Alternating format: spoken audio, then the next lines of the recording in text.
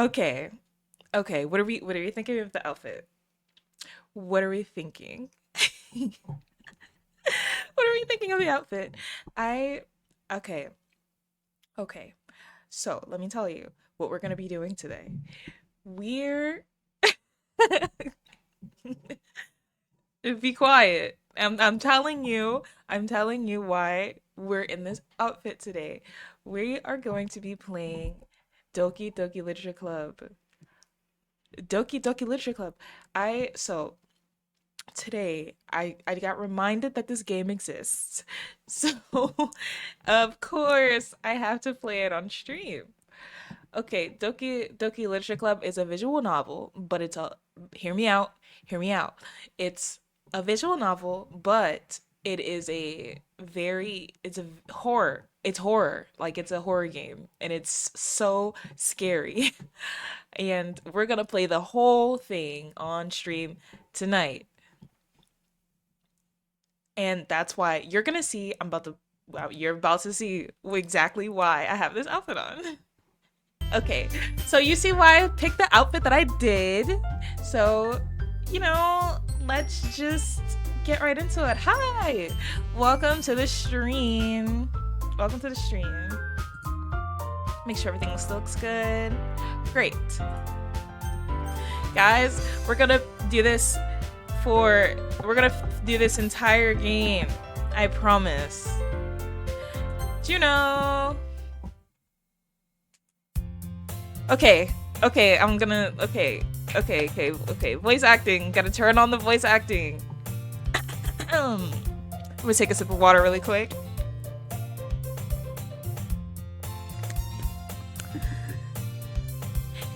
Hey!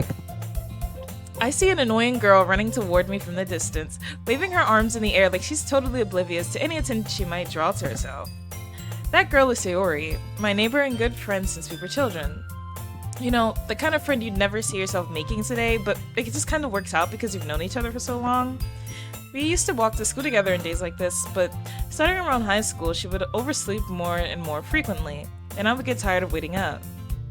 But if she's gonna chase after me like this, I almost feel better off running away. Our protagonist is so mean. However, I decide and idle in front of the crosswalk and let Sayori catch up to me. Ha! I overslept again! But I caught you this time! Maybe, but only because I decided to stop and wait for you. You say that like you were thinking about ignoring me. That's mean, Juno. Yeah, I love it. I love her. Oh, Sayori. Well, if people stare at you for acting weird, then I don't want them to think we're a couple or something. Fine.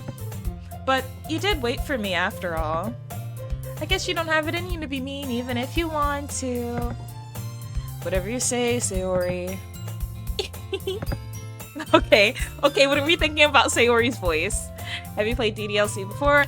I did, actually. It's one of my favorite games. And I was just saying that I got reminded of it today because I still listen to the soundtrack. The soundtrack is amazing to me. And I feel like it's cool to have an experience with new people, A lot of people don't, it's a very popular game, but some people still don't know about it. So, I just thought I'd just stream about it today. We cross the street together and make our way to school. As we draw near, the streets become increasingly speckled with other students making their daily commute. By the way, Juno, have you decided on a club to join yet? A club? I told you already, I'm not interested in joining any clubs. I haven't been looking either. That's not true. You told me to join a club this year. Did I? I'm sure it's possible that I did, in one of our many conversations where I dismissively go along with whatever she's going on about. Sayori, sorry. I'm gonna start stuttering at some point. Likes to worry a little too much about me, when I'm perfectly content by getting by on the average while spending my free time on games and anime, and we're also a loser. Play your reality to the toddlers I babysit with guitar. That's cool. I always think it's so cool when people like actually know how to play guitar. And I would love to hear how that sounds on a guitar because it's a piano song. Uh-huh. I was talking about how I'm worried that you won't learn how to socialize or have any skills before college. Your happiness is really important to me, you know. And I know you're happy now, but I die at the thought of you becoming a NEET in a few years because you're not used to the real world. You trust me, right? Don't make me keep worrying about you. Alright. I'll look at a few clubs if it makes you happy. No promises, though. Will you at least promise me you'll try a little? Yeah, I guess I'll promise you that. Yay! Why do I let myself get lectured by such a carefree girl? More than that, I'm surprised I even let myself relent to her. I guess seeing her worry so much about me makes me want to ease her mind a little bit, even if she does exaggerate everything inside of her head. The school day is as ordinary as ever, and it's over before I know it. After I pack up my things, I stare blankly at the wall looking for an ounce of motivation. Clubs. Sayori wants me to check out some clubs. I guess I have no choice but to start off with the anime club. Oh my goodness. Hello? Sayori? Sayori must have come into the classroom while I was spacing out. I look around and realize I'm the only one left in the classroom. I thought I'd catch you coming out of the classroom, but I just saw you sitting here and spacing out, so I came in. Honestly, you're even worse than me sometimes. I'm impressed. You don't need to wait up for me if it's gonna make you late to your own club. Well, I thought you might need some encouragement, so I thought, you know... Know what? Well, that you could come to my club. Sayori... Yeah? There is no way I'm going to your club. Mimi? Sayori is vice president of the literature club. Not that I was ever aware she had any interest in literature. In fact, I'm 99% sure she only did it because she thought it would be fun to help start a new club. Hey, what's the shame in that, actually? Because our protagonist is kind of a meanie, actually. What's the shame in just wanting to start a new club? Since she was the first one to show interest after the one who had proposed the club, she inherited the title vice president. That said, my interest in literature is guaranteed to be even less. Well, you like manga, so does it matter? But there's also the discourse about, is manga literature? What do you guys think? I personally think a book is a book. Right, our protagonist is super mean, especially like later on for some reason. There's always so much passive aggressiveness. Yeah, I'm going to the anime club. Come on, please. Why do you care so much anyway? Well, I kind of told the club yesterday I would bring in a new member. And Natsu can make cupcakes and everything. Don't make promises you can't keep. Manga is literature. You get it. I can't tell if Sayori is really that much of an airhead or if she's so cunning to have it planned all of this out. Sayori is so smart. Please leave her alone, protagonist. I shouldn't have named this protagonist after myself because this is not how I'm thinking at all. I let out a long sigh. Fine. I'll stop by for a cupcake, okay? Yes! Let's go! We'll get more comfortable in the voices as we go along. It's the same thing with Deltarune.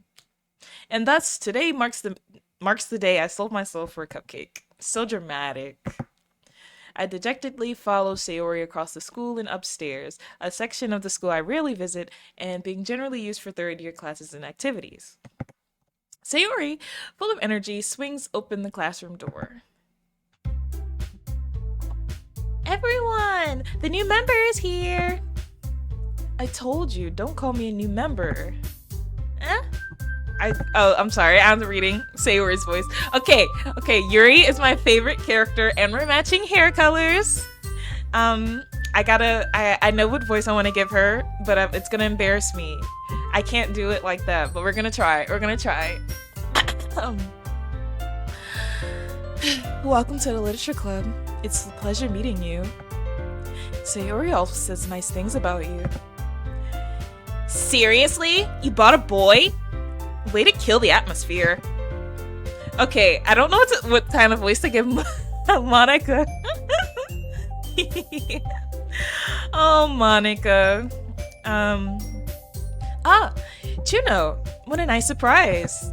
I gotta give her like the neutral voice. You know, she has such a neutral voice. Welcome to the club. Am I blocking Monica, low-key? Let me check. It's okay. Wait, should I move to the other side? Should I move to the other side? Hold on. Let's move to the other side. Oh wait, can I even move to the other? I'm not gonna mess with anything right now, actually. I'm not gonna mess with anything. Hold on. Wait. No, yeah, we're gonna have to stay here. Sorry, folks. Okay, I see. Some of the text is blocked. Can we scoot over a little bit? Is that better? I think that's better.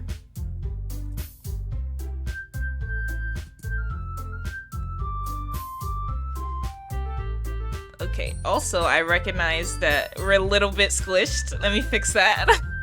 Okay. Alright, we should be a little bit better now, right? Oops. A little bit better. Okay, cool.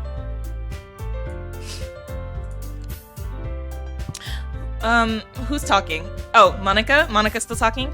Welcome to the club. All words escape me in this situation.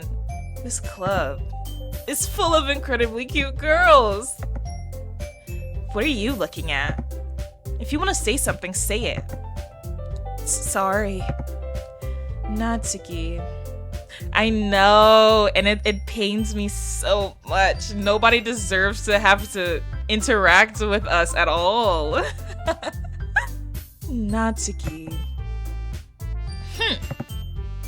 The girl with the sour attitude, whose name is apparently Natsuki, is the one I don't recognize. Her small figure makes me think she's probably a first year. She's also the one who made cupcakes, according to Sayori. Typical anime MC. Yeah, of course. I agree. I really agree, because it's like, we're not supposed to be that significant, but also, if you really listen to what we're talking about, yeah. She's the one who made cupcakes, according to Sayori. You can just ignore her when she gets moody. Sayori says that quietly into my ear, then turns back towards the other girls. Anyway, this is Natsuki, always full of energy. And this is Yuri, the smartest in the club. Don't say things like that. Yuri, who appears comparably more mature and timid, seems to have a hard time keeping up with people like Sayori and Natsuki. Well, it's nice to meet both of you. And it sounds like you already know Monica, is that right? That's right. It's great to see you again, Juno. Monica smiles sweetly. It's like, I feel like she's looking at my soul, just knowing. We do know each other. Well, we rarely talk, but we were in the same class last year. Monica is probably the most popular girl in class. Smart, beautiful, athletic, basically completely out of my league. So having her smile at me so genuinely feels a little... You too, Monica. Come sit down, Juno. We made room for you at the table so you can sit next to me or Monica. I'll get the cupcakes. Hey, I made them. I'll get them. Sorry, I got a little too excited. Then how about I make some tea as well? Monica and Sayori are your favorites. I love all of them. I really love Yuri. Yuri's my favorite. I can't really explain to you why, but I love her. I love her so much. The girls have a few desks arranged to form a table. As Sayori mentioned, it's been widened so that there's one space next to Monika and one space next to Sayori. All the Dokis are goated though. Of course they are. Natsuki and Yuri walk over to the corner of the room where Natsuki grabs a wrapped tray and Yuri opens the closet. Still feeling awkward, I take a seat next to Sayori. Natsuki proudly marches back to the table, tray in hand. Okay, are you ready? Ta-da! Whoa! Natsuki lifts the foil off the tray to reveal a dozen white, fluffy cupcakes decorated to look like little cats. The whiskers? The whiskers are drawn with icing, and little pieces of chocolate were used to make ears. So cute! I had no idea you were so good at baking, Natsuki. Well, you know, just hurry and take one. Natsuki's voice is gonna have to get it together. This reminds me so much of home. Please get out of my chat. Oh, I'm sorry, I skipped that. It's delicious. Sayori talks to her mouth full. It's delicious. I turn the cupcake around in my fingers, looking for the best angle to take a bite. Natsuki is quiet. I can't help but notice her sneaking glances in my direction. Is she waiting for me to take a bite? I finally bite down. The icing is sweet and full of flavor. I wonder if she made it herself. This is really good. Wait, do you know that meme from Camp Rock where the girl is like doing she's doing some bullshit on a piano, and then Demi Lovato said she's really good. Yeah, that's what I'm channeling. She's really good. Camp Hot Spoons, what? The gore, there's not really gore, but kind of later. Just stick around for the whole stream. Thank you, Natsuki. Why are you thanking me? It's not like haven't I heard this somewhere before? Made them for you or anything? Huh? I thought you technically did. Sayori said. Well, maybe. But not for, you, dummy. Alright. I give up on Natsuki's weird logic and dismiss the conversation. Yuri returns to the table carrying a tea set. She carefully places a teacup in front of each of us before setting down the teapot next to the cupcake tray. You keep a whole tea set in this classroom? Don't worry, the teachers give us permission. Sorry, I just thought of something funny. After all, doesn't a hot cup of tea help you enjoy a good book? I guess. We don't know, folks. Don't let yourself get intimidated. Yuri's just trying to impress you. That's not... Insulted, Yuri looks away. I meant that, I believe you. Well, tea and reading might not be a pastime for me, but I at least enjoy tea. I'm glad. Yuri smiles faintly smiles to herself in relief. Monika raises an eyebrow, then smiles at me. So, what made you consider the literature club? I was afraid of this question. Something tells me I shouldn't tell Monika that I was practically dragged here by Sayori. Well, I haven't joined any clubs yet, and Sayori seemed really happy here, so... That's okay. Don't be embarrassed. We'll make sure you feel right at home, okay? As president of the literature club, it's my duty to make the club as fun and exciting for everyone. Monika, I'm surprised. How come you decided to start your own club? You could probably be a board member of any of the major clubs. Weren't you a leader of the debate club last year?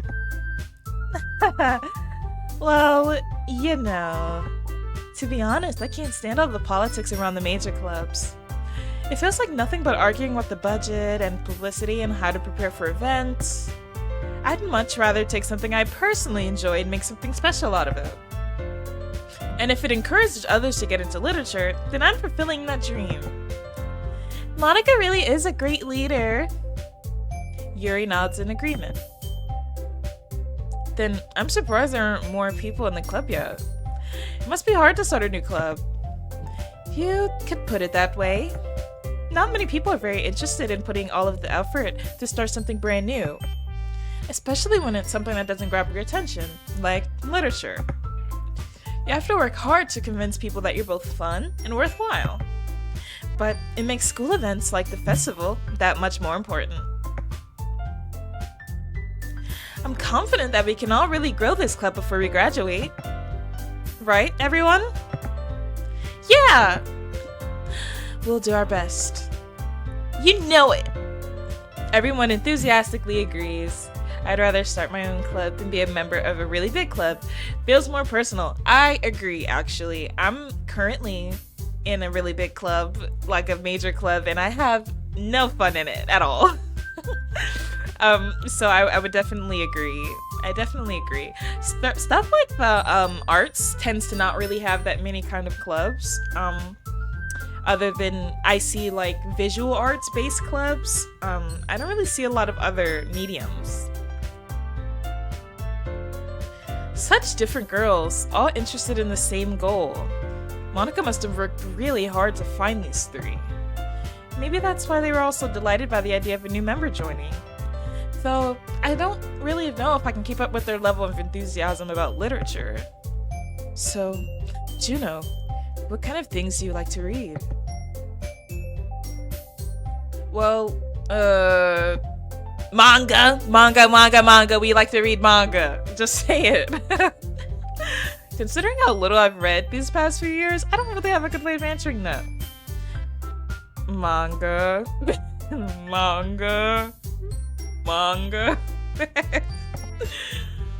I mutter quietly to myself, half joking. Natsuki's head suddenly perks up. It looks like she wants to say something, but she keeps quiet. My high school actually lucky to have. Oh yeah, I feel like high schools that can properly fund their arts programs are very lucky. Very, very lucky. Because you have more options that way. Not much of a reader, I guess. Well, that can change. What am I saying? I spoke without thinking after seeing Yuri's sad smile. Anyway, what about you, Yuri? Well, let's see. Yuri traces the rim of her teacup with her finger. My favorites are usually novels that build deep and complex fantasy worlds. The level of creativity and craftsmanship behind them is amazing to me. And telling a good story in such a foreign world is equally impressive. Yuri goes on, clearly passionate about her reading. She seems so reserved and timid since the moment I walked in, but it's obvious by the way her eyes light up that she finds her comfort in the world of books, not people. But, I like a lot of things. Stories with deep psychological elements usually immerse me as well. I actually agree with that. With me anyway. A lot of the books that I read that I find it really interesting to pick up just off the rip, I think are I love psychological horror. And it's just I don't know. I feel like it really drives you into the idea of how books are typically there for you to like visualize and to have a creative mind and think about it in that sort of way. But it just, I feel like in psychological horror it really has to convince you to be scared of something, and a lot of them usually do it very well. Isn't it amazing how a writer can so deliberately take advantage of your own lack of imagination to completely throw you for a loop? Anyway, I've been reading a lot of horror lately. I read a horror book once. This is not me! I desperately grasped something I can relate to at the minimal level. At this rate, Yuri might as well be having a conversation with a rock. Really? I wouldn't have expected that, Yuri. For someone as gentle as you. I guess you could say that. But if a story makes me think or takes me to another world, then I really can't put it down. Surreal horror is often very successful at changing the way you look at the world, if only for a brief moment. Ugh, I hate horror. Oh? Why's that? Get into better psychological books. I would give you recommendations, but unfortunately I do not have the list of books that I've read, because they have been like a while ago. I will be honest. And I log every single book that I read because I have a journal. So I go in and I rate everything that I read because I know I'm not going to really remember it. I have really bad memory, unfortunately. But I will tell you that there's a thriller that I'm currently reading that's good. It's called, hold on, I'm reaching for it. It's called They Never Learn. My friend actually recommended it to me. They Never Learn by Lane Fargo. It's pretty alright. It's pretty alright so far. I haven't finished it yet, though. Well, Natsuki's eyes dart over to me for a split second. Never mind. That's right. You usually like to write about cute things, don't you, Natsuki? What? What gives you that idea? You left a piece of... Oh, I'm going to start stuttering. Okay. You left a piece of scrap paper behind last club meeting. It looked like you were working on the poem called... Don't say it out loud! And give that back! Fine. Your cupcakes, your poems, everything you do is just as cute as you are. Sayuri settles up behind Natsuki and puts her hands on her shoulders. I'm not cute! Natsuki, you write your own poems? Well, I guess sometimes. Why do you care? I think that's impressive. Why don't you share them sometime? No! Natsuki averts her eyes. You wouldn't like them. Not a very confident writer yet. I understand how Natsuki feels. Sharing that level of writing takes more than just confidence. The truest form of writing is to writing to oneself. I just said that, so I messed that all the way up. Okay, I'm sorry, Yumi. You must be willing to open up to your readers, exposing your vulnerabilities, and showing even the deepest reaches of your heart. Do you have writing experience too, Yuri? Maybe if you share some of your work, you can set an example and help Natsuki feel comfortable enough to share hers. I guess it's the same for Yuri. Aw, I wanted to read everyone's poems. You all sit in silence for a moment. Okay, I have an idea, everyone. Natsuki and Yuri look quizzically at Monika. Let's all go home and write a poem of our own. Then, next time we meet, we'll all share them with each other. That way, everyone is even.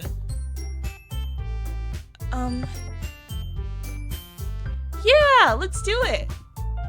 Plus, now that we have a new member, I think it'll help us all get a little more comfortable with each other and strengthen the bond of the club. Isn't that right, Juno? Monika smiles warmly once again. Hold on, there's still one problem. Huh? What's that? Now we're back to the original topic of me joining the club. I've bluntly come forth with what's been on my mind the entire time. I never said I would join this club. Sario may have convinced me to stop by, but I never made any decision. I still have the other clubs to look at. What, the anime club? The anime club, brother. Okay. Yeah, let's go keep on checking out the anime club. I lose my train of thought. All four girls stare back at me with dejected eyes. But I'm sorry, I thought...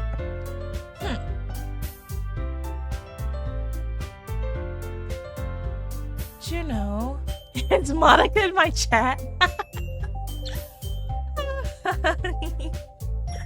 Hi, Monika. Welcome to the chat. Don't watch this VOD back, okay? You are my favorite.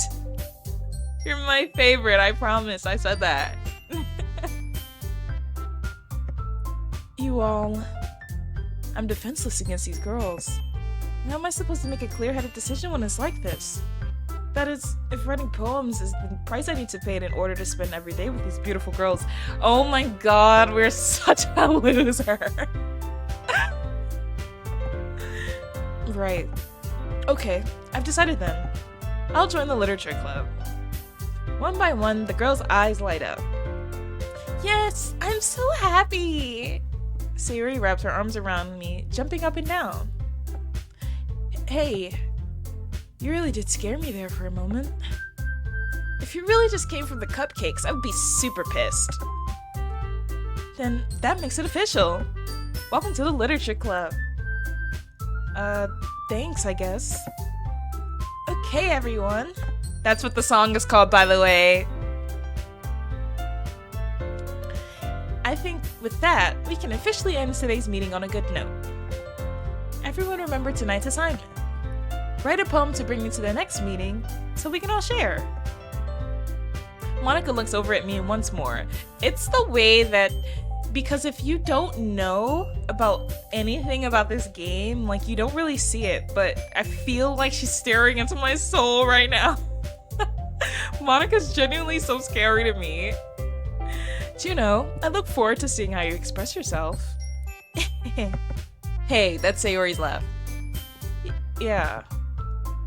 Can I really impress the class star Monica with my mediocre writing skills? I already feel the anxiety welling up inside me. Boogie Woogie, if you are cutie, maybe I curious to see feet. Alright, Monica. I feel like it is. I think that it's supposed to be indicative of the fact that she's the only one that knows that there's a person through the other screen. That might be exactly why. But it's like, I don't know, it's something about her eyes that just are scary to me. I have no clue. Yeah, because Sayori's facing like the other side, even Natsuki is on the other, like just slightly facing to the right, you know? Hey Juno, since we're already here, do you want to walk home together? That's right, Sayori and I never walk home together anymore because she always stayed after school for clubs. Sure, might as well. Yay! And with that, the two of us depart the club room and make our way home. The whole way, my mind wanders back and forth between the four girls. Sayori, Natsuki, Yuri, and, of course, Monica. Oh, I got scared for a minute. I was like, this is not Act 2. I thought Monica was over the text box. Okay, not yet. Will I really be happy spending every day after school in a literature club? Perhaps I'll have a chance to grow closer to one of these girls. I know! This MC is so insufferable. Alright. And his only reason, by the way, is just because they're cute. Like, if they were all ugly, which was going to be in the anime club, if he went to the anime club... Okay. I just need to make the most of my circumstances, and I'm sure good fortune will find me. Good use of your circumstances. Alright. And I guess that starts writing a poem tonight. Okay, so, guys, we are going to do the true end on the first try, hopefully. So that means we need to get everyone's things. If you know how to do that ending, you know what I'm talking about. And I'm not going to say anything just in case. Just in case. So I know a lot of their words. We're gonna go for Sayori because, of course, I love Sayori. We're gonna go for her for the first one. And you know, we gotta stop the tweet before you know it. So we won't see that until a little longer. Let's see. No. So like some of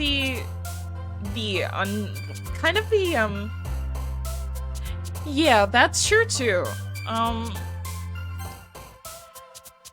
I was just about to say that I know that Sayori, some of Sayori's are like purposely, they get mixed up with Yuri a lot too, because you wouldn't expect Sayori to have a word for alone.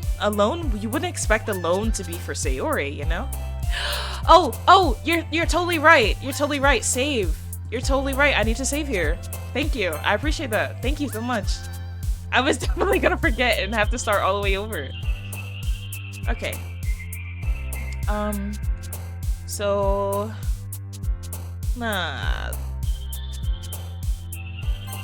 Yep, sing. Oh, nope. Pieces Natsuki? Okay. Well, as long as we get mostly Sayori, that's fine. Papa is obviously Natsuki. Okay. Huh. What would be Sayori's word in this? Huh. Okay, lucky.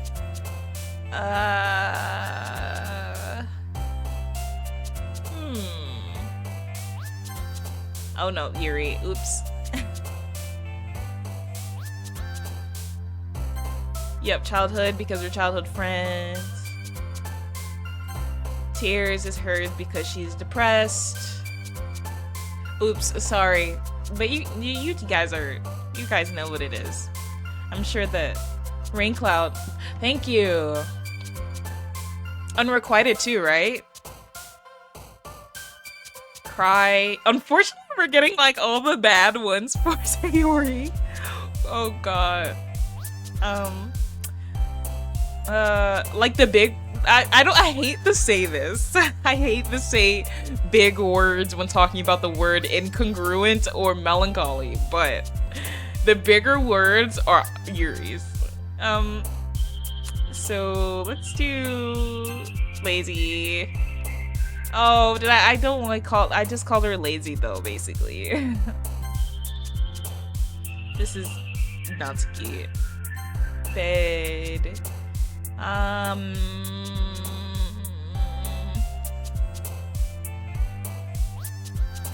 Friends. Depression. Yeah, way to make it obvious.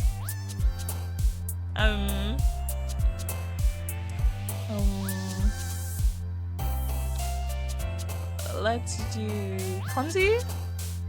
One more.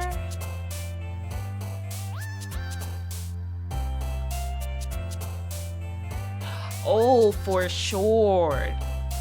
The foreshadowing is crazy in this game. I really don't know. It doesn't really matter. We have mostly hers, but let's try to get it on a good one. Okay. Oh no, actually, that wasn't the last one. Thought it was.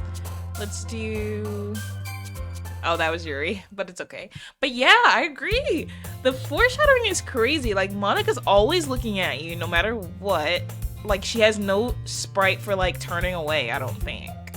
There's, like, you know how Natsuki, Yuri, or Sayori, they have sprites for just look, like, turning away? Or, like, especially Yuri and Natsuki, like, when they get embarrassed or something even, they look away. Like, they completely, like, look away from you. But she never does it at all. Hi again, Juno.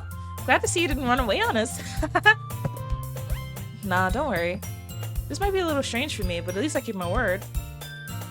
Well, I'm back at the literature club. I was the last to come in, so everyone else is already hanging out. Thanks for keeping your promise, Juno. I hope this isn't too overwhelming of a commitment for you. Making you dive headfirst into literature when you're not accustomed to it. Oh, come on. Like, he deserves any slack. Sayori told me you didn't even want to join any clubs this year. And last year, too. I don't know if you plan to just come here and hang out or what. But if you don't take us seriously, then you won't see the end of it. Natsuki, every time she slides in, I get so scared she's over my text box.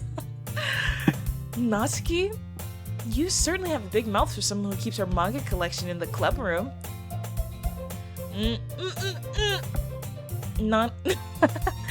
Natsuki finds herself stuck between saying Monica and manga. Manga is literature! But there you go.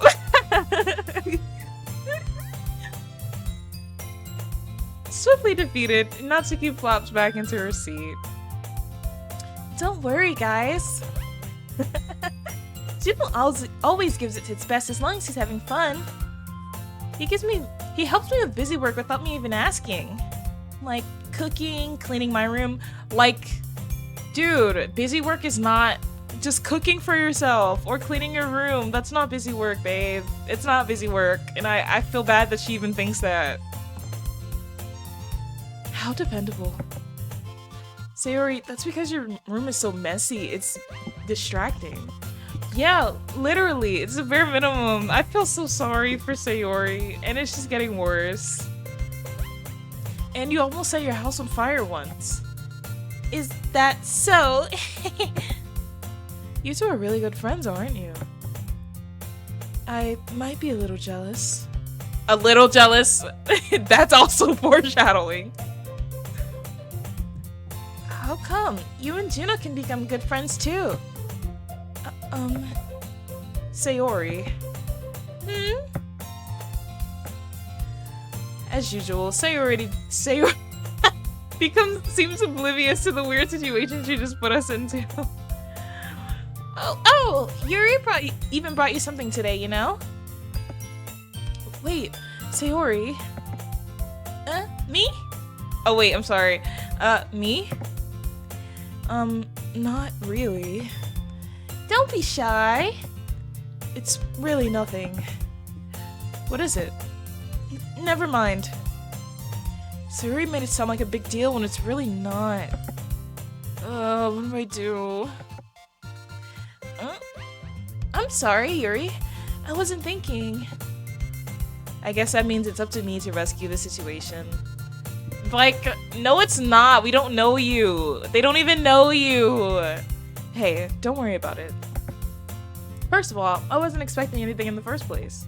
So any nice gesture from you is a pleasant surprise. It'll make me happy no matter what. I'm not sure our protagonist means that, but I do, Yuri. I promise you I do. I love you. Dude, no, literally, we literally got here yesterday. Is that so? Yeah, I won't make it a big deal if you don't want it to be. Alright. Well, here. Yuri reaches into her bag and pulls out a book.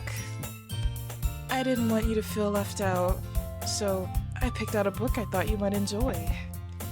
It's a short read, so it should keep your attention, even if you don't usually read. And we could, you know, discuss it if you wanted. How is this girl accidentally being so cute? Oh my god. Leave her alone! She even picked out a book that she thinks I'll like, despite me not reading much. Yuri, thank you. I'll definitely read this. Okay. I enthusiastically take the book. Well, you can read it at your own pace. I look forward to hearing what you think. This dude's gonna look it up on Spark Notes. Now that everyone's settled in, I expected Monica to kick off some scheduled activities for the club. But that doesn't seem to be the case. Sayori and Monica are having a cheery conversation in the corner. Yuri's face is already buried in a book. I can't help but notice her intense expression, like she was waiting for this chance. Meanwhile, Natsuki is running around in the closet. Man, looks like no one wants to be bothered today. I slumped down into the nearest desk. How am I supposed to occupy myself with something literature related by myself like this? Dude, just... oh my god. Oh, I'm sorry, I skipped that on accident. But I'm feeling a little too tired to read. I could probably fall asleep right now. I closed my eyes and ended up listening in on Sayori's conversation with Monica. Monica is a trip, I'm telling you. Hold on, I need a sip of water.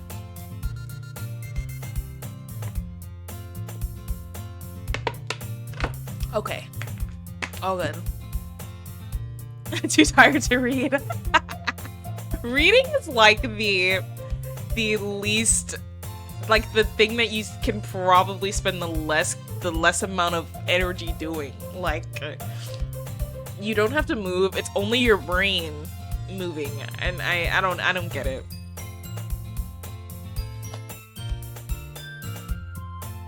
They're probably gonna seem pretty lame compared to all the other clubs, though. Well, we can't give up. The festival is our chance to show everyone what literature is all about. The problem is that the idea of a literature club sounds too dense and intellectual.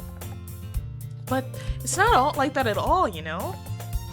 You just need a way of showing that to everyone. Something that speaks to their creative minds. That doesn't solve the problem, though. Huh? What do you mean?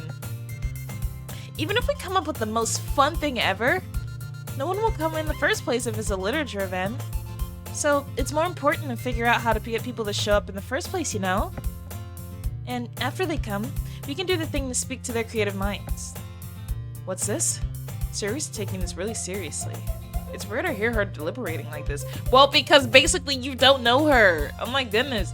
Like, you are so mean to this girl because she can't get up because she's depressed. Like, cut her a little bit of slack, please, MC. Huh. That's a good point. Sayori's just smart. She's smart. And that's marketing. That's typical marketing. Reel them in and then just get them to do what you want. Because once they're there, you can do whatever now. Like, she's just smart. Honestly, poor Sayori, why are you friends with this dude? In that case, do you think food would do the trick? What kind? Well, I guess we could. Thanks. Good thinking. I gotta perfect Monica's because it's so condescending. I feel like the way that I interpreted the way she says it, I interpret it very condescending because she knows what she's doing. And remember in the code, she comes up and it comes up and says, I think that oh, I probably should have did this on my you know what? We're gonna figure it out. We're gonna figure it out later. Natsuki would love to do that. Ah, you're right! Natsuki makes the best cupcakes. That works out perfectly. That wasn't why you suggested it? Cupcakes speak to my creative tummy. Cupcakes it is then. I'm hungry. Anyway, we still need to work out details of the event itself. I find myself smiling. In the end, Sayori is still her usual self. But therein lies the unexpected reason I admire her. Unlike me, who has trouble finding any motivation at all, Sayori can put her mind to things and make them come to life. I suppose that's why I end up letting her get on my case about things. I can't help but wonder what it would be like to see the world through her eyes. Oh! Ah! No! Jump scare! Yeah, honestly, rare MC. Yes. Yes, okay. Ah! I open my eyes to find Sayori's face filling my vision. I nearly fall out of my chair. Sorry. Wait! Actually, I'm not sorry at all. More tsundere. But yes, I agree. Honestly. Actually, I'm not sorry at all. It's your fault for sleeping like that. This isn't the napping club. Does our school have a napping club? You're staying up late again, aren't you? Now that you're in the club, you're gonna have less time for anime, you know? You'll need to get used to it. Don't say that so loud. I glanced over my shoulder to see if Monica overheard. It's true, though. Yeah. I know. You're always looking out for me, Sayori. That's what I do best. That's a problem. What about you? You look out for me better than you look out for yourself. More like you look out better for me than I look out better for you. That's what you should have said. But honestly, that still is true too. You're still oversleeping every day, aren't you? Because instead of like asking if she needs help, we kind of just shit on her, which is so mean. It's so mean. Not every day. That's not very convincing. How many days this past week have you gotten up on time? It's a secret! I knew it. Come on! At least give me the benefit of the doubt. I can't even do that. Look, Sayori, it's written all over you. Huh? Sayori glances around at herself. How's it written all over me?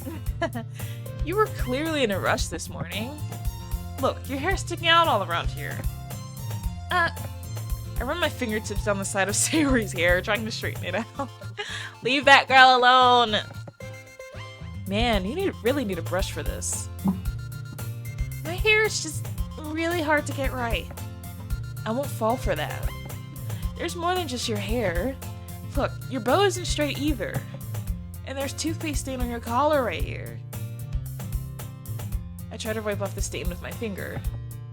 But nobody would ever notice that. Of course they would.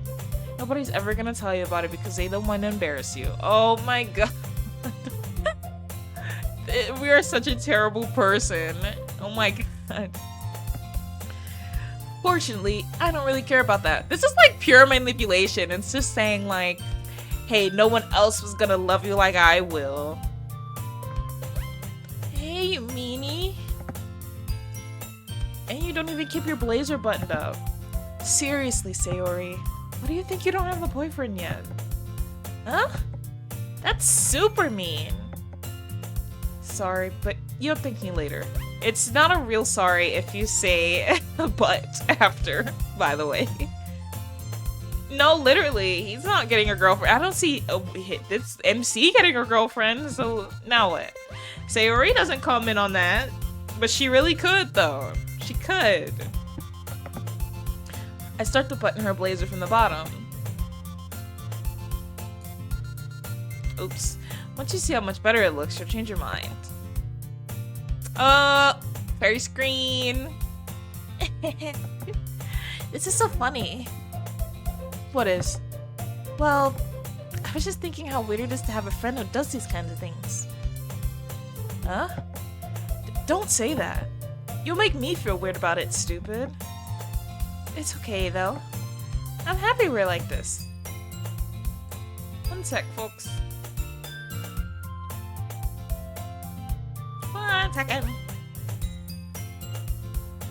Okay. Gotcha. Aren't you? I guess. Hey, be careful. The button might come off. Why is this one so hard to close? I struggle to fully close the button near her chest. Oh, brother, this guy stinks. Does this thing even fit you properly? It did when I bought it. If you ever buttoned it, you would have noticed sooner that it doesn't fit you anymore. What are you smiling about? It means my boobs got bigger again. Alright, Sayori. Don't say that out loud! Anyway, you look much better now, so... why does it feel strange to see Sayori's blazer button up like that? But it's so stuffy. Ugh. It's not worth it at all. Sayori hastily unbuttons her blazer once more. Whew! That's much better. Sayori puts her arms out and twirls around. So, if I keep it unbuttoned, then I won't get a boyfriend, right? What kind of logic is that? And why are you saying it like it's a good thing? Because if I had a boyfriend, then he wouldn't let you do things like this. And you take care of me better than anyone else would anyway. You don't want this guy, Sayori. Excuse me. So, that's why I'm keeping him buttoned. Stop saying all these embarrassing things.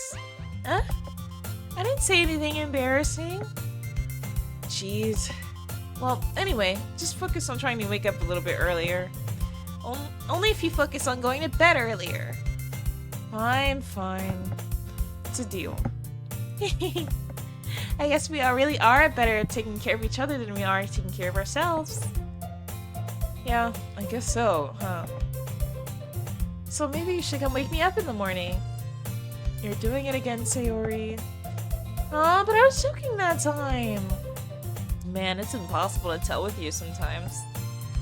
Okay, everyone. That's the name of the... No, actually, it's not the name of the song this time. It was before, though. Huh?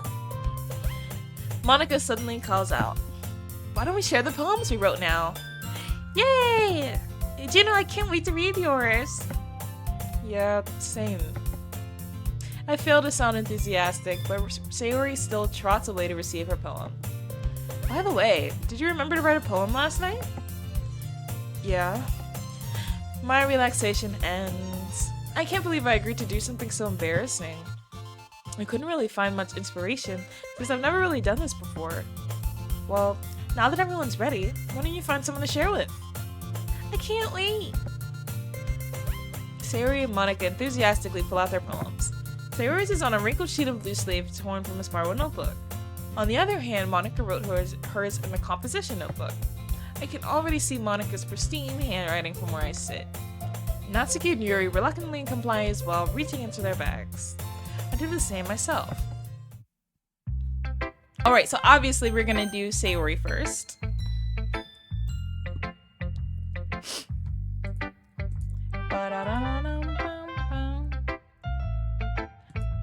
I'm definitely most comfortable sharing with Sayori first. She's my good friend, after all. After all.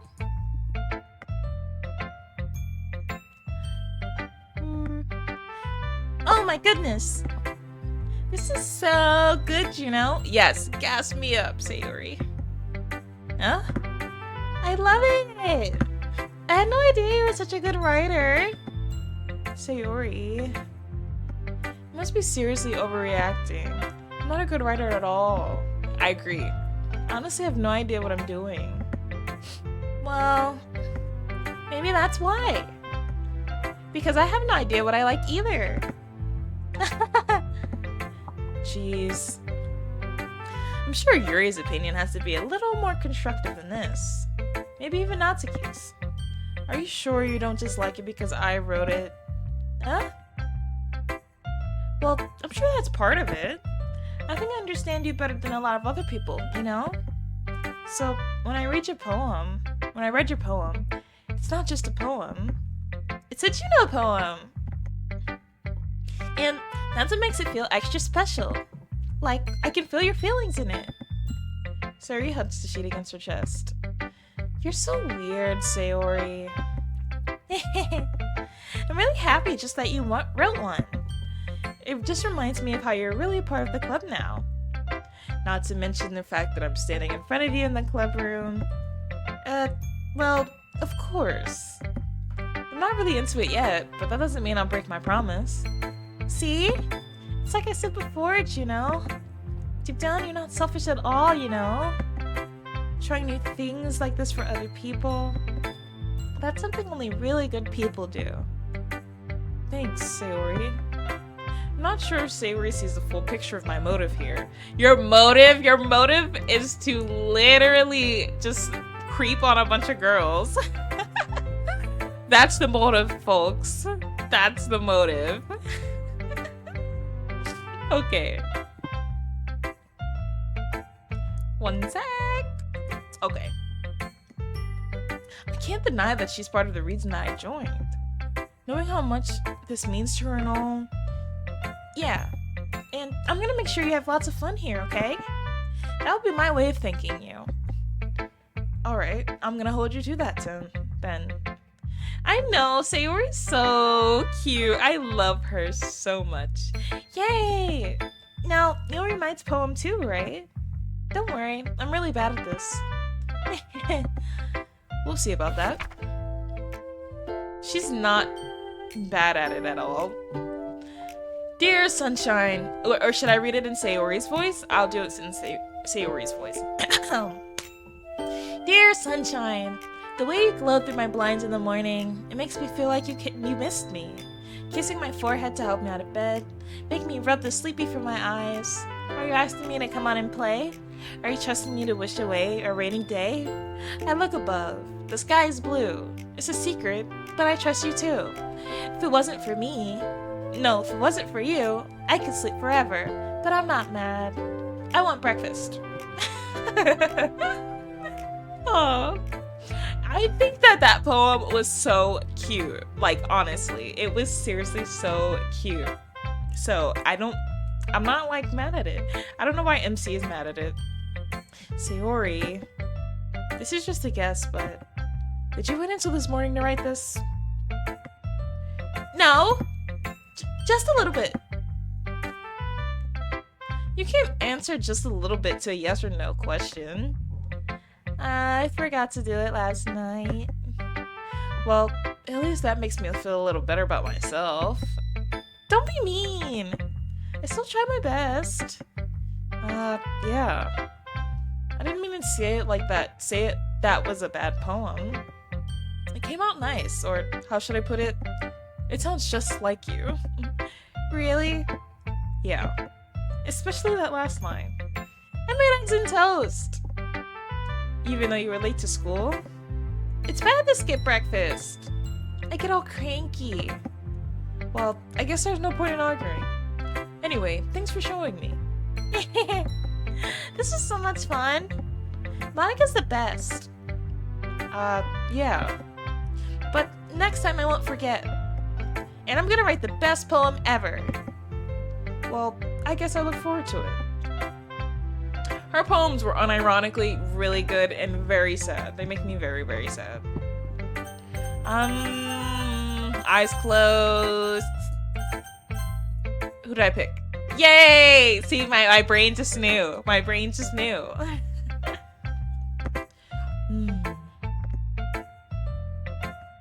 Yuri stares at the poem. A minute passes, more than enough time for her to finish reading. On Sayori and MC relationship, like the dumb girl and aloof boy. Well, personally, I don't like MC. MC is kind of like, I don't know, just jokes aside, MC says a lot of sneaky comments that are kind of just very mean-spirited, and I feel like Sayori kind of puts up with it because she knew him for so long, and I don't know, I feel like the trope can be cute in other situations with the dumb girl and I wouldn't even call her dumb. I would say she's like the aloof one. And I feel like it could be done, but in this situation, I just don't like how MC is treating her. Like, I like the trope. I feel like I can't really think about any other examples. I'm trying to think of examples of like other pieces of media that have this trope, and I'm sure that I know them, but right now I can't think of it. But like with any trope, there's the good and there's the bad. There's the good, bad, and the ugly with like every trope. So, this one in particular, I don't favor it very much. Yes, it's really just how he acts. I can't. Oh, sorry. I forgot to start speaking. It's fine. Don't force yourself. I'm not. I just need to put my thoughts into words. Hold on. No, that's so real. I understand you. See, that's why I resonate so much with Yuri, because I feel like I have so much life experience just like this. This is your first time writing a poem, right? Yeah. Why do you ask? I'm just making sure. You don't want to hear that. That's not what you want to hear when someone's judging your poem. I guess that it might be after reading through it. Ah, so it's that bad. Yeah, basically. No! Did I just raise my voice? Oh, I'm so sorry. Yuri buries her face in her hands. I couldn't help but notice that it's been several minutes and we haven't really gotten anywhere.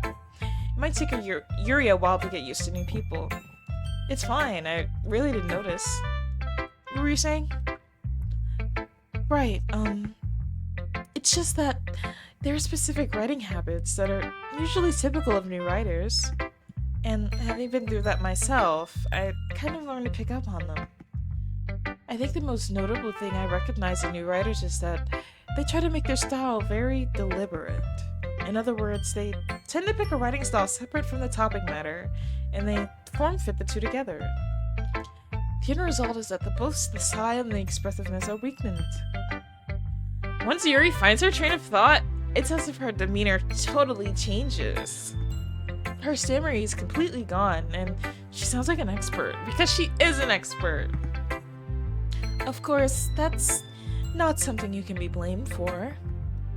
I have no clue what she's talking about, but I love it. There are so many different writing skills and techniques that go into writing even a simple poem. Not just finding them and building them, but getting them to work together is probably the most challenging part. It might take you some time, but it all comes with practice, by learning by example and trying new things. I also hope that everyone else in the club gives you valuable feedback. Natsuki can be a little bit biased, though. This is why I quit writing Too Many Sweats. No, like, that actually is true, though. There are actually too many sweats in writing. Wait, why are me and Yuri, like, matching? We're totally matching. Like, we're actually matching, like, really closely. It's really funny. Biased? How? Yuri is a sweat. Like, actually, jokes aside, Yuri is a sweat in everything. Like, in everything. In writing, in, like, you know, the whole competition between her and Natsuki. When Natsuki and her got into an argument and she, like, said something. We don't even know what she said. Never mind. I shouldn't be talking about people like that. Like, she's already being like that, but, like, low-key about it. Sorry. It's fine. I'm not sure if Yuri is apologizing to herself, to me, or to Natsuki. Do you mind if I read your poem now? Please do. I'd love to share my thought process behind it. Yuri smiles dreamily, as if that's a rare opportunity for her. Which itself is kind of funny. After all, isn't this supposed to be a literature club? Excuse me. Ghost under the light. The tendrils of my hair illuminate beneath the amber glow. Bathing. It must be this one. The last remaining streetlights have withstood the test of time. The last yet to be replaced by the sickening blue-green hue of the future. I bathe. Calm, breathing air of the present, but living in the past. The light flickers, flicker back. Beautiful! Beautiful! Beautiful work. Beautiful work. Relate to that since I apologize and I don't have to. Yes, I agree. I do that sometimes too. That's still something I'm working on every day. I'm sorry. I have such terrible handwriting. If I'm honestly, me and her have such similar handwriting. And we do the same thing. Because everyone always says they can't read my handwriting, and that sucks. It's like cursive, but not. It's basically cursive though. It's cursive. What?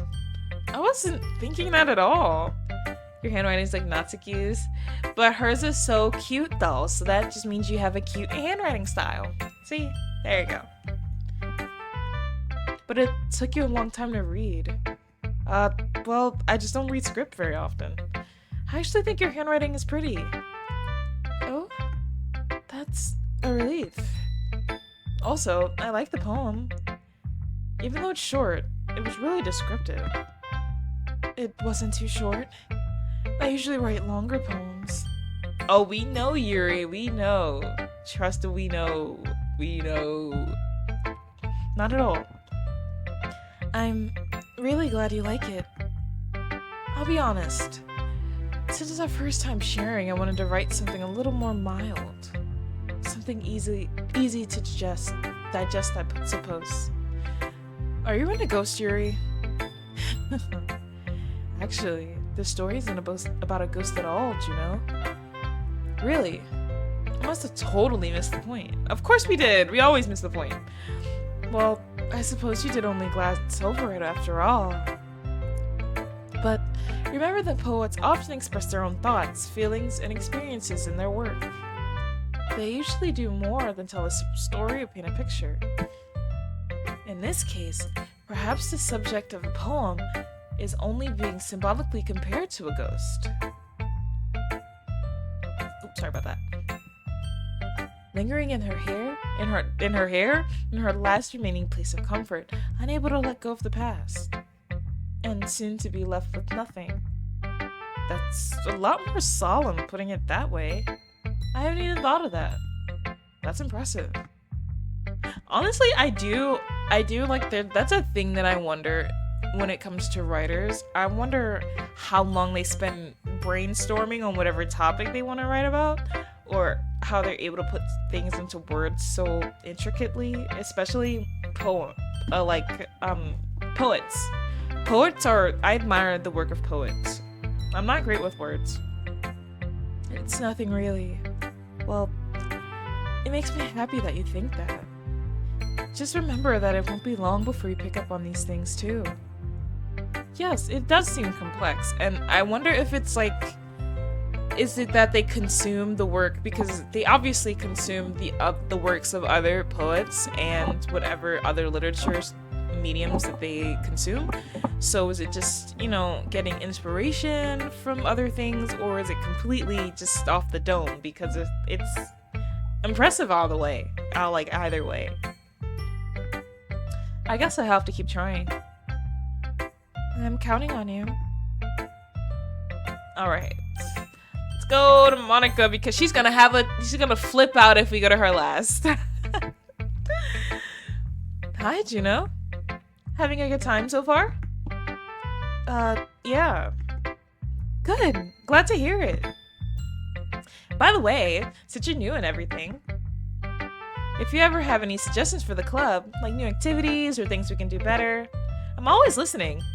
Girl, please. Please.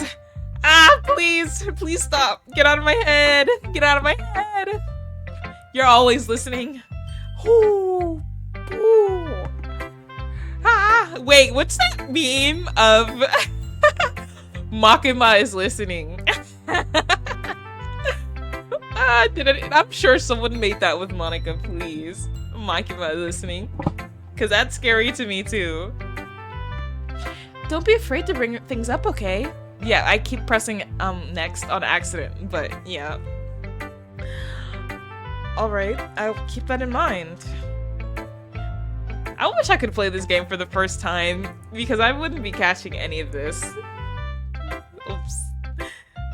Of course I'll be afraid to bring things up. I'm much better off just going with the flow until I'm more settled in. Anyway, want to share your poem with me? Want is a big word. More like we have to. We're obligated to. It's kind of embarrassing, but I guess I have to. Okay, so we're gonna get her ahaha right, because I really want to make it sound how I want it to sound, Okay. Don't worry, Juno. We're all a little embarrassed today, But it's that sort of barrier that we're all learning to get past soon. Yeah, that's true. I hand Monica my poem. I like this one. It makes me think of something Sayori would like. That makes her so angry. She's so angry right now. There's so much anger behind this smile.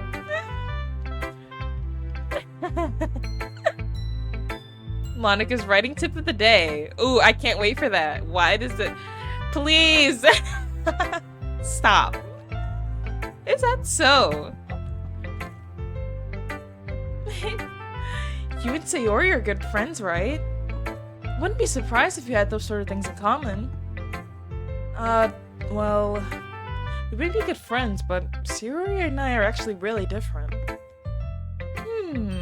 Well, that may be the case. but maybe there are also some similarities you wouldn't expect. The way she talks about you. Please, just watch the game. Just watch the game. Put the fries in the bag. Hold on, is it making you uncomfortable? Hold on.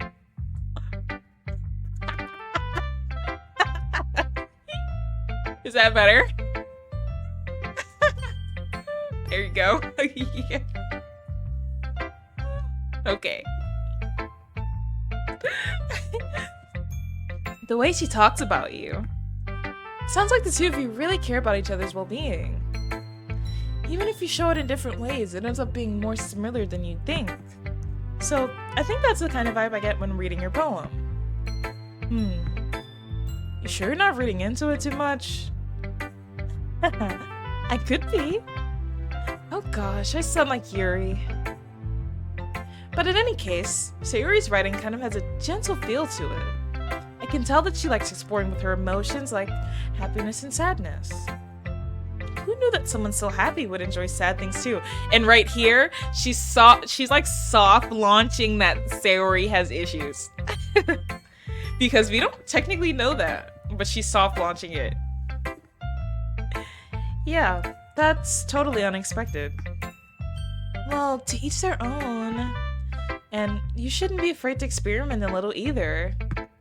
I'm sure I'll end up trying different things a lot. Different things as in different things that could impress other people. Yes, she absolutely knows what she's doing, and the way she's facing towards me with that smug smile on her face. Ugh. I can't hate Monica though. I love Monica, and I feel so bad for her. It could take a while before I feel comfortable doing this. That's okay. I'd love to see you try new things. That's the best way to find what kind of style that suits you. Everyone else might be a little bit biased towards their own kinds of styles. But I'll always help you find what suits you the most. So don't force yourself to write the way everyone else wants you to write. It's not like you have to worry about impressing them or anything. That's exactly what we're worried about. That's exactly what we're worried about.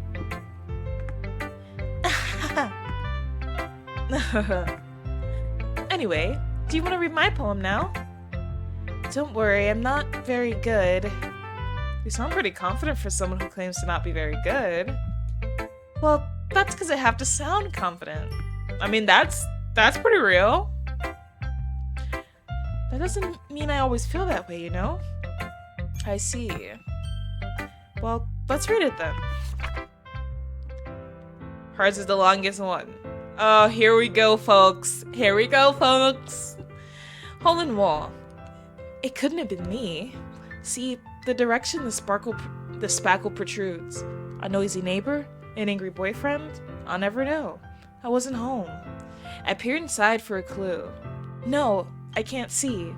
I reel, blind, like a film left out in the sun. But it's too late. My retina's already scorched with a permanent copy of the meaningless image. It's just a little hole. It wasn't too bright. It was too deep, stretching forever into everything. A hole of infinite choices. I realize now that I wasn't looking in. I was looking out.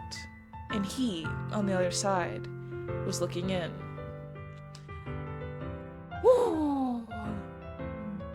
Yep, it absolutely is. Especially when she's talking these last four lines here, this last stanza. Yeah, she is definitely talking about, infinite choices is our world. I think that's our world, right? And she's looking out at us right now. Although she's not very accurate because I'm not a he. So, what do you think? Like, when she just stands here with her arms to her side, I get so scared. I get so scared. I'm looking around right now, thinking I'm gonna see Monica behind me. It's very freeform, if that's what you call it. Sorry, I'm not really the right person to ask for feedback. It's okay. Yeah, that kind of style has gotten pretty popular nowadays. That is, a lot of poems have been putting emphasis on the timing between the words and lines. When performed out loud, it can be very powerful. Oops. Oops, oops, oops, oops, oops, oops. It can be very powerful. What was the inspiration behind this one? Well, I'm not sure if I know how to put it. I guess you could say that I had some kind of epiphany recently. Yeah, what kind of epiphany, Monica? Be specific. It's been influencing my poems a bit. An epiphany? Yeah, something like that. I'm kind of nervous to talk about deep stuff like that because it's kind of coming on strongly. Maybe after everyone is better friends with each other. Anyway, here's Monica's writing tip of the day. I don't like how I read that. Hold on. Okay. Here's Monica's writing tip of the day. Sometimes when you're writing a poem or story, your brain gets too fixated on a specific point. If you try so hard to make it perfect, then you'll never make any progress. Just force yourself to get something down on the paper and tidy up later. Another way to think about it is this. If you keep your pen in the same spot for too long, you'll just get a big dark puddle of ink. So just move your hand and go with the flow. Just move your hand and write your way into his heart. No, but that's actually really good advice. When it comes to writing papers or anything, like literally, write your first thought. Like, it can be gibberish, but you're gonna know what you're writing. That's my advice for today. Thanks for listening. See, it's like she's perfectly set up to be the last person with the writing tip of the day that feels like it comes after you listen to everyone else's poems. Hold on, I need some water. I'm about to have to do Natsuki's voice.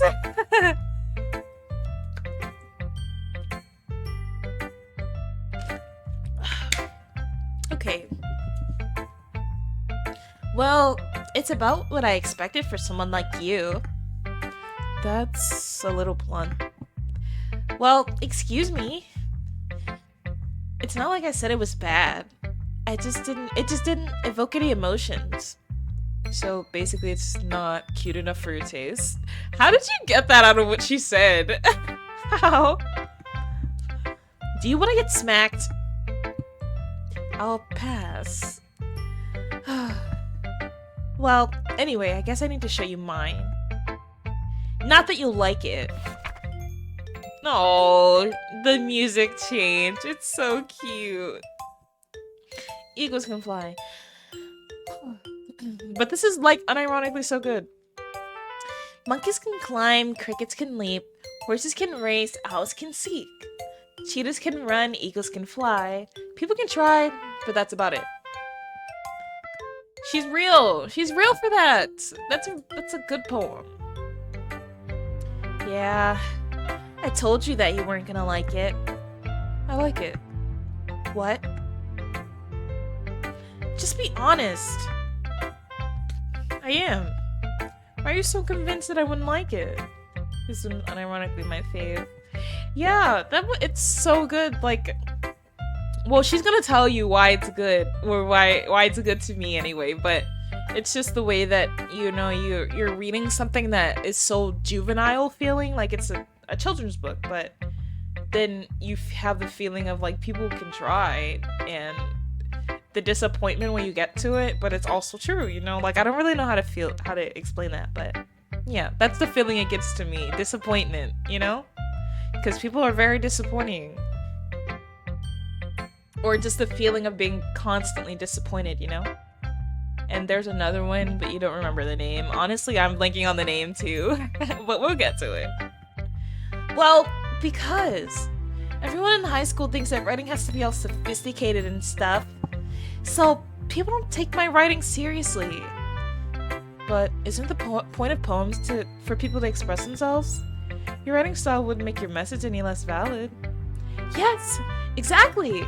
I like it when it's easy to read, but it hits you hard. Like in this poem. Seeing everyone around you do great things can be really disheartening. So I decided to write about it. Yeah, I understand. Exactly. MC, like another rare MCW. Like honestly, sometimes it's like he has good points, but then other times he just like completely blows the logic out of the window. But the other nice thing about simple writing is that it puts more weight on top of the wordplay. Like, I set it up for a rhyme at the end, but made it fall flat on purpose. It helps bring out the feeling in the last line. So you did. I guess more went into it than I realized. That's what it means to be a pro. I'm glad you learned something. Didn't expect that from the youngins one here, did you? Yeah, I guess not. I decided to humor her with that last comment. I don't really care how old everyone is, but if Natsuki is feeling proud, then I won't take that away from her. Oh, well, you should, because Natsuki's little. She's probably a kid. So, we should care. We should care, MC. Phew. I guess that's everyone. I'm gonna take another water break. Hold on. Well, brief. 1 second.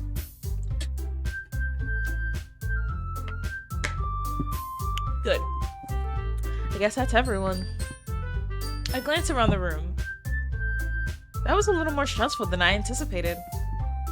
It's as if everyone's judging me for my mediocre writing abilities.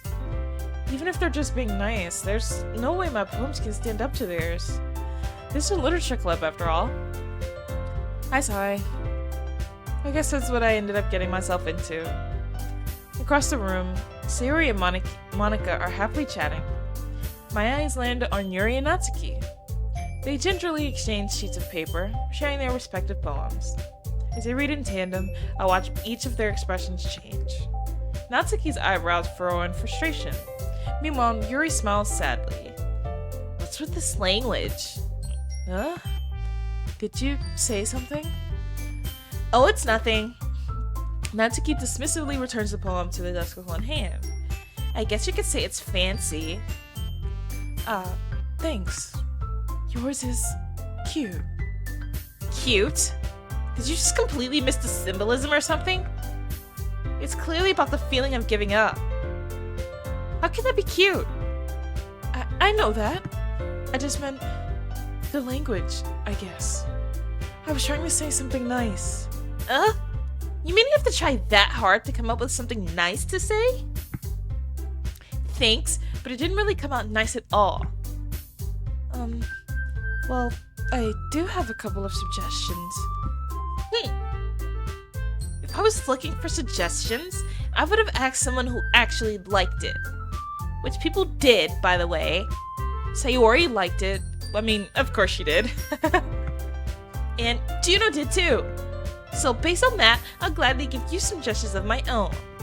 First of all, excuse me.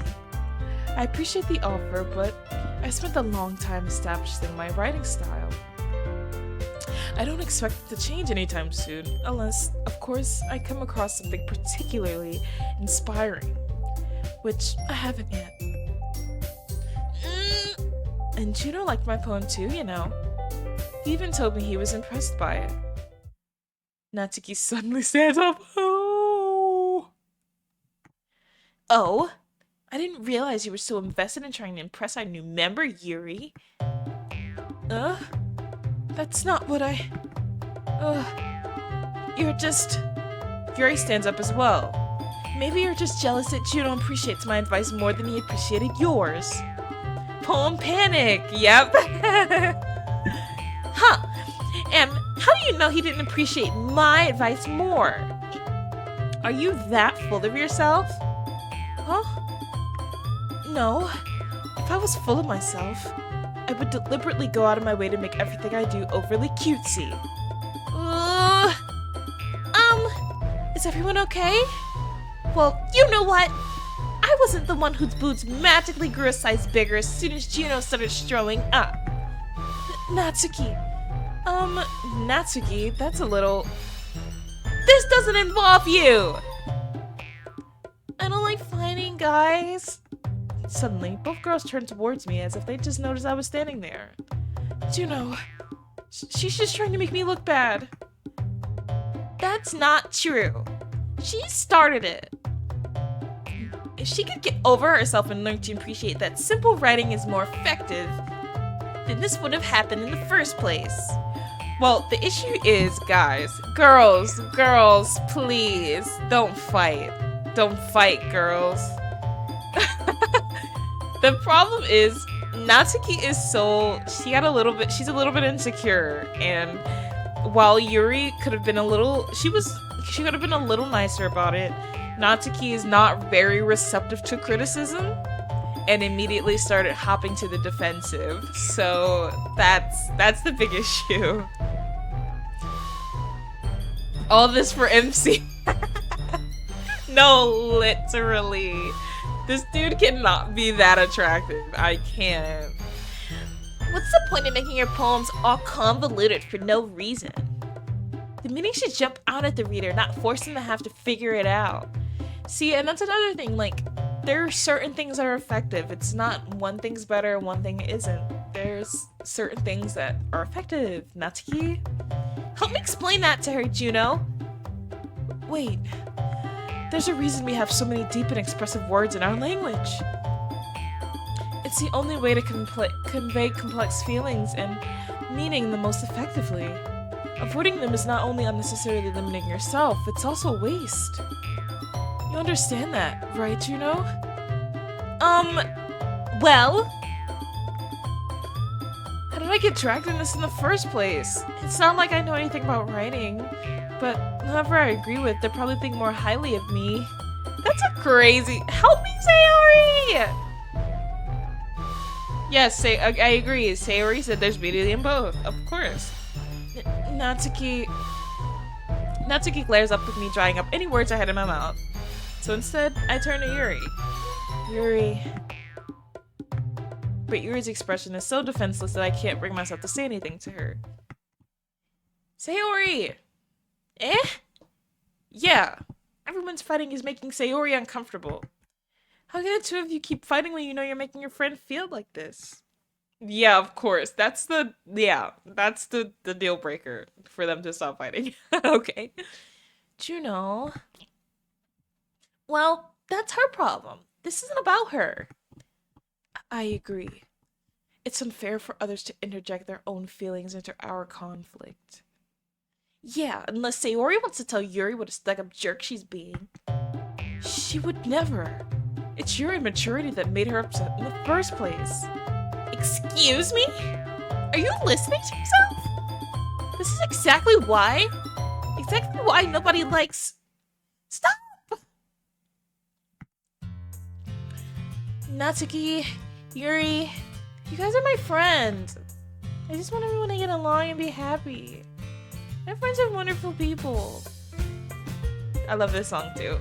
And I love them because of their differences. Natsuki's poems, they're amazing because they give you so many feelings with just a few words. And Yuri's poems are amazing because they paint beautiful pictures in your head. Everyone's so talented. So why are we fighting? Because, well, also, Natsuki's cute and there's nothing wrong with that. And Yuri's boobs are the same as they always were. Big and beautiful. Ugh. Sayori stands triumphantly. Monika stands behind her with a bewildered expression. I'll make some tea. Yuri rushes off. Yeah, she's gonna go make some tea, guys. Yuri's gonna go make some tea. Natsuki sits down with a blank expression on her face, staring at nothing. So, this is why Sayori is vice president. Oh god. I whisper to Monika. She nods in return. To be honest, I might come off as a good leader, and I can organize things, but I'm not very good at people. I couldn't even bring myself to interject. And as president, that's kind of embarrassing of me. Haha. Nah. It's not like I can blame you. I wasn't able to say anything either. Well, I guess it just means Sayori's amazing in her own ways, isn't she? You could say that. She might be an airhead, but Sometimes it's weirdly suspicious that she knows exactly what she's doing. I see. Take care of her, okay? That's so... Oh, that's so passive-aggressive. I would hate to see her get herself hurt. Like... That makes two of us. You can count on me. I will do my very best. We will do our best. Our best. I promise you we will, Monica, but it doesn't even matter. Monica smiled sweetly at me, causing my stomach to knot. Such a genuine person really does make a good president, regardless of what she says. If only I could get the chance to talk to her a little more. She's thinking the same thing, broski. Okay, everyone. It's just about time for us to leave. How did you all feel about sharing poems? It was a lot of fun! Well, I'd say it was worth it. It was alright. Well, mostly. Juno, how about you? Yeah, I'd say the same. There wasn't anything to talk about with everyone. Awesome! In that case, we'll do the same thing tomorrow. And maybe you'll learn something from your friends too. So your poems will turn out even better. I think to myself, I did learn a little more about the kinds of poems everyone likes. With any luck, that means I can at least do a better job impressing those I want to impress. I nod to myself with a newfound determination. Juno! Ready to walk home? Sure, let's go. Sayori beams at me. It truly has been a while since Sayori and I have spent this much time together. I can't really say I'm not enjoying it, either. How couldn't you? How couldn't you enjoy your time with Sayori? We love her. Sayori? What happened earlier? Eh? What do you mean? You know, between Yuri and Natsuki. Does that kind of thing happen often? No, no, no! That's really the first time I've seen them fight like that. I promise they're both wonderful people. You don't hate them, do you? No, I don't hate them. I just wanted your opinion, that's all. I can see why they'd make good friends with you. Phew! You know, Juno, it's nice that I get to spend time with you in the club. But I think seeing you getting along with everyone is what makes me the happiest. And I think everyone really likes you too. That's... Everything's gonna be so much fun. Looks like Sayori still hasn't caught onto the kind of situation I'm in. And what kind of situation is it, MC? You mind sharing with the class? Sure, being friends with everyone is nice, but does it really need to stop there? Like... Oh, yeah, she really is a real one. We do not deserve her. We'll just have to see what the future holds, Sayori. I pat Sayori on the shoulder. I said that more to myself than to her, but it's easy to use Sayori as an internal monologue sometimes. Okay. Yeah. Let's do this. Alright. More Sayori poem. Hope. Lucky was hers last time. Oh no, that was her. Oops. Friends was her last time. I unfortunately think suicide is... Oh, I thought it was Sayori. Misery was hers last time. We do not want to get Yuri or we're gonna mess up the whole flow. Okay, let's do... You... Wait, should I save here? Wait, you're right. Also... So if I save here, then I can, because I'm thinking, like, when I go back to the other save here, right? Then ideally, we would, just go back from that one. Or do we have to go back to every poem? Just to see... You know what? Never mind. You're probably right. I'm just gonna... It doesn't hurt to save. It doesn't hurt to save. I hate that I'm a little bit ahead, though, but it's okay.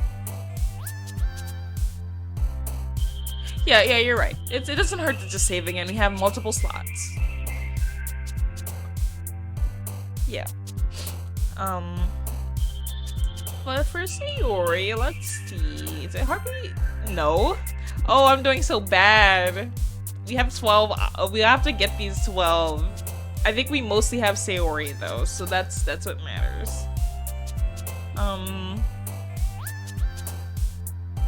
Ooh, these are a little harder. Oh no. Unrequited was hers. Tears was hers. Anxiety? Would anxiety be? Dude, no. I really hope I don't mess it up. Well, I mean, we did technically save, so hey. If something does happen, although I do think that we're gonna be fine with just the way we're going, but Determination? Undertale? I still haven't played Undertale on stream at all. That's another one that we can do. Let's think though. Fun.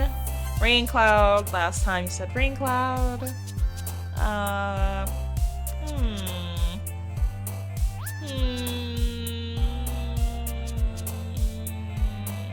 Well, I know Peaceful wasn't hers. Or was it Peace last time? Warm. I feel like this hers. Yep. Lazy was hers. Clumsy was hers. Yep, we definitely have Sayori. We're good. Prayer was hers, I believe. Yep. Yeah, like stuff like this is definitely Natsuki.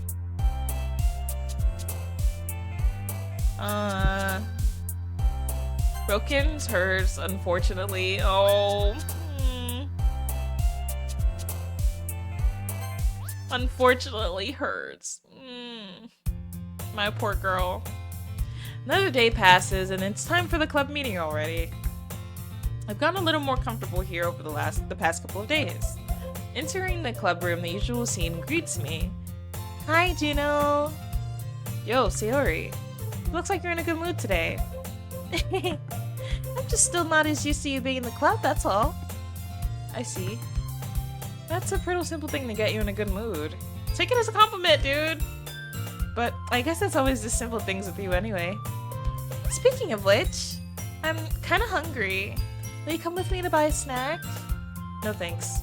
That's not like you at all. I have my reasons. Why don't we take a look at your purse, Sayori? Why that all of a sudden? No reason, really. I just wanted to look at it. Sayori nervously retrieves her coin purse.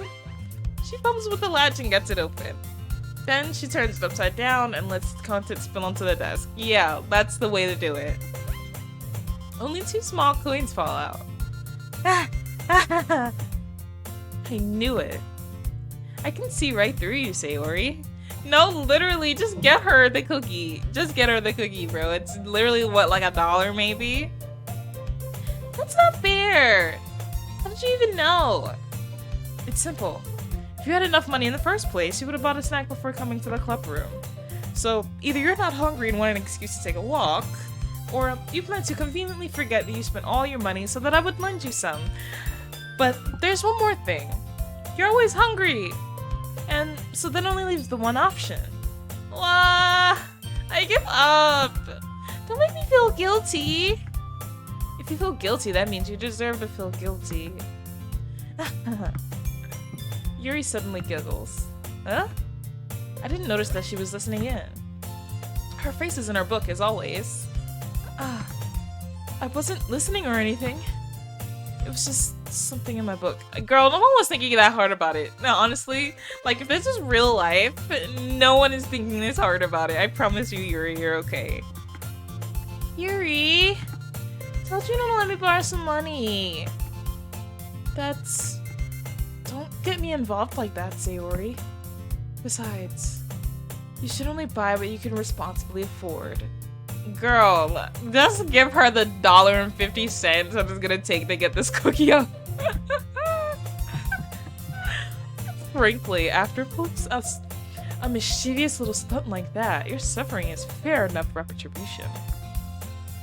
For cookie? For cookie? Did I just... I didn't mean that. I got too absorbed in my book. I really like it when you speak your mind, Yuri. It doesn't happen much. That's a fun side of you. There's no way you could think that. You're right, though. I did something bad and now I had to accept the revolution. the revolution? She's so cute. Retribution. That. Still, coming from you, Sayori, I guess there's a little devil inside of all of us, isn't there? Don't let her fool you. Sayori knows exactly what she's doing. After all, she told you guys she was bringing me into the club before she even told me. But you wouldn't have come if it weren't for the cupcakes. So I didn't trick Natsuki into making them. Come on, give me more credit than that, Sayori. Oh my god! That just scared the mess out of me. Oh my god. Oh, that just scared me so bad. For no reason at all, by the way. Blah! Yeah! Out of nowhere, something smacks Sayori in the face and tumbles onto the desk. Ow. What was... Huh? A cookie. Sure enough, it's a giant cookie wrapped in plastic. Sayori glances around. Is this a miracle? It's because I paid my restitution. Retribution. Actually, that one almost worked. I was just gonna give it to you, but then I heard you blab about the cupcakes. It was totally worth seeing your reaction, though. Natsuki, that's so nice of you. I'm so happy. Sayori hugs the cookie. Jeez, just eat it. Sayori rapidly tears up the wrapper and takes a big bite. So good.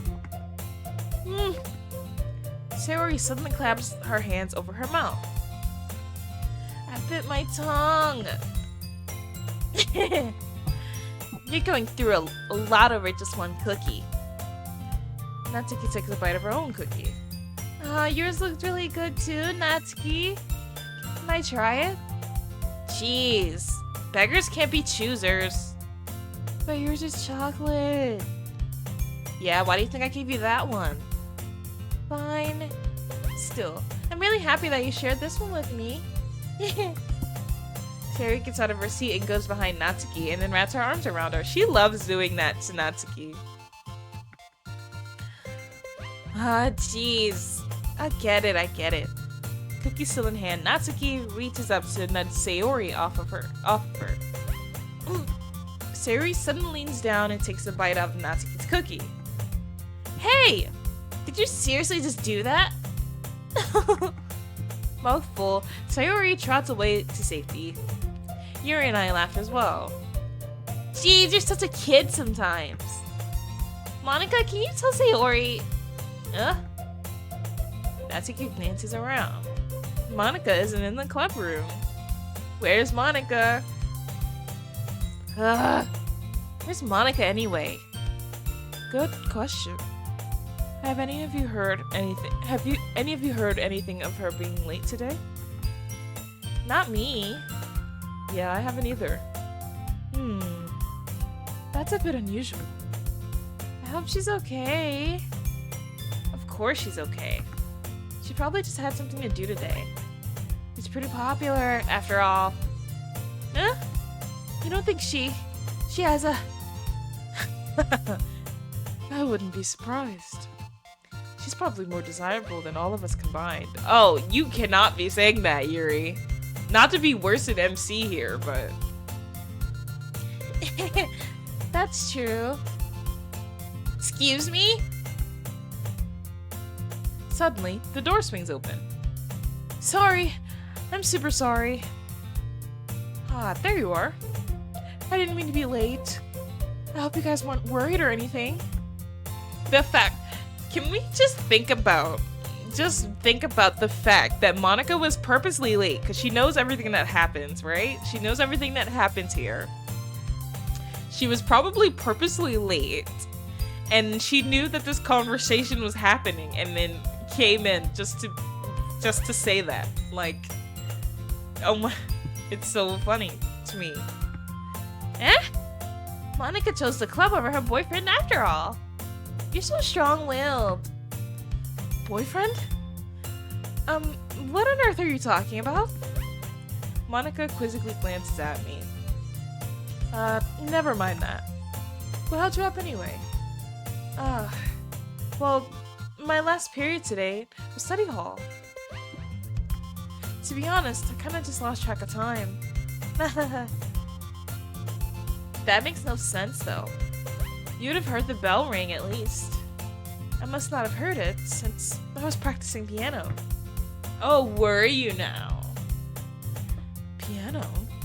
I wasn't aware you played music as well, Monica. I don't really... I just kind of started recently.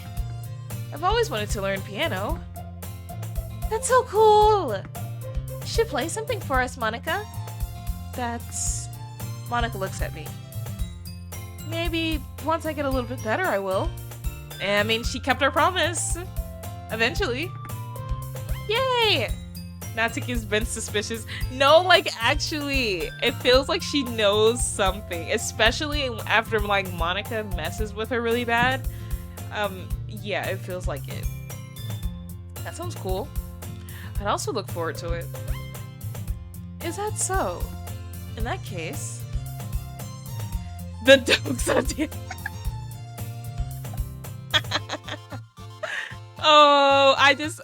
Oh my god, someone should make that. Oh my god, that's so funny, actually. I won't let you down, Juno. Monica smiles sweetly. I didn't mean any pressure or anything like that. Don't worry. I've been practicing a whole lot recently. And I'd really love the chance to share once I'm ready. I really hate when she stands like this. Oh, I hate it. I hate it. I hate it. I see. In that case, best of luck. Thanks. So, I didn't miss anything, did I? Not really. I choose to leave out Sayori's mischievous escapade. I'm sure Natsuki would end up complaining to her anyway. It looks like everyone has already settled down. Somehow, Sayori already finished her entire cookie. Yuri's back to her book, and Natsuki disappeared into the closet. Juno! Juno! Sayori suddenly comes up to me. I'm gonna go get some supplies from another classroom. Wanna come with me? Supplies? What for? Well, you know how the festival's coming up? Me and Monica were gonna make some posters and stuff. So I need to go find some crayons, markers, and glue sticks. Ah, I see. Sure, I'll go with you. Yay! Okay, Monica, we'll be back soon. Ah, are you going with Juno to get the supplies? There's no need to trouble yourself. I'd be happy to go with him. Oh boy, she's trying to slide in. Oh boy. Aw, but I wanted to go. It's so much fun exploring empty classrooms and stuff. Okay. It was just a suggestion. See if you can find poster paper too, okay? Well, I mean, okay. We gotta give Monica the benefit of the doubt. She did try the normal way, right? Before messing with people's souls. Okay. Ready, Juno? Let's go. Sayori and I exit the classroom. I follow behind as Sayori hums and skips around the hallway.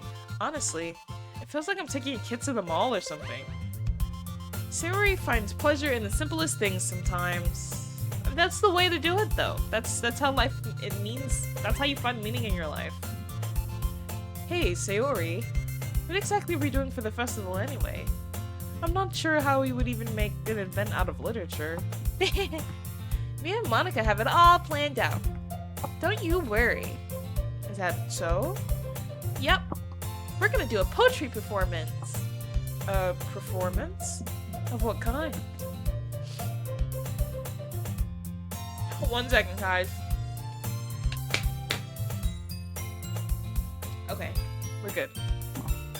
Well, everyone is gonna take turns on stage and recite their favorite poems. That sounds kind of dull. Juno, you're not thinking about it the right way at all. It's not just about reading poems. It's about performing them. Like, you say the lines of the poem like, between my feet, the last remaining flower beckons to me. I twist the stem, freeing it from its clinging roots, caressing the final joyous moment between my fingers. But to what ends have I summoned this joy? From now when I look in every direction, the once prosperous field before me is but a barren wasteland. Like that! Sayori, how do I put this? I'm sure it's just me, but it's impossible for me to take you seriously when you talk like that. Huh? You mean me? I'm working super hard on this, you know? Just discrediting all of her work. Like, why is MC like this? I know. I just meant that it's a pretty unordinary contrast to your cute self. Don't say that, it's embarrassing. But I guess that means I'm doing a good job. Yeah, I guess so. I'm so excited.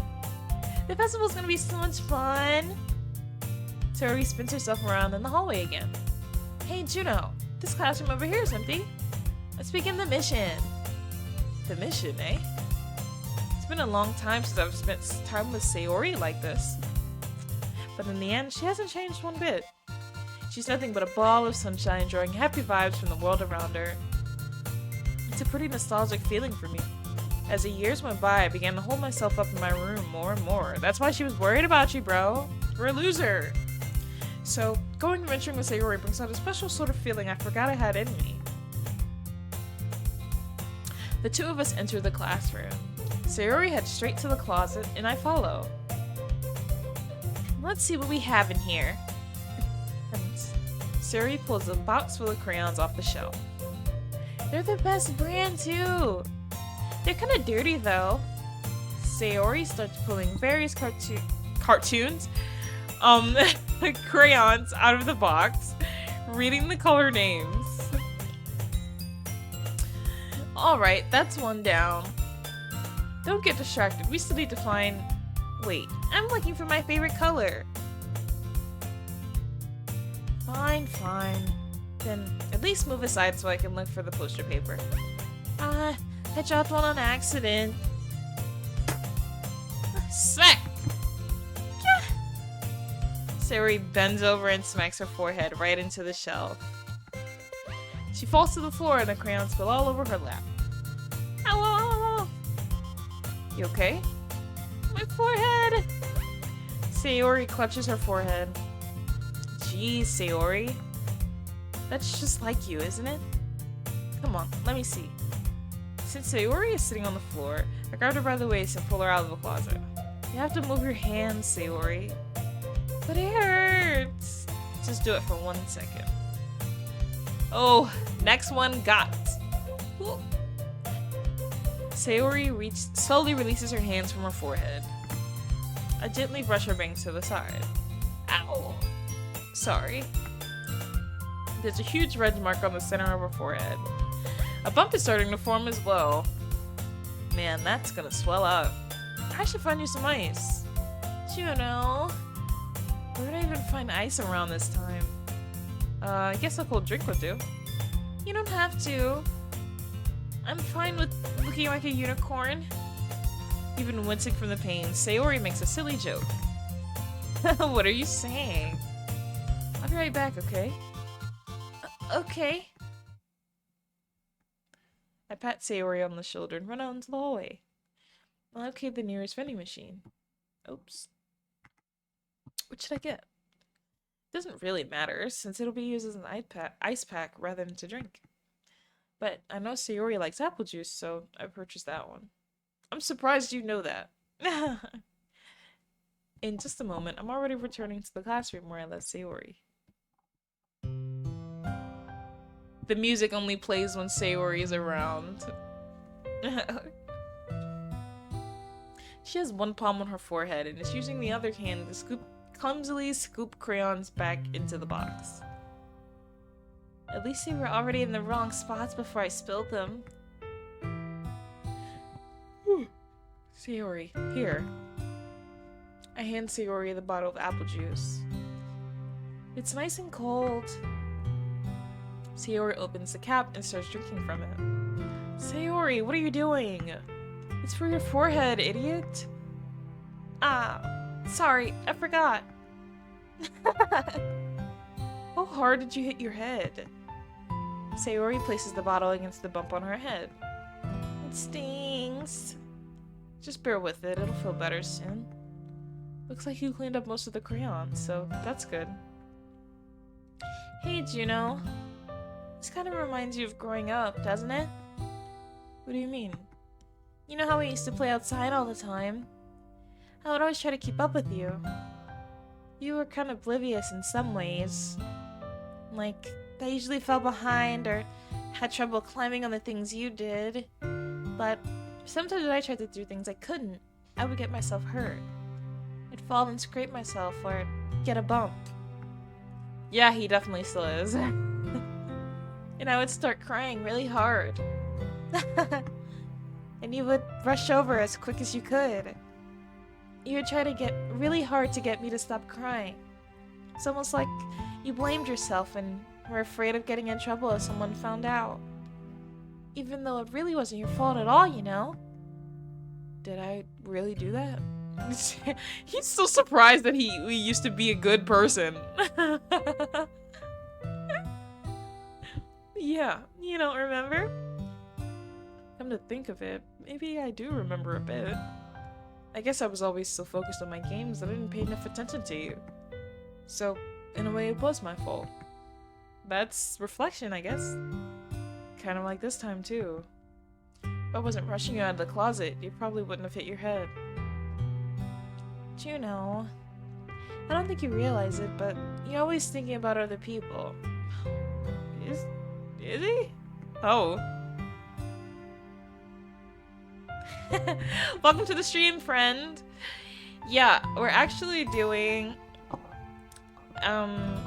like the true end. But yeah, we love Sayori over here. We love Sayori. That's my girl. Even after all these years, you're rushing to help me, even though I'm just being clumsy. You're really a sweetheart. Don't call me that. And I don't really do this kind of thing all the time. I guess when it comes to you, it just feels natural. Before I even know it, I'm treating you like that. I guess that's what happened when you've been friends for so long. Really? Maybe you're right. But you know, I'm so glad that nothing's changed between us. Do you think it'll be like this forever? Forever? I'm honest to myself. There's no telling where we'll end up for college or after that. So it wouldn't be fair for me to make any promises. But, well, I hope so. It's been this long already, right? I can't imagine you ever changing, so my hopes are up. Yep, the best possible ending you could probably get for this game. This game is so depressing. I'm so happy. Sayori has a whimsical expression in her eyes. We remain silent for a moment. She's so silly and clumsy and on the outside that when I see her deep in thought like this, it makes me not want to disturb her. I guess we should go back. I don't want to worry Monica, you know? Good luck with that.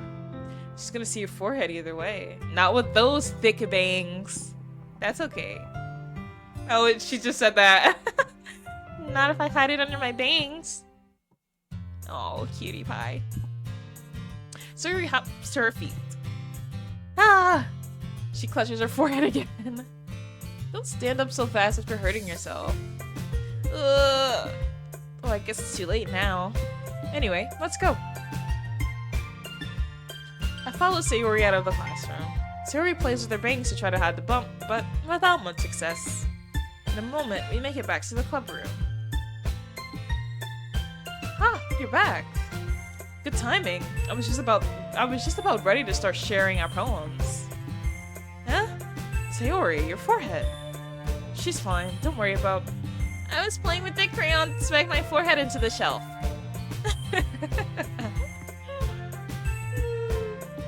Well, anyway, were you able to find everything we needed? Uh-huh. I have it right. Sayori frantically glances around herself. I forgot all the stuff. Calm down, Sayori. I have it all right here. I found the poster paper too. Sayori's a unicorn, I guess. Yes, someone needs to draw that. Grabbing food, great. Always great to have food in a stream. Sounds like you ended up doing all the work, Juno. Well, Sayori. I failed to come up with an excuse for Sayori. I made it an adventure. Yeah, that. Okay. In any case, good work. I'll start working on the posters tonight. Me too! Okay, everyone. Are you ready to share your poems? Guess I should grab mine. After making sure the crayon box is closed tightly, I return to my seat. Alright, always Sayori first. Juno, I really love your poems. Oh yeah, of course you do. I can't believe you've been hiding these from me. Huh? I'm not hiding anything. But your poems are so good. Yesterday's and this one too. You can't tell me you haven't done this before. I mean, you're really the only one that feels that way, so... Huh? No way! Not even Natsuki? Well, I guess Natsuki is least likely to admit how much she likes something. But I don't think it's that. What do you mean? Well, I guess I'll be honest about it. It's a lot easier to write poems when I'm thinking about you. Oh, brother! Huh? Well, stop thinking weird things, idiot. I just mean that you're a really expressive person, I guess. How am I supposed to write poems about my own stupid life? But you somehow make everything in your life an adventure. Even the little things. Like cooking! Let's not talk about that. So, yeah. I guess what I'm saying is that I can feel more feelings through you than I can through myself. We had that kind of weird connection. It's your fault for getting in my business all the time. Eh? I don't know if I understand. You never understand when I try to explain things to you, do you, Sayori? That's not true. You're just ragging on her for no reason. She is very smart. I pat Sayori's head. Hey! And she likes that. I hate that. Oh my god. I'm not a kid, you know. Are you sure about that? Maybe. Sayori starts fiddling with her pencil between her hands. Hey, Juno? Will you give me your poem? I kinda wanna keep it. Huh? Why? Because, well, it's the first time you've written something for me. Sayori, you completely misunderstood. I didn't write this for you.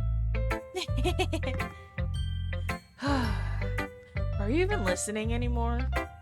Well, we wrote this fully for her, by the way. MC's just being weird.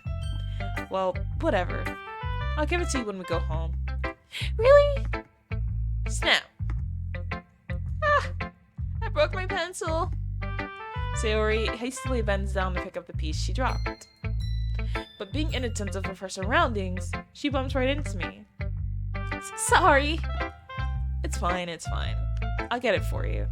I bend down and pick up the broken pencil. Sayori clutches her desk, but tired her to support herself, knees shaking. Knees shaking from what? No way. I'm a little clumsy today. Let's sit down, Sayori. Yeah. I grab Sayori's arm and help her sit at the desk. Anyway, I still haven't read your poem. Oh! Sorry, I forgot about that. But it's not as good as yours. Jeez, don't worry. I'm sure I'll like it. Alright, so I'm gonna need a break from doing these voices, especially Sayori's voice, because she's a very high-pitched. So we're just gonna try to get the break where we can and read normally with in the poems. Okay. Bottles. I pop off my scalp like the lid of a cookie jar. It's the secret place where I keep all my dreams. Little balls of sunshine, all rubbing together like a bundle of kittens. I reach inside with my thumb and forefinger and pluck one out. It's warm and tingly. But there's no time to waste. I put it in the bottle to keep it safe. And I put the bottle on the shelf with all the other bottles. Happy thoughts, happy thoughts, happy thoughts.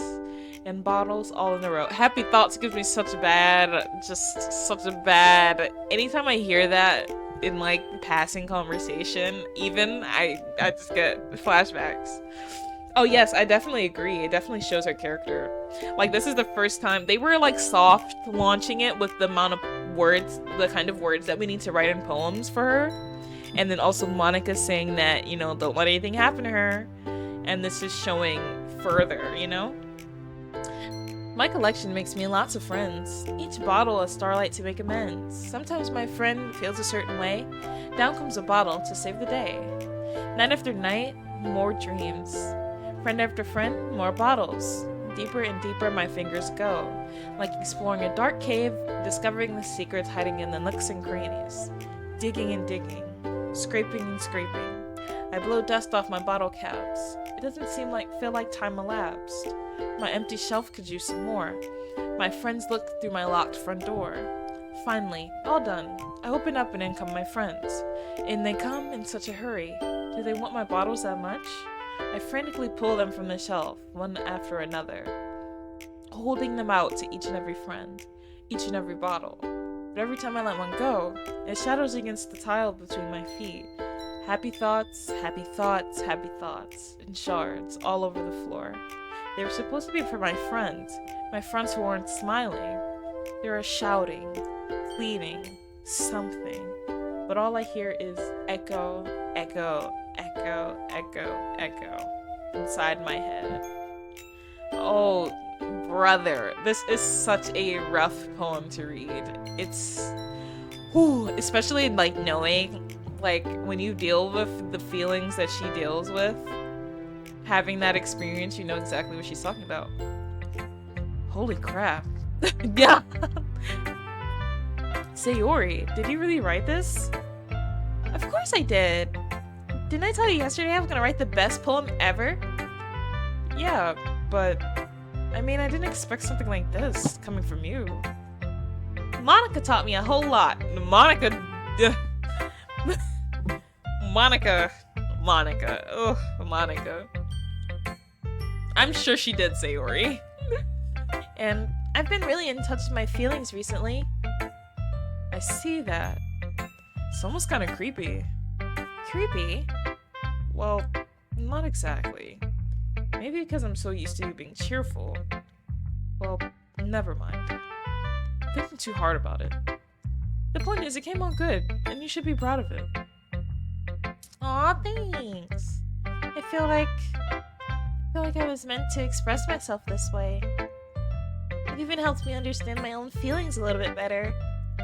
Writing is like magic. You've gotten pretty passionate about this, huh? I hope you keep it up. Yeah, writing's the best. I'm gonna keep writing until I die.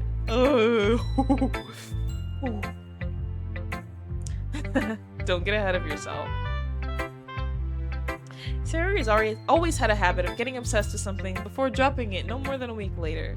That's real. I wonder if this is one of those times? But seeing the passion in her eyes makes me hard for me to be pessimistic. Okay, we're gonna go Yuri next. We're gonna follow through with the order that I did last time. Let's see what you've written for today. Well done, Juno. Your skills are already improving. Really? Thanks, Yuri. Coming from you, that means a lot. Eh? It's nothing.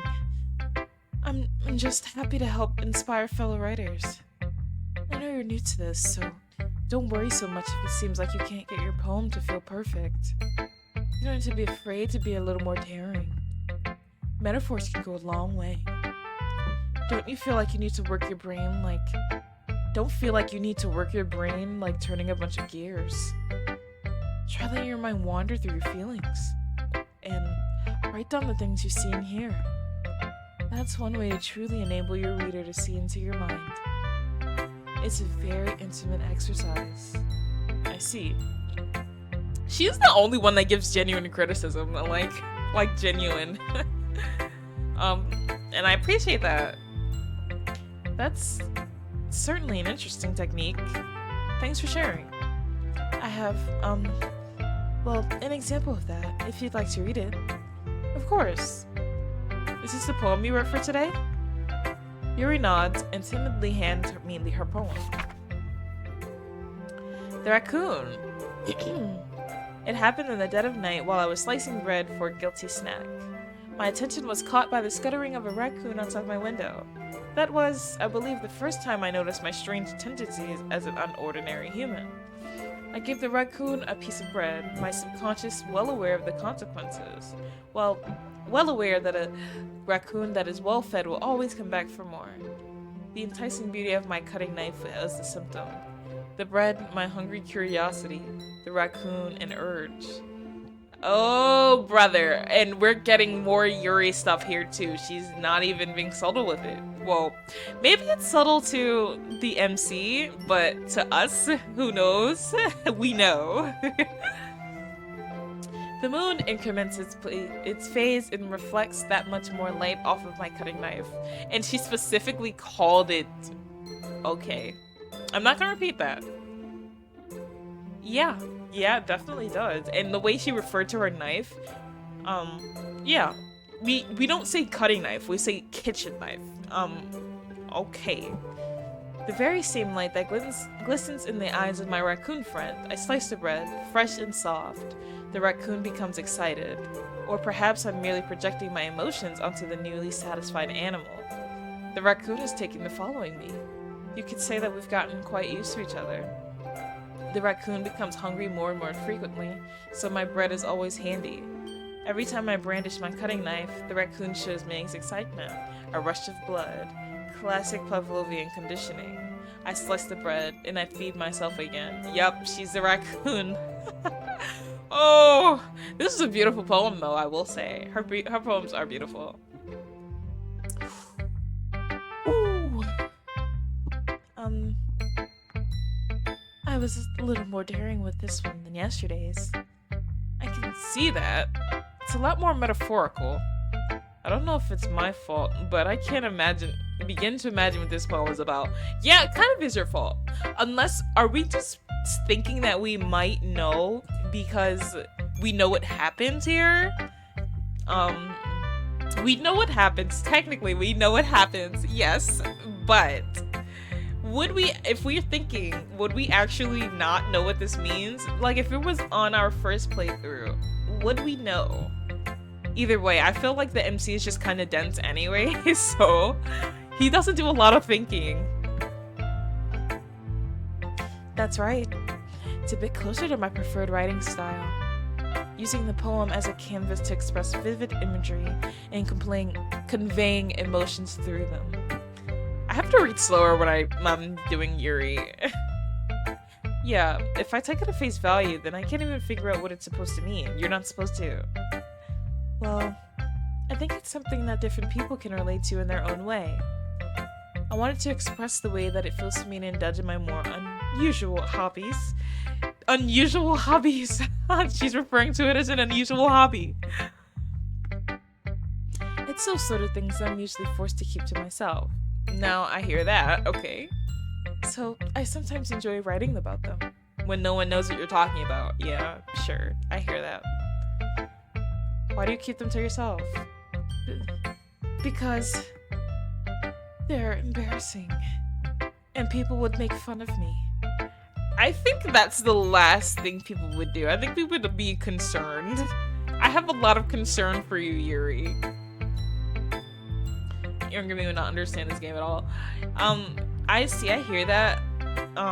I think when did this come out? This came out when? Like, what, 2018? 2017?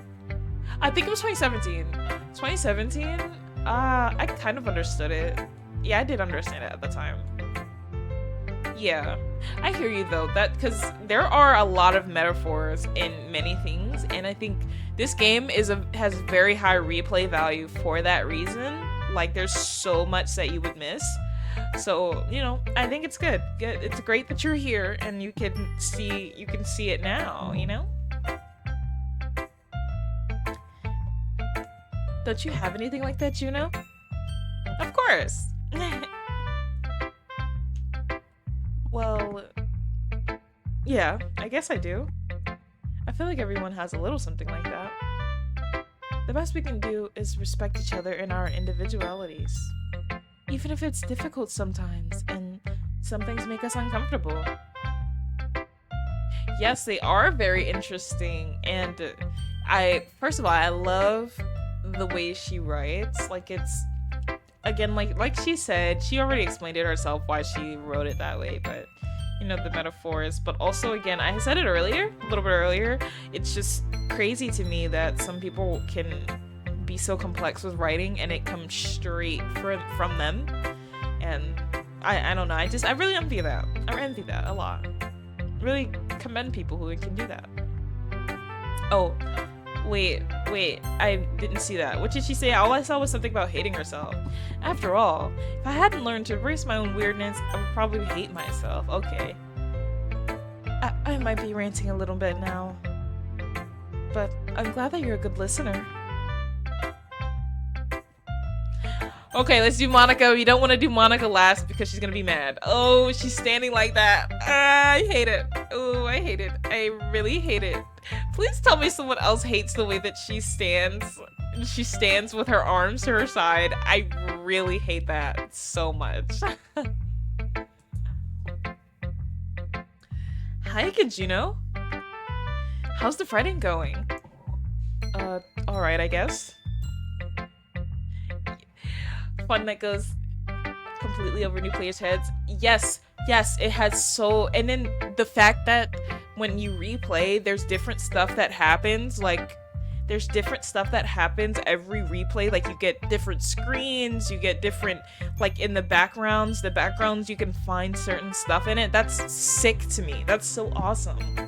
And honestly, the one that... If you know, you know. I'm not gonna say it for the sake of the VOD. Because it's gonna go on YouTube for people who haven't watched it.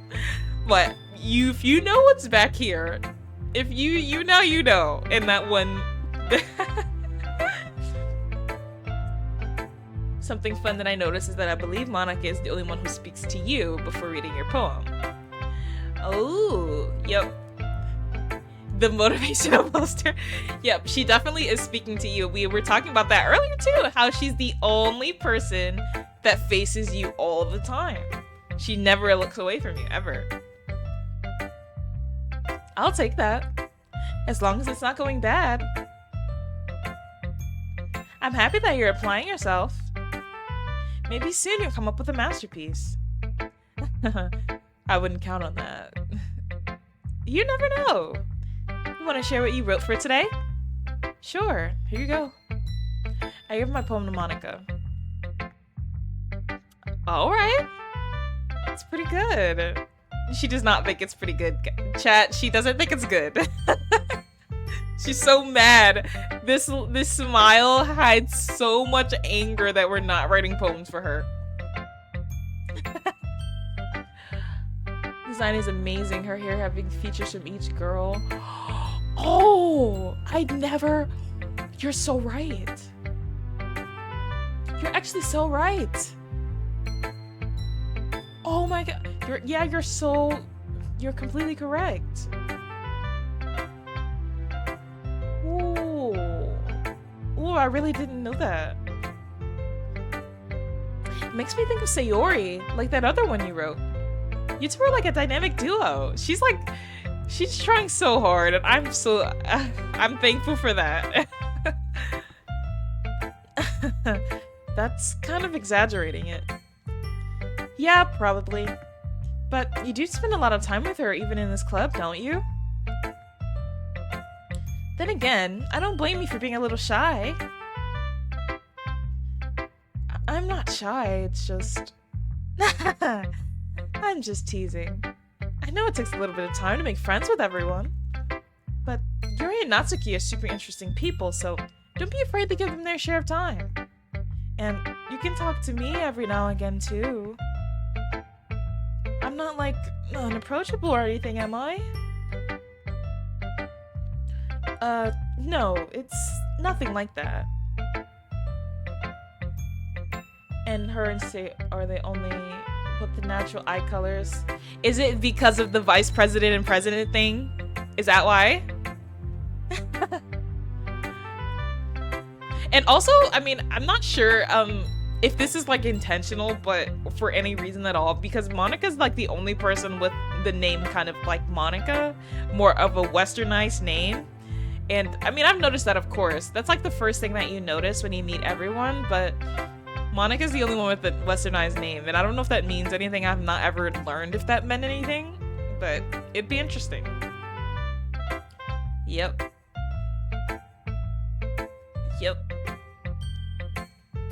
I'm still just getting used to being here, that's all. Yeah. I'm sorry if I was putting pressure on you or something. Yeah, oh my goodness, I didn't even notice it in that. I'm thinking just westernized. I didn't even notice that, like, actually. Oh, wow. That's awesome. Wow, that's awesome. That's awesome to know that. Thank you. My brain is just getting flooded with so much knowledge right now. Sorry if I was putting pressure on you or something. I really didn't mean it like that. No, don't worry. I get what you're saying. Well, alright. But anyway... You want to read my poem now? I like the way this one turned out, so I hope you do. I hope you do too. Alright, let's take a look. Okay. Save me. Literally. The colors, they won't stop. Bright, beautiful colors. Flashing, expanding, piercing. Red, green, blue. RGB. An endless cacophony of meaningless noise. The noise, it won't stop. Violent, grating waveforms. Squeaking, screeching, piercing. Sine, cosine, tangent. Sine, cosine, tangent. Oh my, that takes me back to... I forgot she even said that. That's like literally algebra, right? Am I tripping? That's algebra. Like playing a chalkboard on a turntable. Trig. See, I don't remember. I was never good at math. I was never good at math ever. Like playing a vinyl on a pizza crust. An endless poem of meaningless. Load me. You're not slick, Monica. Oh, every time I like get off of a screen when I'm on with her, I think she's gonna be in my face. I don't know why. That's all. None of this happens in Act 1. It's just only Act 2 onward. Oh, we got sand. Every replay, rewatch. Yep. Yes. Because there's a lot of things that honestly, like, guys, this is one of my favorite games and I still really didn't know that. Like, that's crazy information. And I appreciate that a lot. Also, something people don't really notice, in Act 2, Monica says vice president in lowercase, but Yuri says vice president with capital letters. Ooh.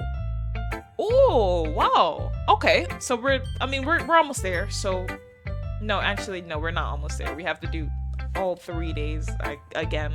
So, you know, when we get there, I'll try to remember that. I'm really trying to remember that. I really want to pay attention to that. I guess it's just the way I write. Wait, I missed something she said. Hold on. It's the way I write. It's even more extract than your last one. Okay. I'm sorry if you don't like it. Oops, hold on, guys. Okay. No, I never said that.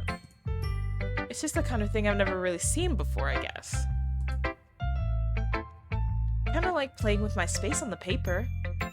Choosing where and how to space your words can totally change the mood of the poem. It's almost like magic. The way I wrote the lines really short really makes it feel like they're trying to speak over the noise. I see.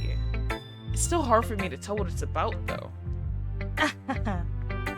Sometimes asking what a poem is about isn't the right question. A poem can be as abstract as a physical expression of a feeling, or conversation with the reader. The conversation with the reader comment? The comment that she just made about being the conversation with the reader, because she's talking to us. No, she's not slick at all. So putting it that way, not every poem is about something. Anyway, here's Monica's writing tip of the day. Sometimes you'll find yourself facing a difficult decision. When that happens, don't forget to save your game. Girl, please, that still scares me. Like, I don't care how many times I play this game, I'm still scared of her. You never know when you might change your mind. Or when something unexpected may happen. Wait, is this tip even about writing? What am I even talking about? That's my advice for today. Thanks for listening. Oh my, Monica, please. Monica, please. Ugh. Oh, brother. Oh, I'm so scared to get to the scary part of this game. It's really funny because, you know, he was programmed. No, he wasn't at all. Like, the whole deal is that the whole game is programmed around Monica, so she's not even an option for any choice.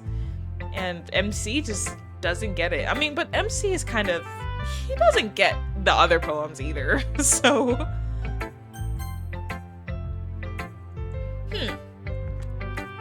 Well, it's not really any worse than your last one, but I can't really say it's any better either. Whew. Huh? Phew, what? Well, anything that isn't a train wreck, I'll take as a win. Is a little challenged. Yeah, absolutely. And I get the feeling you're probably the most critical. Hey, what makes you... Wait, maybe that was a compliment? Glad to see someone recognizes my experience. Well, keep practicing. Maybe you'll be as good as me someday. That's, something tells me Natsuki completely missed the point. Come to think of it, this kind of reminds me of Sayori's poem from yesterday. You think so? Yeah, well, I guess if you've been friends with her for so long, you might be on the same wavelength. But you never really struck me as her type. Sayori has a type all of a sudden? Well, I don't know, but honestly, how can someone so, fluffy spend so much time with someone like you? It's like she's dragging him around a dead weight. That was a little unnecessary. Yeah, we do love Natsuki. She gives what MC deserves, actually. Like, this is precisely what he deserves.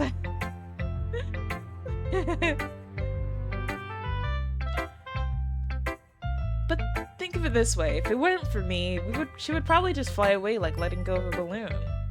You could say we take care of each other in our own way. He literally just quoted Sayori, by the way. He just stole that from her and just said it again. Whatever it is, I don't get it. Oh, yeah. I guess I'm supposed to show you my poem. Here. Amy likes spiders. You know what I heard about Amy? Amy likes spiders. Icky, wriggly, hairy, ugly spiders. That's why I'm not friends with her. Amy has a cute singing voice. I heard her singing my favorite love song. Every time she sang the chorus, my heart would pound to the rhythm of the words. But she likes spiders. That's what I'm not friends with her. One time, I hurt my leg really bad. Amy helped me up and took me to the nurse. I tried not to let her touch me. She likes spiders, so her hands are probably gross. That's why I'm not friends with her. Amy has a lot of friends. I always see her talking to people. She probably talks about spiders. What if her friends start to like spiders too? That's what I'm not friends with her. Doesn't matter if she has other hobbies. Doesn't matter if she keeps it private. Doesn't matter if it doesn't hurt anyone. It's gross.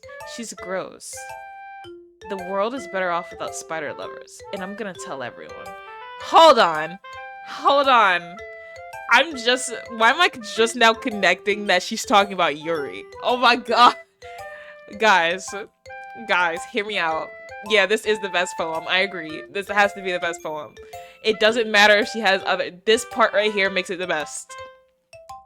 This part makes it the best, in my opinion. I think it makes it the best. And I'm gonna tell everyone that. Oh god, I love that. I love this poem. Okay. Oh, and it's such Natsuri bait. Yes, yeah. I fall for the propaganda. I love it. I love it so much.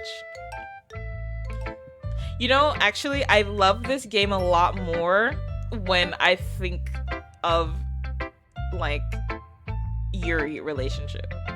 Like, that I actually like it better that way. I don't think anyone needs to be with this MC at all. Actually, just date each other. Not bad, right? It's quite a bit longer than yesterday's. Oh, she definitely does. There's no way she doesn't. And it's probably Toxic Yuri just because that's she loves Toxic Yuri. I headcanon that. Yesterday's was way too short. I was just warming up. I hope you didn't think that was the best I could do. No, of course not. Anyway, the message is pretty straightforward in this poem, and MC doesn't get it, watch. I doubt I have to explain it. Sometimes you can explain complicated issues with much simpler analogies. Yuri and Natsuki, Monika and Sayori, yep, of course, and that's the way it should be. And it helps people realize how stupid they're being.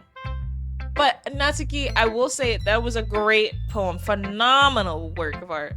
But that's not the way that that's not the way that we go about trying to help someone with their mental health issue. Okay. Like, anyone would agree that the subject of this poem is an ignorant jerk. Do you know people like that? Of course. Oh, wait. Do you know people like that? That's our normal voice. Of course. It's about how everyone thinks That doesn't matter. It can be about anything. For it to be easy to relate to. Everyone has some kind of weird hobby or guilty pleasure. Something that you're afraid of. You're afraid if people find out they make fun of you or think less of you. Mildly toxic. Oh yeah, absolutely. Monika x anyone is toxic because Monika, the way Monika treats them. But I mean, I guess.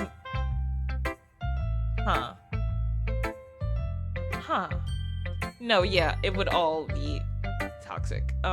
Natsuki and Yuri, I think they disagree a lot. They don't really disagree as heavily until they get, like, their minds get manipulated. So I think, yeah, I think that would be fine. They would disagree on some things, like, you know, normal people, but yeah, I agree with you.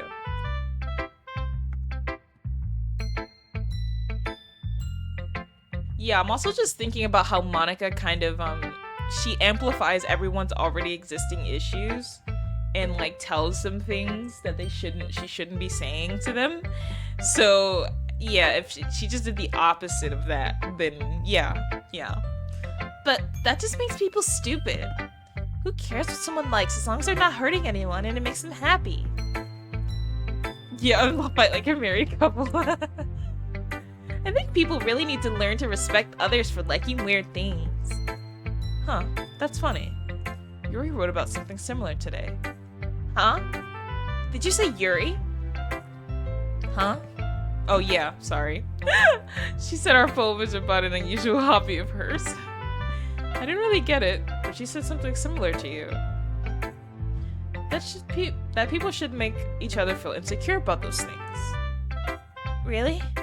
Well, I mean, Yuri's pretty weird, so I wouldn't doubt that she has some weird hobbies. Not that there's anything wrong with that. It's not like I would judge her or anything. Natsuki has trouble finding words. I guess I should try to not be so mean to her. She feels insecure about her weird behaviors and stuff. I mean, I always hate people who make me feel insecure. And Yuri made me feel insecure yesterday. But the way you put it, it sounds like she's learned her lesson. Is honestly the most sane. In this situation, yeah. Yes, honestly. Yeah, I would agree. You know, even at the end where everything really gets like messed up, she's the only one that doesn't die a horrible death. She's the only one who doesn't. But unfortunately she did have to see some stuff. Well, I would say so. Even if her writing style is really different, I'm sure she'll appreciate the message in her poem. It's what I do best after all. I don't like writing unless there's a good message to take away from it. Like, conveying emotions is important. But I want to make people think, not just feel. Remember that. I'm gonna write a good one for tomorrow too, so look forward to it. Okay, everyone. We're all done reading each other's poems, right? I have something extra planned today, so if everyone can just come sit at the front of the room. Is this about the festival? Well, sort of. Do we really have to do something for the festival? She does see MC standing next to you. Yeah, exactly. For the whole weekend. And Yuri's decomposing. I'm saying Natsuki is the Dokes, yes, and yes, that stands. And she's definitely gonna be in the thumbnail as Dokes. Thank you so much. No, it's really crazy though. I have not seen Dexter at all. That's been on my list, but I've been watching Supernatural. It's not like we can just put together anything good in a few days. We'll just end up embarrassing ourselves instead of getting any new members. That's a concern of mine as well. I don't really do well with last-minute preparations. Me either, Yuri, I hear you. Don't worry so much. We're gonna keep it simple, okay? We won't need as much more than a few decorations. Sayuri has been working on posters, and I've designed some pamphlets we can give out during the event. Yes, keep doing that. Thank you. Okay, that's great and all, but that doesn't tell us what we're actually going to be doing for the event. Ah, sorry. I thought you heard about it already. We're gonna be performing. Performing? Monica? Yeah, we're gonna be having a poetry performance. Each of us are gonna choose a poem to recite during the event. But the cool part is, we're also gonna let anyone else come up and recite poems too. Sayuri's put it all on the posters just in case anyone wants to prepare ahead of time. Sayuri, who's been coloring a poster, holds it up for us to see. Are you kidding me, Monica? You didn't already start putting those posters up, did you? Well, I did. Do you really think that's that bad of an idea? Well, no. It's not a bad idea, but I didn't sign up for this, you know? There's no way I'm gonna be performing in front of a group of people like that. I agree with Natsuki. I could never, in my life, do something like that. Imagine it. Yuri shakes her head in fear. Guys! No, Sayori. I understand where they're coming from. Remember that Natsuki and Yuri have never shared their poems with anyone until just a couple days ago. It's a lot to ask for them to recite their poems out loud to a whole room full of people. I guess I kind of overlooked that. Like, this sprite of Monica, she looks so mad. She looks so peeved off in this sprite. It's so funny. But I still think we should give it our best. We're the only ones responsible for the fate of this club. If we start the event and each put on a good performance, then it'll inspire others to do the same. And the more people who perform, the better we'll be able to show everyone what literature is all about. Monica not smiling is kind of weird. No, genuinely. Oh. Yeah. It's all about expressing your feelings. Being intimate with yourself. Finding new horizons. And having fun. That's right. And it's those reasons that we're all in this club today. Don't you want to share that with others? To inspire them to find the same feelings that brought you in here in the first place? I know you do. I know we all do. And if it takes standing in front of the room for 2 minutes and reciting a poem, then I know you can do it.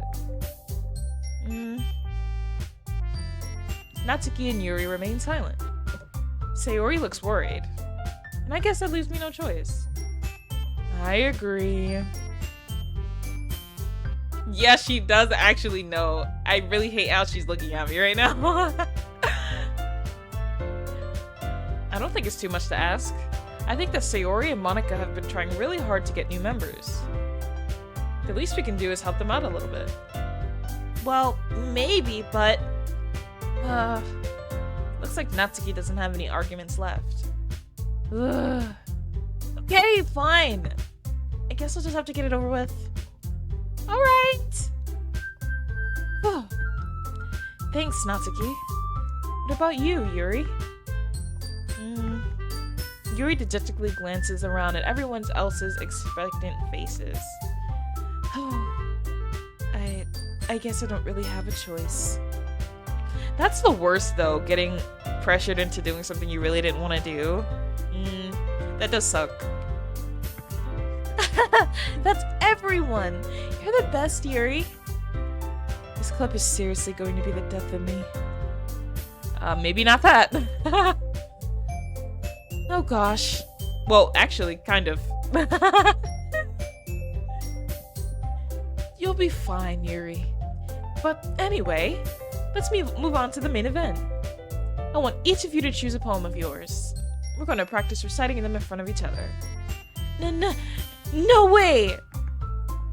Monica, this is too sudden.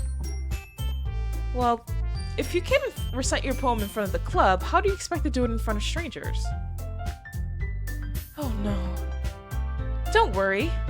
I'll start off to help everyone feel a little more comfortable. Can I go next? Of course. Now, let's see. Monica flips through her notebook to the specific poem she has in mind for herself. Monica sweating bullets in the background. No, literally.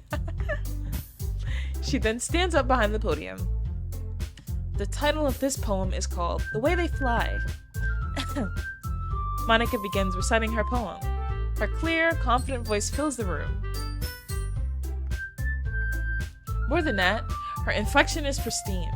She knows exactly how to apply emotion behind each line she recites, bringing the words to life. Is this something she's done before, or is she simply a natural?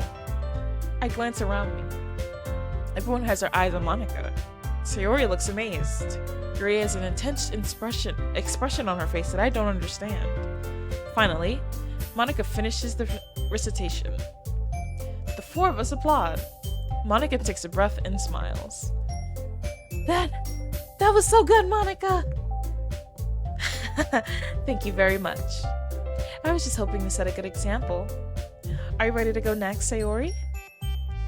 I'll go next. What? Yuri's fired up all of a sudden. Yuri clutches the sheet of paper between her hands and stands up. Keeping her head down, she walks quickly over to the podium. Oops. Oh, it's doing auto? I didn't mean to do that. Yuri anxiously glances at each of us. You can do it, Yuri.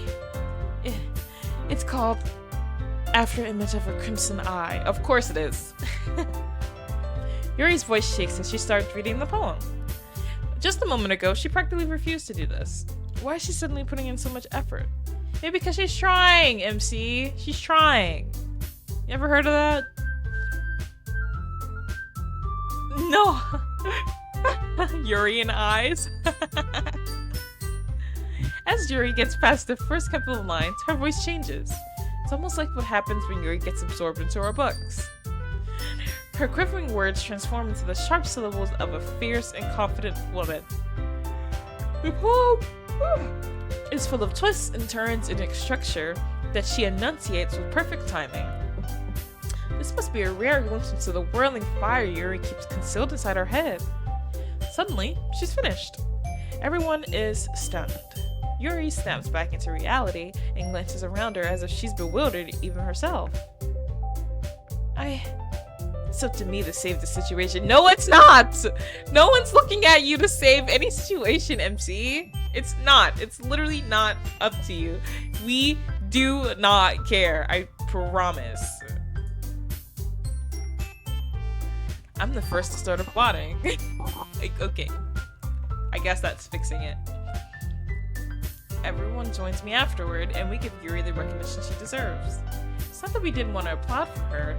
Main character syndrome. Oh. Real. But we were so caught off guard that we must have forgotten. As we applaud, Yuri holds the poem to her chest and rushes back into her seat. Yuri, that was really good. Thank you for sharing. Looks like Yuri is down for a count. Okay, I guess I'm next then. Sayori hops out of her chair and cheerfully walks to the podium. This one's called My Meadow. Sorry, I giggled. Sayori. It's a lot harder than I thought. How did you guys do it so easily? Try not to think of it like you're reciting to other people. Imagine you're reciting it to yourself, like in front of a mirror or inside your own head. It's your poem, so it'll come out best that way. I see. Okay then. Sayori begins her poem. Somehow, it feels like her soft voice is made as a perfect match. The poem isn't aimlessly cheery like Sayori is. It's serene and bittersweet. If I were to read this on paper, I probably wouldn't think much of it. But hear it come from Sayori's voice almost gives it a whole new meaning. Maybe this is what Sayori meant when she said she likes my poems. It's like I get to reach more deeply into someone I thought I knew through and through. Sayori finishes, and we applaud. I did it! Good job, Sayori. Even Juno liked it. I guess that's a good sign. What does that even mean? Oh, Monica, stop phasing in, please. It's only when Monica does it. I can't. Is she like bigger? She's like bigger than others. It came out nicely, Sayori. The atmosphere of the poem fits you really nicely. But it might be that other poems wouldn't work quite as well with that kind of delivery. Huh? I don't really understand. In other words, I've seen poems of yours where that sort of gentle delivery wouldn't work as well. They might need a little more force behind them, depending on what you're reading. Oh, I know what you mean. Well, I've been practicing that kind of thing. It's just embarrassing to do it in front of everyone. Oh, I know her so well. I laughed after the sentence before I even did the next one. Then next time, I'm gonna make you pick a poem that challenges you a little bit more. We don't have much time before the festival, you know? Okay. Oh, I cannot wait to see that. Now, who's next? Monica giving recognitions to the... Yes, literally, because we're pursuing her. She's so mean. Why are you mean to her? She doesn't deserve that. Natsuki? Don't make me go before Juno. It's not like I can compare to you guys anyway. Might as well just let Juno lower everyone's standards a little before I have to do it. Damn. Natsuki. It's fine. Might as well get it over with. But it's not like I have much selection of what to read. I'll just have to go with what I wrote for today. Yawning. Sorry. I stand up and step in front of the podium. Everyone has their eyes on me, making me feel terribly awkward. I recite my poem. Since I'm not exactly confident in my own writing, it's hard to put energy into it. Despite that, once I finish, I receive applause anyway. Sorry, I'm not really as good as everyone else. Don't worry about it so much. See, and she's like, don't worry about it to us, but so hard on Sayori. Yeah, Natsuki was speaking facts, actually. I think it's less about your abilities and more about the lack of confidence in your writing. That's something that'll improve over time, though. Yeah, maybe. Alright then. That just leaves you, Natsuki. Yeah. I'm going. Natsuki begrudgingly gets out of her seat and makes her way to the podium. The poem is called... Why are you all looking at me? Because you're presenting? Anyway, the poem is called Jump. Natsuki takes a breath. When she starts reciting the poem, her sour attitude disappears a little. While she's still a little unenthused, I know, you can see how mad she is immediately. Like, she's being so fake, but she's so good at it sometimes. She's honestly, she's holding it together pretty good for like a long time, actually. I commend that she was able to last so long. While she's still a little unenthused, her poem has a rhythm and rhyme to it. It's Natsuki's trademark style, and it works surprisingly well when spoken aloud. The words feel like they bounce up and down as giving life to the poem. Natsuki finishes, and everyone applauds. She hops back to her seat. That wasn't so bad, was it? Is it for you to say? You'd better not make me do that again. Well, do you at least feel prepared enough to recite the poem in front of other people? I mean, doing it in front of other people will be way easier. I can put on whatever face I want for other people. But when it's just my friends, it's just embarrassing. Monica Shuda would have lasted 10 minutes. Oh, absolutely. That's so real. Like, can you imagine you find out you're just code one day? That's like, oh, that's rough. That's a really rough situation, honestly. That's a surprise, Natsuki. I think it'd be the other way around for me. Well, that's just how it is, so... Well, I guess in that case, you won't have much to worry about for the festival. That said, I want to thank everyone for coming through. It might be hard, but I hope that you all have an idea of what it's like now. Make sure you pick a poem and get enough practice before the festival, okay? And then you meet a real person and they just ignore you. Yes! Or finding out, first of all, that you're code, and then that you're not even coded into being a love interest in the game with the only person that you could probably talk to, like without barriers. I'll be making pamphlets, so let me know ahead of time what you'll be reciting. Jeez, should probably find some other poem to recite instead. That's fine too. It doesn't have to be your own. I'm already pleasantly surprised that you're putting all this effort in for the club. It makes me really happy. If anyone else said that they were gonna read someone else's poem, she wouldn't have said that. Yeah, no problem. Okay, everyone. This is a great song too. I think that's about it for today. I know the festival is coming up, but let's try to write poems for tomorrow as well. It's been working out really nicely so far, so I'd like to continue that. As for the festival, we'll finish planning tomorrow, and then we'll have the weekend to prepare. Monday's the big day. Can't wait. I can do this. I can do this. Alright. I stand up. There's no way I'll be able to find the same enthusiasm as Sayori and Monica, but I'll do my best to get through it. If it's for the sake of the club and impressing Monica, like, and I feel like we have reason to believe that impressing Monica was inputted by Monica for MC to say. I feel like there's no reason that we can't think that at this point, right? And then I'll have to do my best. Ready to go, Sayori? Yep. Look at you two, always going home together like that. It's kind of adorable, isn't it? So condescending. Jeez, guys. Don't make such a big deal out of it. It must be a little nice, though. Well, how am I supposed to respond to that? Just say yes. Just say yes, thank you, and leave. It's okay, Juno. You don't have to say it. Whatever. Let's go already.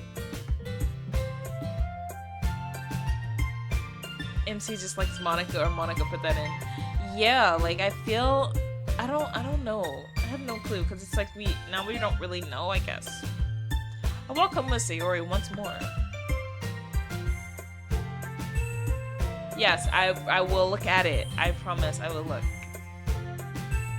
Even though it's only been a few days, a lot of things have already changed. Honestly, guys, also, I underestimated how long stream was gonna be.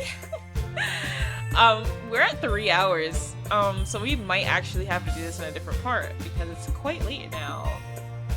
And I fear this is gonna be about 9 hours long if we...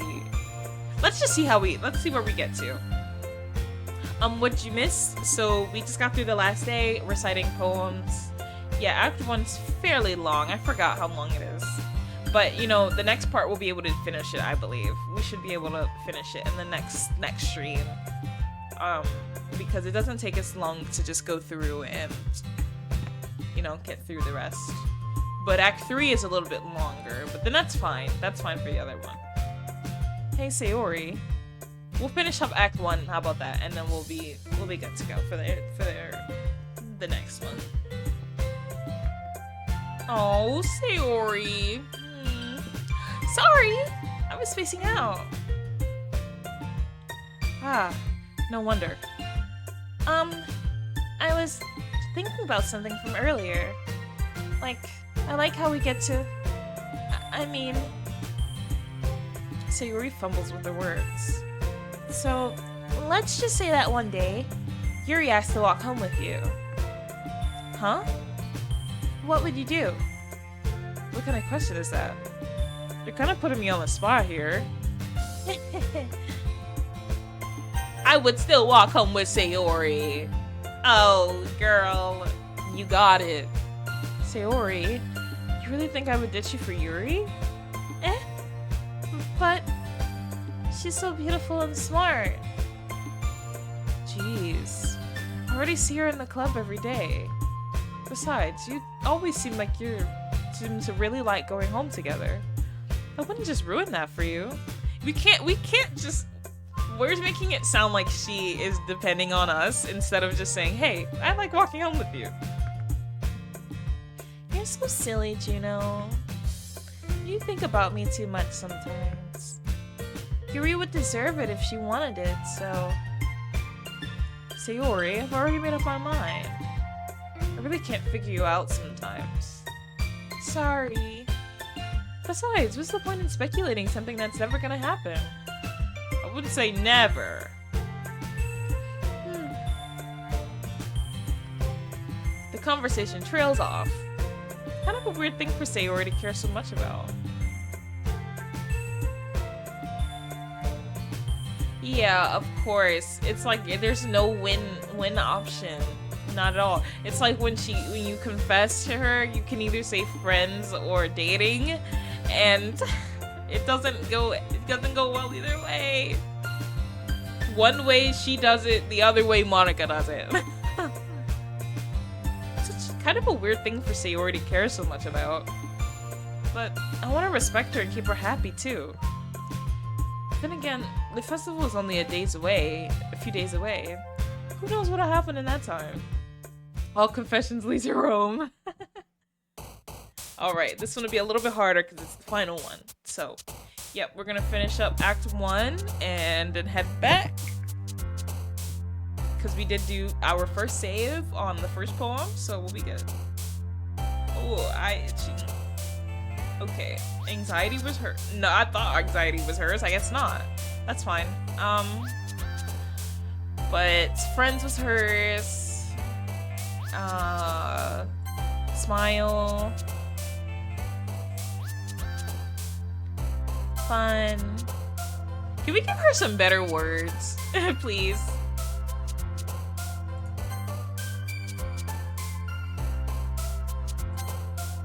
Okay. Because I just feel like every poem we've given her were only just terrible words. Oh, yep, of course, yes. Opening the door gently. I gently open the door. That's something I frequently say. I frequently say that. Like, it's really, yeah, it's kind of an if you know, you know type of situation, you know? Let's see. Oh, that's a great tip. Thank you. More motion-based. No one gets the reference. Yeah, I experience that all the time as well. No, literally. I was saying, because one of Sayori's poems earlier, it was happy thoughts. When I hear, because that's a common thing people say. Like, just say happy thoughts. Happy thoughts? Please don't say that to me. Please, I get so nervous. Promise. Never promise anyone anything, especially not a depressed person like Sayori. Comfort, that's her.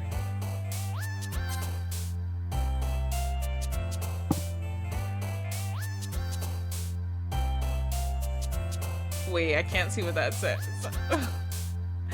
How unfortunate. I'll have to look back. Let's see. I feel like sadness would be hers. Alone was hers last time. Would love be hers. Yep. Hopeless is hers. Why is the word uncanny? This is definitely Yuri. I don't know. I knew that was gonna be Yuri, honestly, just because of how long that was. Monica, please don't jump scare me like that. Please don't jump scare me like that. The promise is thrown around so much. Yeah. It's now Sayori's word. Oh, brother. We're getting awfully close. Oh, man. I'm the last one here again. Girl, you're doing it on purpose. You have like full autonomy. You don't have to be late. You're choosing to. Don't worry. I just walked in too. Were you practicing piano again? Yeah. You must have a lot of Girl, she just used the word determination when I just chose it. I just chose it for her on accident in the poem that he gave. That's so creepy. Please, next one. Oh god. Starting this club and now picking up piano. Well, maybe not determination, but I guess passion. I said that earlier too. Undertale. We're gonna be playing Undertale on this channel too at some point. I played Deltarune, but I have not played Undertale. But I guess passion. Remember that the club wouldn't be here if it wasn't for all of you. I will certainly try. Undertale next stream, we will see. And I'm super happy that you're all willing to help out for the festival too. Undertale would have to be a couple of streams because that's a long game, and depending on what ending we want to go for, look, I'm gonna say something. Whenever I replay Undertale, I always do the true pacifist every time because I feel so bad for like doing other routes, and I feel terrible. And I don't even like touching it after I play it again. I have to like completely reset it. Oh, I can't wait for the festival. It's gonna be great. Yeah? Weren't you complaining about it just yesterday, Natsuki? Well, yeah. I'm not talking about our part of the festival. Hollow pacifist is such a... Oh, I never heard people refer to it as that before, hollow pacifists. But yeah, no, literally. And doing genocide is like I hate doing that one, first of all, because all of the boss fights are difficult. But second, it just makes it makes me feel terrible. Like, I'm terrible. I'm a terrible person. Just no way around it. But it's a whole day of school where we get to play and eat all kinds of delicious food. You sound a bit like Sayori all of a sudden. Monica, do they usually have fried squid? Squid? That's a pretty specific thing to look forward to. Oh, come on! Are you saying you don't like squid? You, of all people? Huh? I didn't say I didn't like it. Besides, what do you mean by you of all people? Monica's so mad right now. Look at her face. She's so mad. Yeah, literally. It's literally telling you that, hey, this is the consequences of your actions. You sold your soul. You don't just get it back that quickly. Because it's part of your name. Monica. Eh? That's not how you say my name at all. Also, that joke makes no sense in translation. Huh? Never mind. Just have a heart, Monica. Have a heart and laugh at the joke. Laugh at the poor girl's joke. This is all she has. Never mind. Let's just focus on our own event for now, okay? Right. Fine. Your reactions aren't as fun as Yuri's or Sayori's anyway. Excuse me. Where's Sayori anyway? Oh, there you are. Oh, Sayori. My baby. That poor girl. She don't deserve anything she's getting right now. Sayori's sitting in the desk, looking at nothing. Something says. I walk over to her. Hey, Sayori. I wave my hand in front of her face. Eh? You're spacing out again. Ah. Sorry. Don't mind me. You can go talk to everyone else. Oh, Sayori.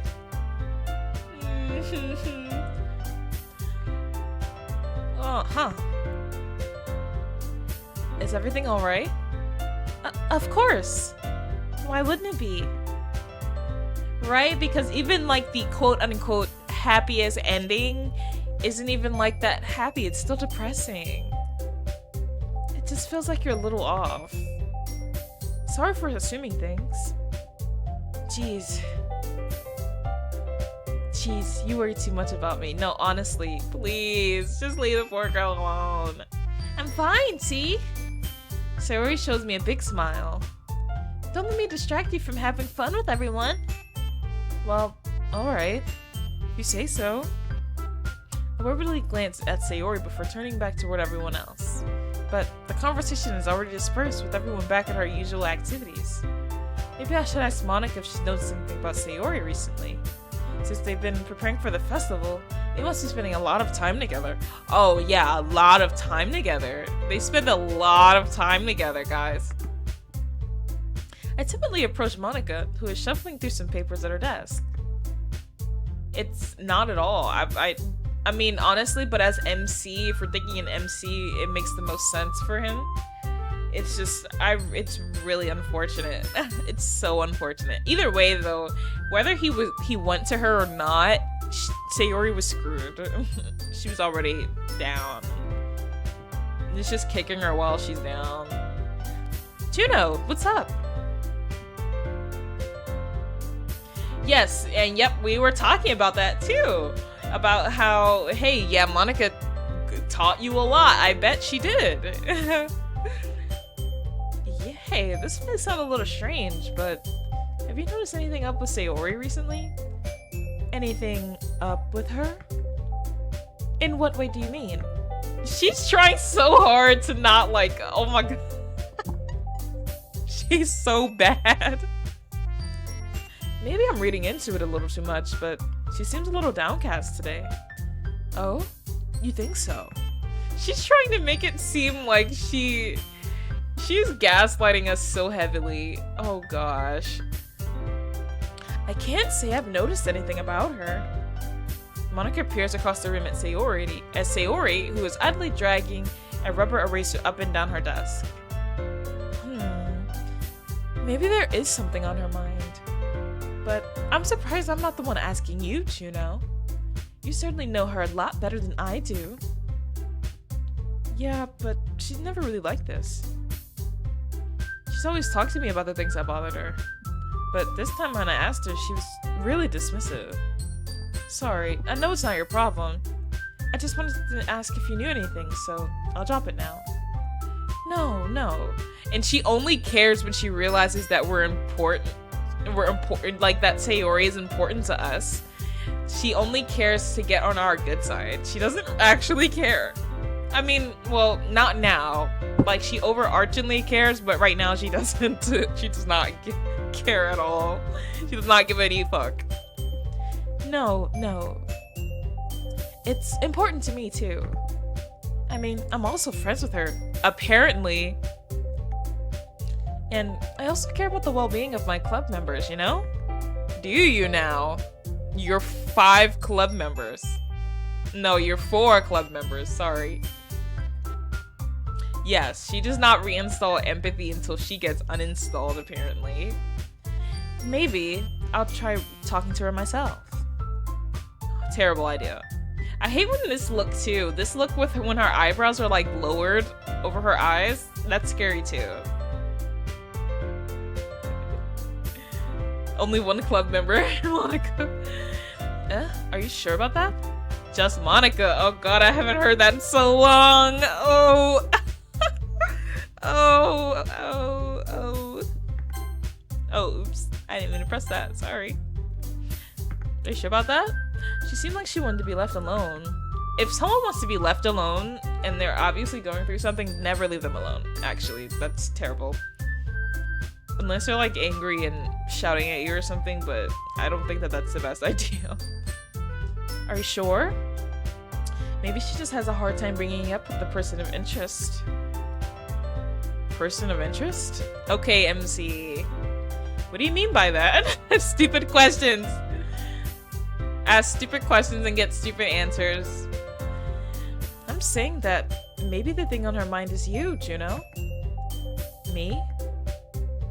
How on earth would you come to that conclusion? Oh my god. Well, I probably shouldn't say too much, but Sayori talks about you more than anything else, you know? Huh? She's been so much happier ever since you joined the club. It's like an extra light was turned on inside of her. What? No way. Sayori is always like that. She's always been full of sunshine. The joyous music. Right. It's not any different now than it's always has been. You're so funny, Juno. Have you thought that maybe you've always seen her so cheerful? Because that's just how she is when she's around you? What do you think Monica said to Sayori? I felt like she didn't say die. She probably said something to break her. At the end? To break her, but in the classic nice and concerned friend act. Maybe like, so I always imagined it being like, hey, well, I'm gonna say it how I think Monica says it. Probably said it to her. Hey Sayori. You know, everyone would be better off without you, you know? Just do everyone a favor. That's how I think she says it. That's how exactly, or she says something like that, that just throws Sayori over the edge. I'm not sure. Just something like that. She probably keeps saying this to her over time, by the way. It's not just like once. She keeps doing it. That's how I always imagined it. I'm not really sure. I'm not sure if maybe it was trust related, but I will say that it does seem like something that because like when you have when you have sorts of depression, everyone's different, and the way Sayori is, where she's constantly saying like, you know, have fun with everyone else, and she already thinks very poorly of herself, and you know, when things just get further reinforced, I think that's what did it for sure. It was just Monica reinforcing that negativity. I said too much. I'm sorry. What do I do? What do I know anyway? I didn't mean to jump to conclusions, so you should just forget about what I said.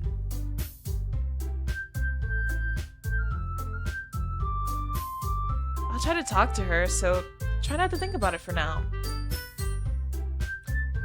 Oh, for sure. Monica is messed up. And I mean, honestly, I like that as something that maybe she could have probably said. That makes a lot of sense. Just in letting her believe that she is something that's not like worthy of something because she already thinks that. All right. Monica smiles meaningfully. I guess so. The meaning being that she's angry as hell. I know she said to forget about it, but I already know that I won't be able to get her words out of my head. Monica stands up from her desk and walks across the room to where Sayori is sitting. Watch her kneel down next to Sayori and gently talk to her. Mind you, doing this, she's probably just saying that she's just being terrible, saying terrible things to her right now. Like the devil on her shoulder. But she's keeping her voice so quiet that I can't hear her from here. I sigh and sit myself down. Just what Monica said for the longest time. I know Sayori told me not to worry about her and to have fun with everyone else, but that's impossible to do when she's behaving like this. Exactly how much do I care about her that I'm letting this weigh me down so much? Now it feels like I'm the one behaving out of the ordinary. But there's nothing I can do besides wait for Monica. Okay, everyone. After some time passes, Monica calls out the club room. No, literally, why didn't he eavesdrop? Why don't we share our poems now? Before I know it, everything is back to normal. Everyone goes back to retrieve their poems. No, so you know how Monica can like literally just control everyone's mood, apparently, I guess through the code maybe or something. I'm not really sure if it's 100% clear how she does it in that aspect, but when everything goes back to normal, like she just manipulated that whole situation just for the sake of like not having MC worry about Sayori because she doesn't want him to. Oh, that's crazy. I make eye contact with Monica and she smiles at me. I wonder what she was talking about with Sayori. Oh, she definitely did. And let's see our girl first. Hi, Sayori. This is your best one so far. It's really nice, Juno. Thanks. Sayori, you've been a little quiet today. Is everything alright? Of course! Everything's fine. Maybe I'm just a little tired today. Do you want a nap or something? No, that's silly. Don't worry about me, okay? I only want to see smiles on your face. Well, alright. Hey, Juno? I'm still a little surprised. I really thought you would try writing your own poems like the way Yuri does.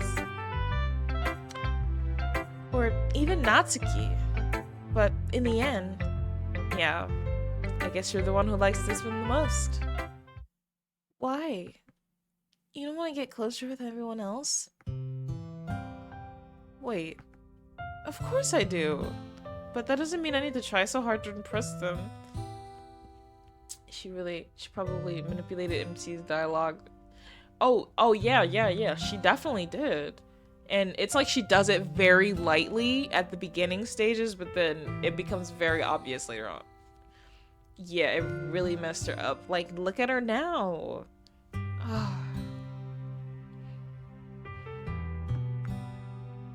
still understand you the most, Sayori.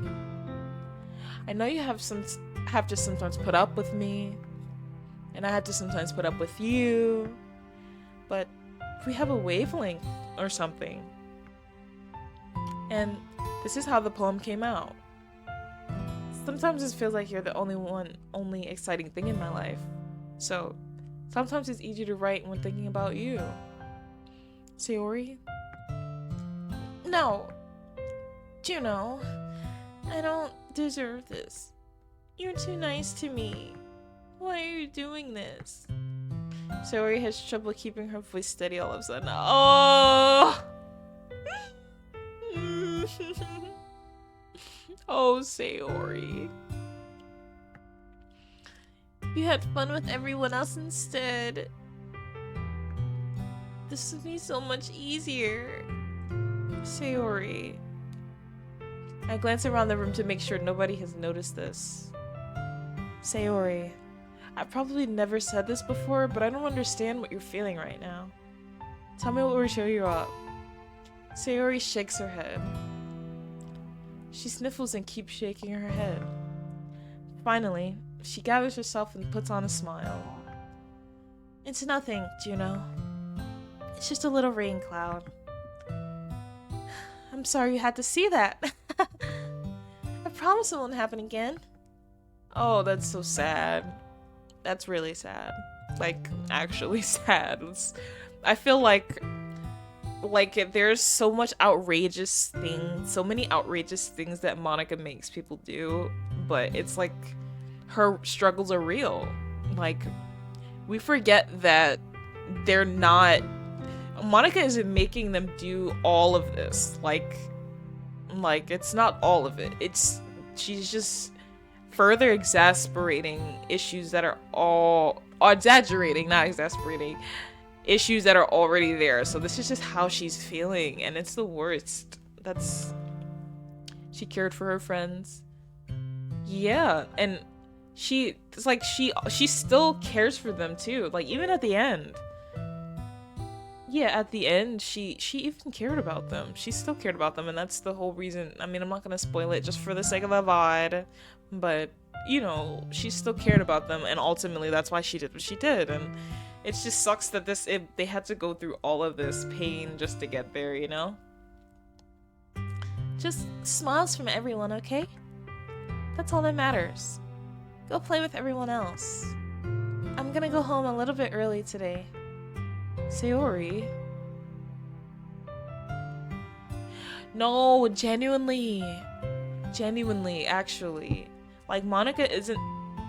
It's like she can be seen as quote-unquote the villain, but, like, she's a victim at the same time, because she shouldn't have had to experience any of the stuff that she's had to experience as well.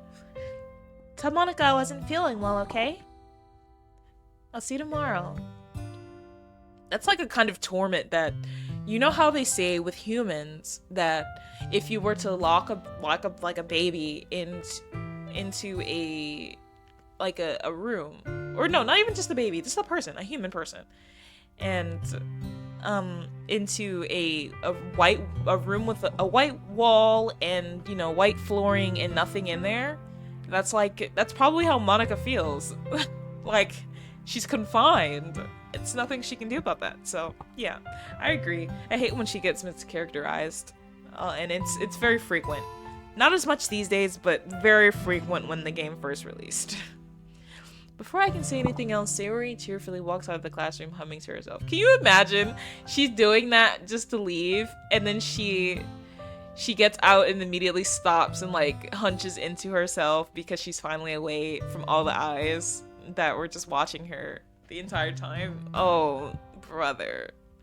Sayori. All these girls would get super mischaracterized. Fully always seems so bad. Yes, I agree. That's a perfect way to put it, honestly. That's the absolute perfect way to put it. Let's talk to Monika next. I kind of want to just get her over with. I'm scared. Oh, she's so scary. Hi, Juno. Have you thought about what you want to submit to perform at the festival? Well, being in this club is one thing, but performing in front of a bunch of people... have to give it some more thought. Okay, no pressure. No pressure on us specifically. But whatever you do, I'm sure it'll turn out great. It would also make me happy to see. Anyway, let's take a look at today's poem. Sure. I let Monica take the poem I'm holding in my hands. It's kind of funny. She's so mad we keep writing Sayori poems. How so? No, not the poem. I mean, it's funny how your poems and Sayori's poems have been getting more and more similar to each other every day. I'm surprised you're so in sync with her. Then again, you've been spending a lot of time together lately, haven't you? Yeah, she's pissed. I guess you could say that. Although we kind of grew up as just friends, I haven't been seeing as much of her this past year. But since I joined the club, we've been spending a lot more time together again, sorry. I see. That reminds me about how Sayori's been a little off today. Yeah, did she tell you something? Well, Juno, you haven't been flirting with her, have you? Of course not. I've been treating her like I always do. Alright. Just making sure. Just making sure like you're not my girlfriend. I heard in the past, why didn't Monica just leave?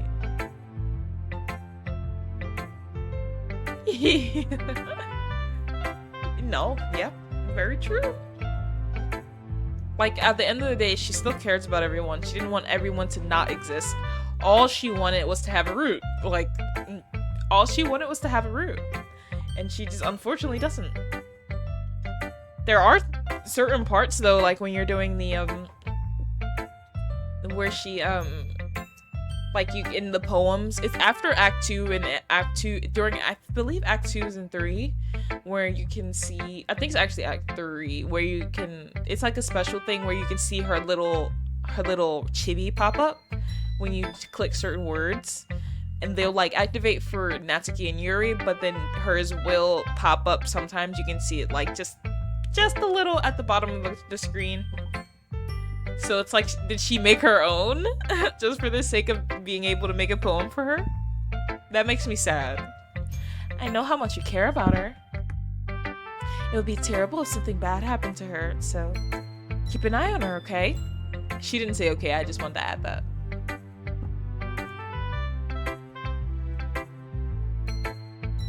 Yes, I think that it's a lot better that she likes us for us and not MC. She just disregards, like everyone should, disregard everything that MC says.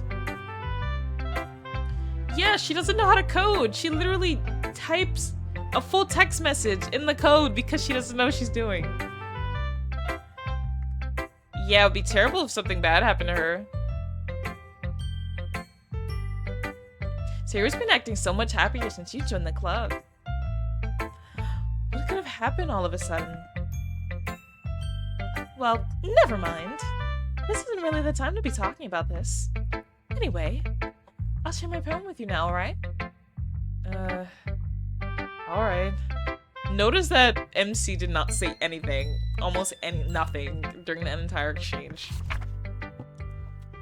The lady who knows everything. An old tale tells of a lady who wanders Earth, the lady who knows everything. A beautiful lady who has found every answer, all meaning, all purpose, and all that was ever sought. And here I am, a feather. Lost adrift the sky, victim of the currents of the wind. Day after day I search. I search with little hope, knowing legends don't exist. But when all else has failed me, when all the others have turned away, the legend is all that remains. The last dim star glimmering in the twilight sky. Until, one day, this wind ceases to blow. I fall. And I fall and fall and fall even more. Gentle as a feather, a dry quill, expressionless. But a hand catches me between the thumb and the forefinger, the hand of a beautiful lady. I look at her eyes and find no end to her gaze. The lady who knows everything knows what I'm thinking. Before I can speak, she responds in a hollow voice. I have found every answer, all of which amount to nothing. There's no meaning, there's no purpose, and we seek only the impossible. I'm not your legend. Your legend does not exist. And with a breath, she blows me back afloat, and I pick up a gust of wind.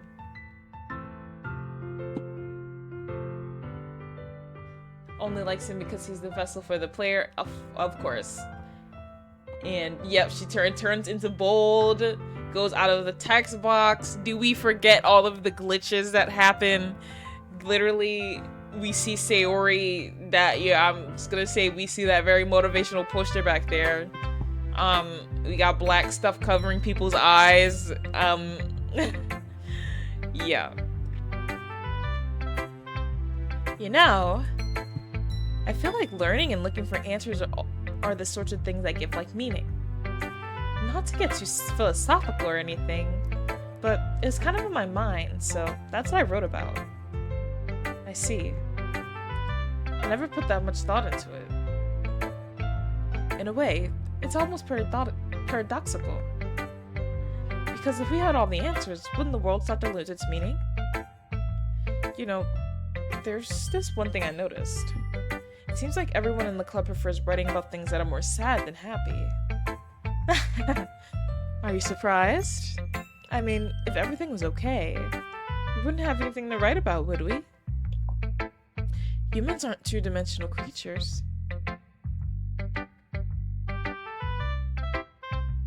I think you'd know that better than anyone. You mean one-dimensional? Ah, yeah, that. yeah, that, yeah. Monica sees it not caring. Monica has this hollow version with the empty voice that drowns out her dreams.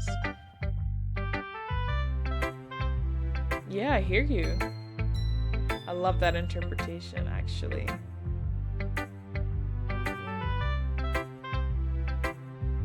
Yeah, imagine me snapping as well. Anyway, here's Monica's writing tip of the day.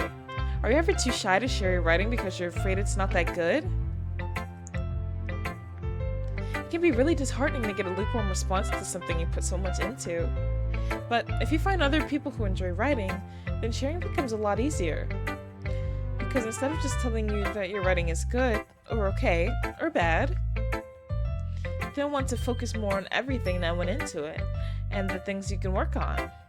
It's much more encouraging that way, and it will make you want to continue improving. It's almost like having your own little literature club, don't you think? That's my advice for today. Thanks for listening.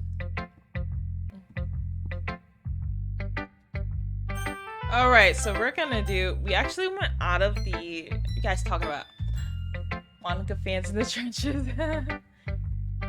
There cannot be any MC fans. Like, I'm gonna be genuine. Like, how are there MC fans? The game is one big Monica route. Well, hey, you're not wrong. You're not wrong about that, actually. Because it's just Monica tried to give herself a root. And I guess she did, but like in the worst way possible. Yeah. Sayori.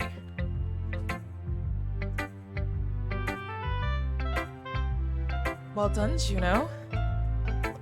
You've definitely improved your writing over the course of these few days. Quick, tell Monica she has a root. No, literally, we can avoid so much right now. Monica, listen to me. Has my advice been helpful to you? Yeah, definitely. I'm glad. Sharing our writing like this. It's a lot more fun and rewarding than I anticipated. I need to remember to thank Monica. I think we all felt a little awkward at first, but now it seems like everyone is enjoying sharing their writing and seeing what others think. I guess I can't really... Oh, this is us. I guess I can't really disagree. I was afraid this whole thing would be a chore. But it's a great way for me to spend some personal time with all the girls in the club. Okay, MC. Okay. We get it. But it's been fun getting to know everyone and their writing. And I guess doing some writing myself, well, have you learned anything about yourself, Juno? Eh? Well, you know how I like to say that writing is a very personal way to get in touch with yourself. In the end, it doesn't matter if you're a good writer or a bad writer. And even in my opinion, even my opinions are just opinions, you know? As always, I believe what's most important is exploring and discovering yourself. That's comforting. I'm kind of afraid of disappointing you in some way or another. Huh? Why me? Well, you're always sophisticated with your writing and have the most advice to share. Is that so? Yes, Yuri is so real, honestly. Yuri thinks for a good minute. Well, if I'm being really honest, if we take away the fact that this is like a video game and they're like sentient, well, at least not yet. But this game is very grounded in like reality and real experiences. It's just, you know, also a fake dating sim horror game. It's also a fake dating sim horror game. Wasn't exactly designed to be the same type of character as each girl. As the girls. Yeah. Yeah. Yep, I agree. Yeah, MC is not well equipped once the game starts breaking. And it just makes me wonder if it's intentional on Monica's part to keep him like it just, well, the fact that she knows first of all that MC isn't him. Eh? For me to become someone whose opinion is fearsome. How unlikable of me. Yuri, it's not as bad as you're making it sound in your head. I just meant that as I respect your opinion. I see. I'm sorry that I always think in terms of those sort of conclusions. I'm a little too used to it. Overthinking? Being disliked. Yuri. What am I saying? I'm sorry, I didn't mean to bring that up. It's okay, it's not your fault. It's not your fault, you can't help it right now. Let's move on. Alright. Do you want to share your poem now? Okay. Here. Beach. A marvel millions of years in the making, where the womb of Earth chaotically meets the surface, under a clear blue sky, an expanse of bliss, but beneath the gray rolling clouds, an endless enigma. The easiest world to get lost in is where everything can be found. Ooh, sounds great. One can only build a sandcastle where the sand is wet, but where the sand is wet, the tide comes. Will it gently lick at your foundations until you give in? Or will a sudden wave send you crashing down in a blink of an eye? Either way, the outcome is the same. Yet, we still build sandcastles. I stand where the foam wraps around my ankles, where my toes squish into the sand. The salty air is therapeutic. The breeze is gentle yet powerful. I sink my toes into the ultimate boundary line, tempted by the foamy tendrils. Turn back, and I abandon my peace-here road at the shore. Drift forward, and I return to Earth forevermore. I love the word forevermore. I think that's one of my favorite words in the English language. What can she be talking about in this? Let's think about it before we get off of this. I mean, obviously it's about the feeling of like, it feels like the feeling of, take a back seat in your mind. Yes, no, yes.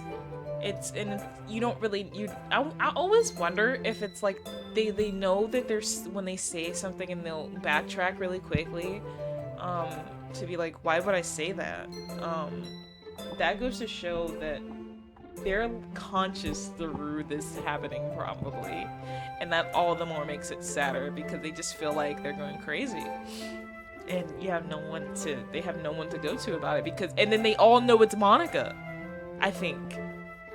like Natsuki, regarding Natsuki, in Act 3 when Yuri starts acting crazy, and she gives you that poem note to talk to you about like the fact that Monika's not listening to her about Yuri and Yuri needs help. Like, yes, Natsuki is dope. Natsuki's the GOAT, honestly. Natsuki's the GOAT.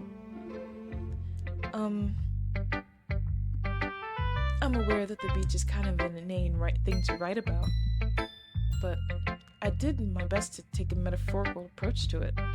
You say that like you didn't even want to write about it. Oh, you haven't heard? After yesterday, Natsuki and I, well, it was amusing that we wrote about something similar in such different ways. So, Natsuki wanted to write about the same topic as each other again.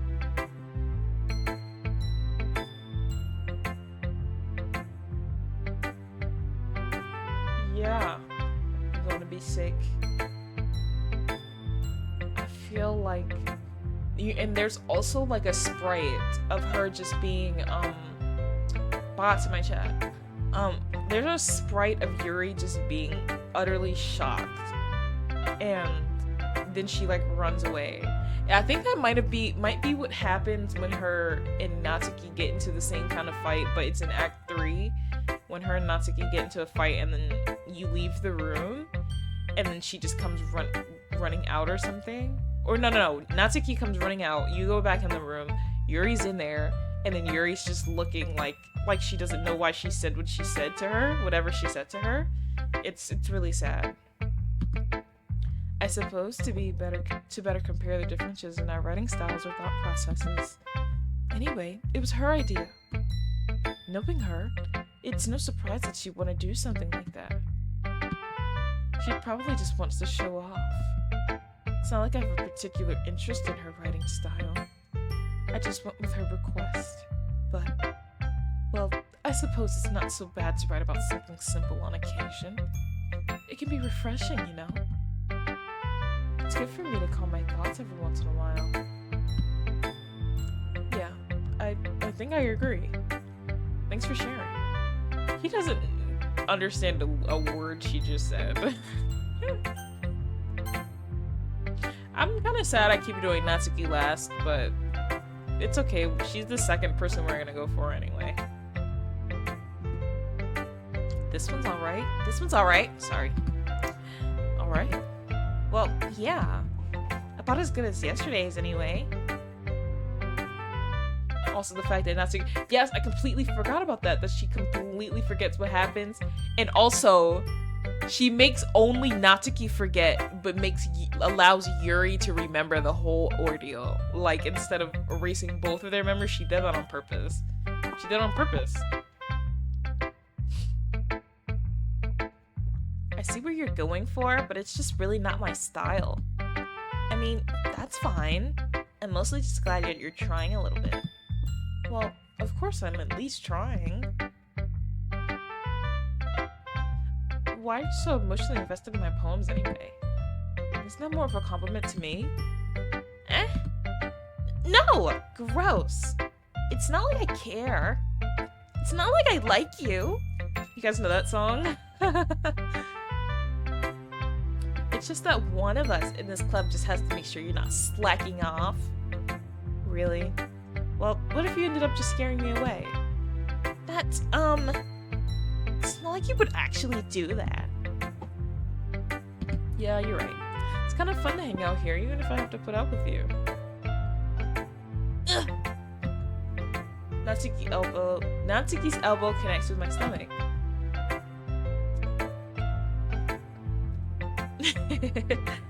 Yeah, when she says get out of my head. Oh, absolutely, Monika. I feel like to a certain extent everyone knows that it's Monika, but it's until a certain point that they don't really know, you know what I mean? Like Sayori, the closer she gets to you know, dying, I think the more she realizes that, oh, it's Monika, you know? Oh, maybe I won't mind scaring you away after all. I was just joking. Oh, I know. Don't worry, I was too. How the hell do you call that a joke? It seriously hurt. Well, maybe it was funny to her. I guess that's kind of the point. I should really watch my mouth around Natsuki. Yeah, you should. Anyway, Natsuki holds her poem out to me like nothing ever even happened. I'll be your beach. Your mind is so full of troubles and fears that diminished your wonder over the years. But today I have a special place, a beach for us to go. A shore reaching beyond your sight, a sea that sparkles with brilliant light. The walls of your mind that will melt away before the sunny glow. I'll be the beach that washes your worries away. I'll be the beach that you daydream about each day.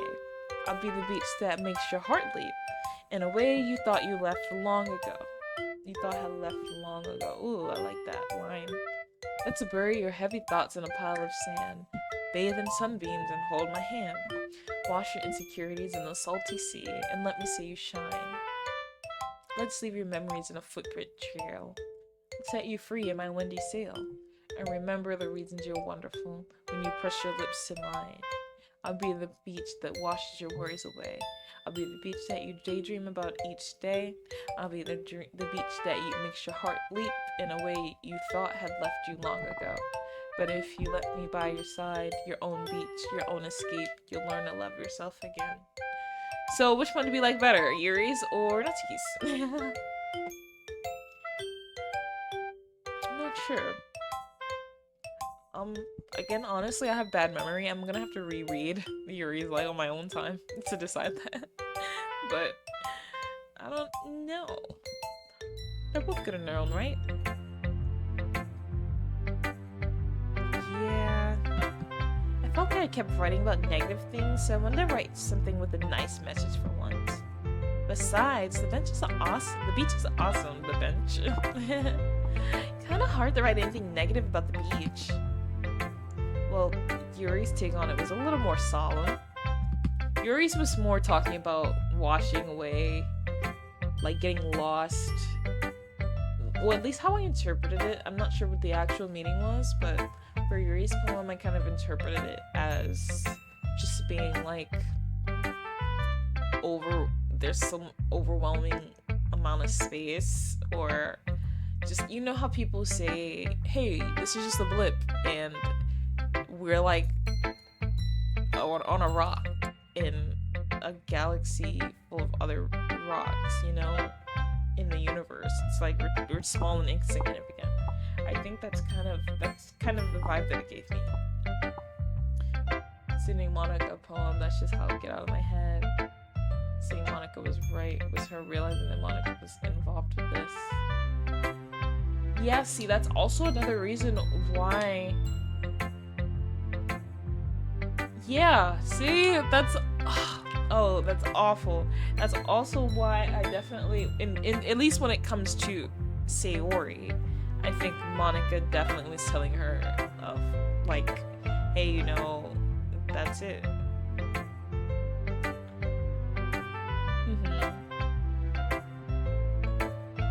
Jeez, she better not have said anything bad about mine. After all, she was the one who wanted us to write about the same topic. Ugh, I can really see her doing that too. Like, here I was writing about a simple topic, then trying to impress me by coming up with something all fancy. Well, it's not like I care. I just did it anyway. I mean, I guess mine ended up being kind of metaphorical too, but there's nothing wrong with doing that every once in a while. At the very least, it's good practice. I have not read any of the side stories. I might actually do that after this. Oh, it's overall just so depressing. It's so depressing. No happy endings. Okay, you three.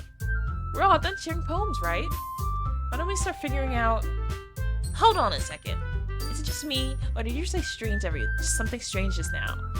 Huh? Something did sound just a bit unusual. That's right. You deviated from the usual catchphrase when addressing the club. Catchphrase? I don't have a catchphrase.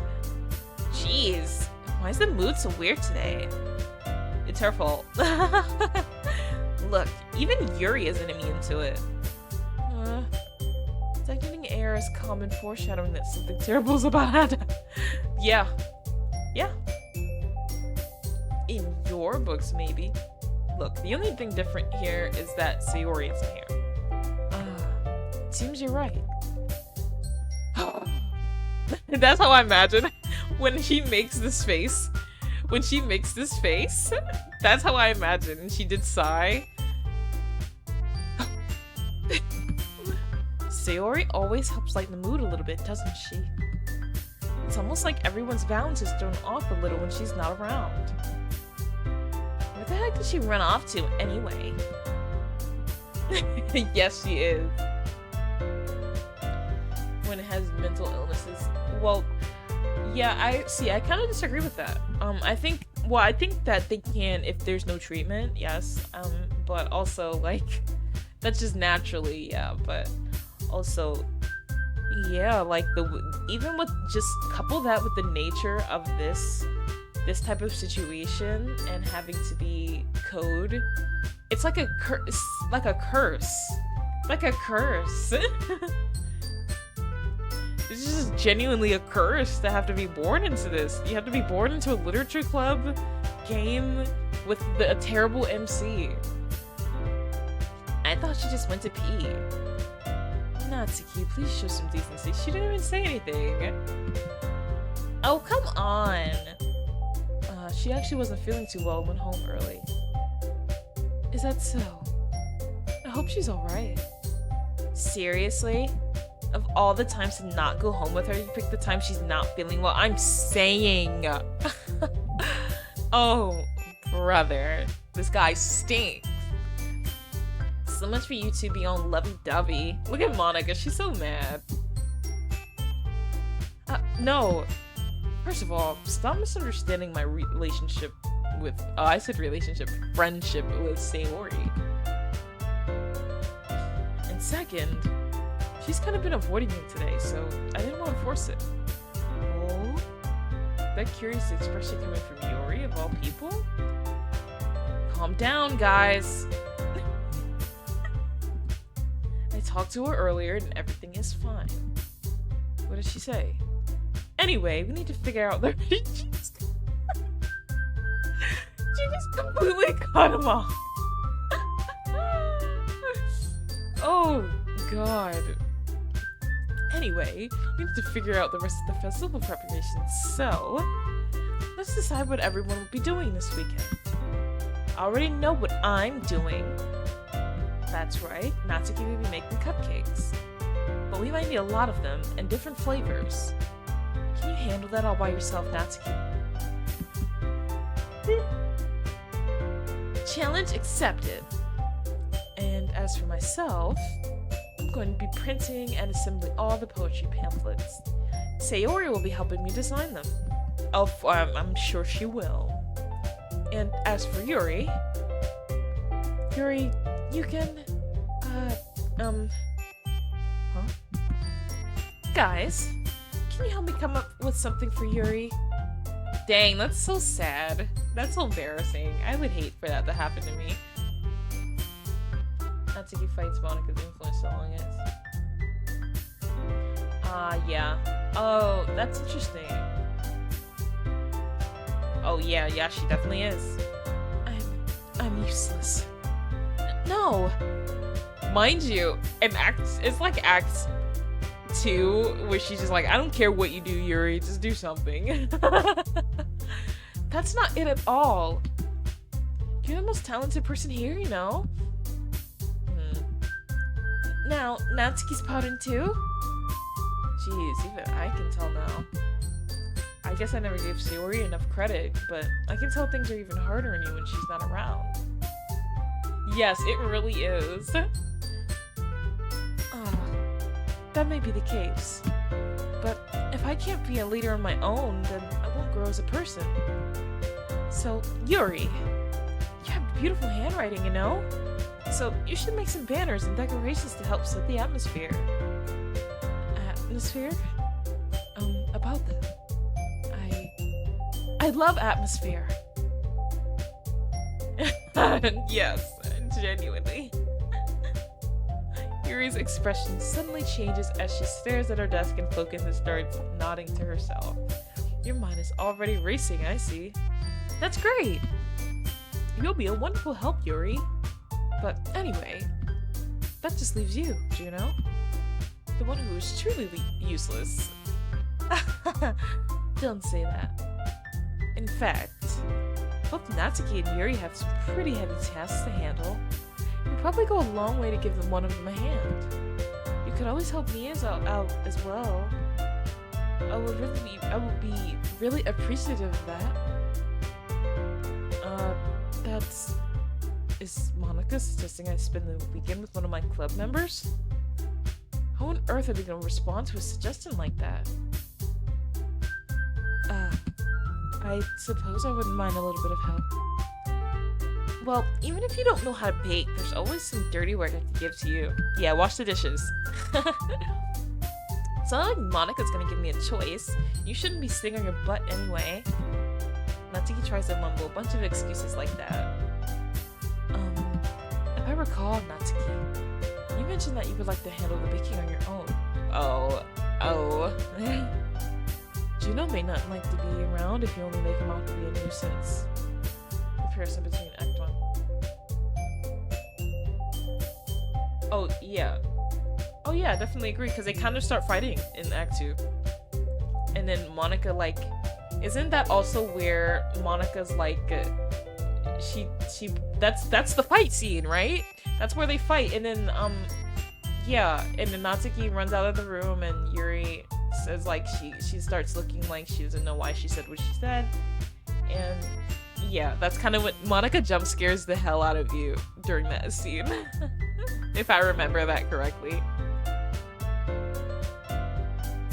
Oh, is that not the fight? I thought it was the fight with the, I thought that was the fight with the weekend stuff. And then Monica, like, takes you out of the room because she's, like, because they're, like, saying, oh, why are you trying to take it for yourself? And, you know, you have the least taxing, thing, right? Yeah. Yeah, it's really funny. She's scary as hell, though. Like, I don't know what it is about her eyes. To me, it's so scary. So, therefore, you may be more suited to assisting with the decorations. Hold on, I never said that. How hard could it be to make a few decorations anyway? Sounds more like you're just making excuses for Juno to... What are you saying? It'll be extremely meticulous work. Look at her just standing there. I hate the way she's just looking at us all the time. And it's like both of them are looking at us also, but... Oh, God, I hate it. Yeah. Which is also indicative of the president, vice president, right? Like you said earlier. And baking isn't? Just do what you think. Guys, settle down for a moment. In the end, I think it's up to Juno to decide how we'd like to contribute. Besides, he hasn't really gotten the chance of spending time with me, you know? So, I'm sure he's interested in... You literally just said... I'm surprised as well. Sorry. I was just saying, though. Yeah, and this is not the time where she forced our cursor to choose her. Jeez. Can we just settle this already? Yeah. Juno, you're okay with this, right? In the end, it's up to you. Of course. Very well. In that case, everyone look straight at me.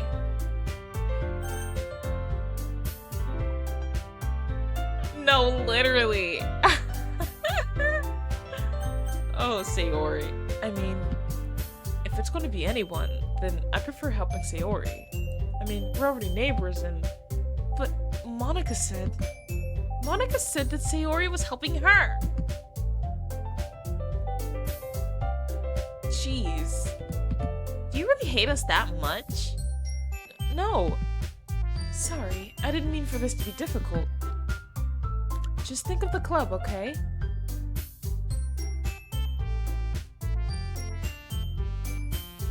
Yeah, we always get to see Sayori at the end. Sayori is getting the Monica treatment. Yes. Well, if I have to go with who I kind of want... Yes, that's precisely what she just said. Well, I'll probably be the most useful helping out Yuri. Me? Are you serious? Why would you?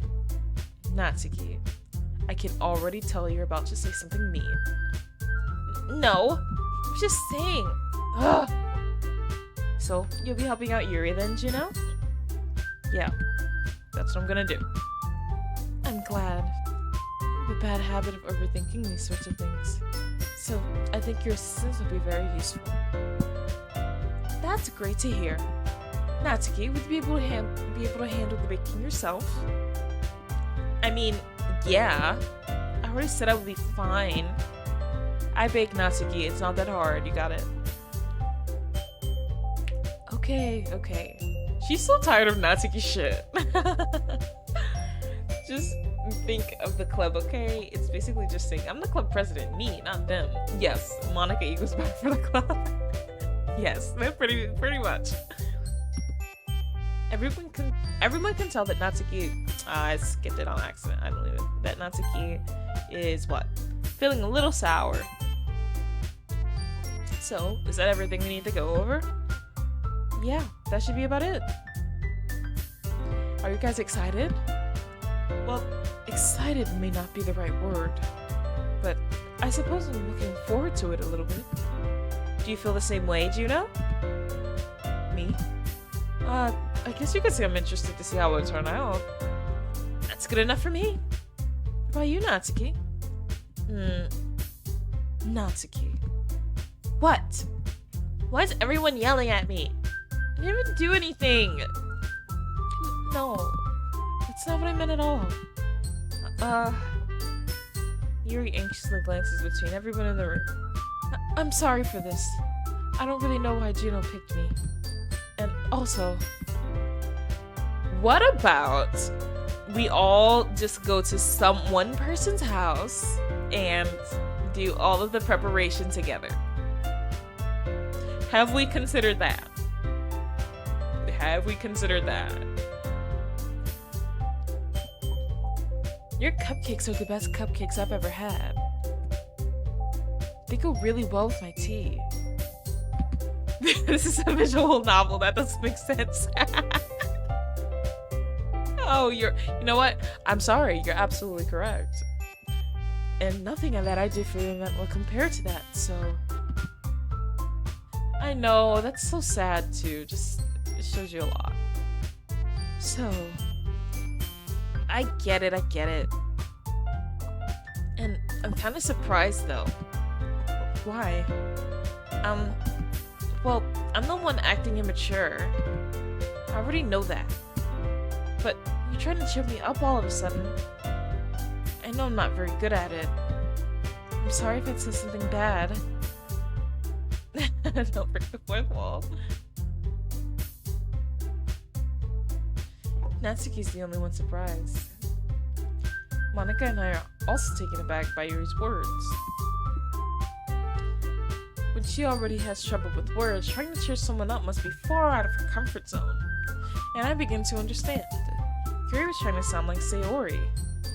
Even if it didn't work perfectly, I can tell that she tried something that Sayori would say at a time like this. Because Sayori would always help everyone smile and feel good about themselves. No, I kind of appreciated it.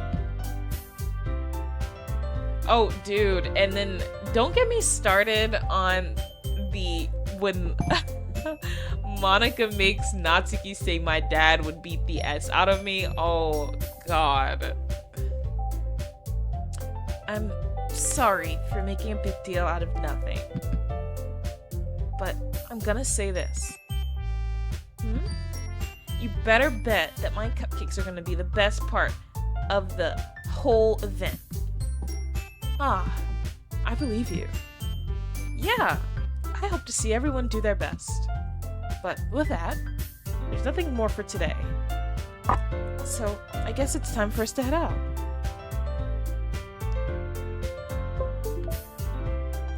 Alright, let's get out of here then. So I love Monika, but we don't get to say that, and then she passes out. Really? Oh, dude, like, it's like, I don't even know. Or even, like, do you remember the part where Monika was saying, when Natsuki was, she said something about Natsuki looking for coins to get food out of the vending machine? That was so, because of her dad or something, that was like, that was crazy. Everyone packs with their things. I start to follow Monika and Natsuki out the door as they chat between each other. Or is it Yuri? Well, still, yeah. It's still my point stands, though. The fact that Monika made Yuri say that.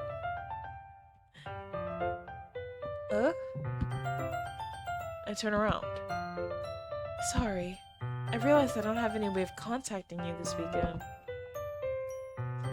Oh, you're right. I can't believe that slipped my mind. Should I give you my phone number? I think that would be the best way, yes. Alright then. Yuri and I exchanged phone numbers. Okay. Then I'll be stopping by your house on Sunday. My house? My house! Oh man, not my house! Oh man, not my house! Is that a problem? No, not at all. I just thought that I would be the one going to your house since I'm the one helping you. Well, I mean, that makes more sense, right? But I guess, yeah, well, this is the visual novel. We don't have logic here, guys. There's no logic. I suppose that makes sense. Oh, yep, I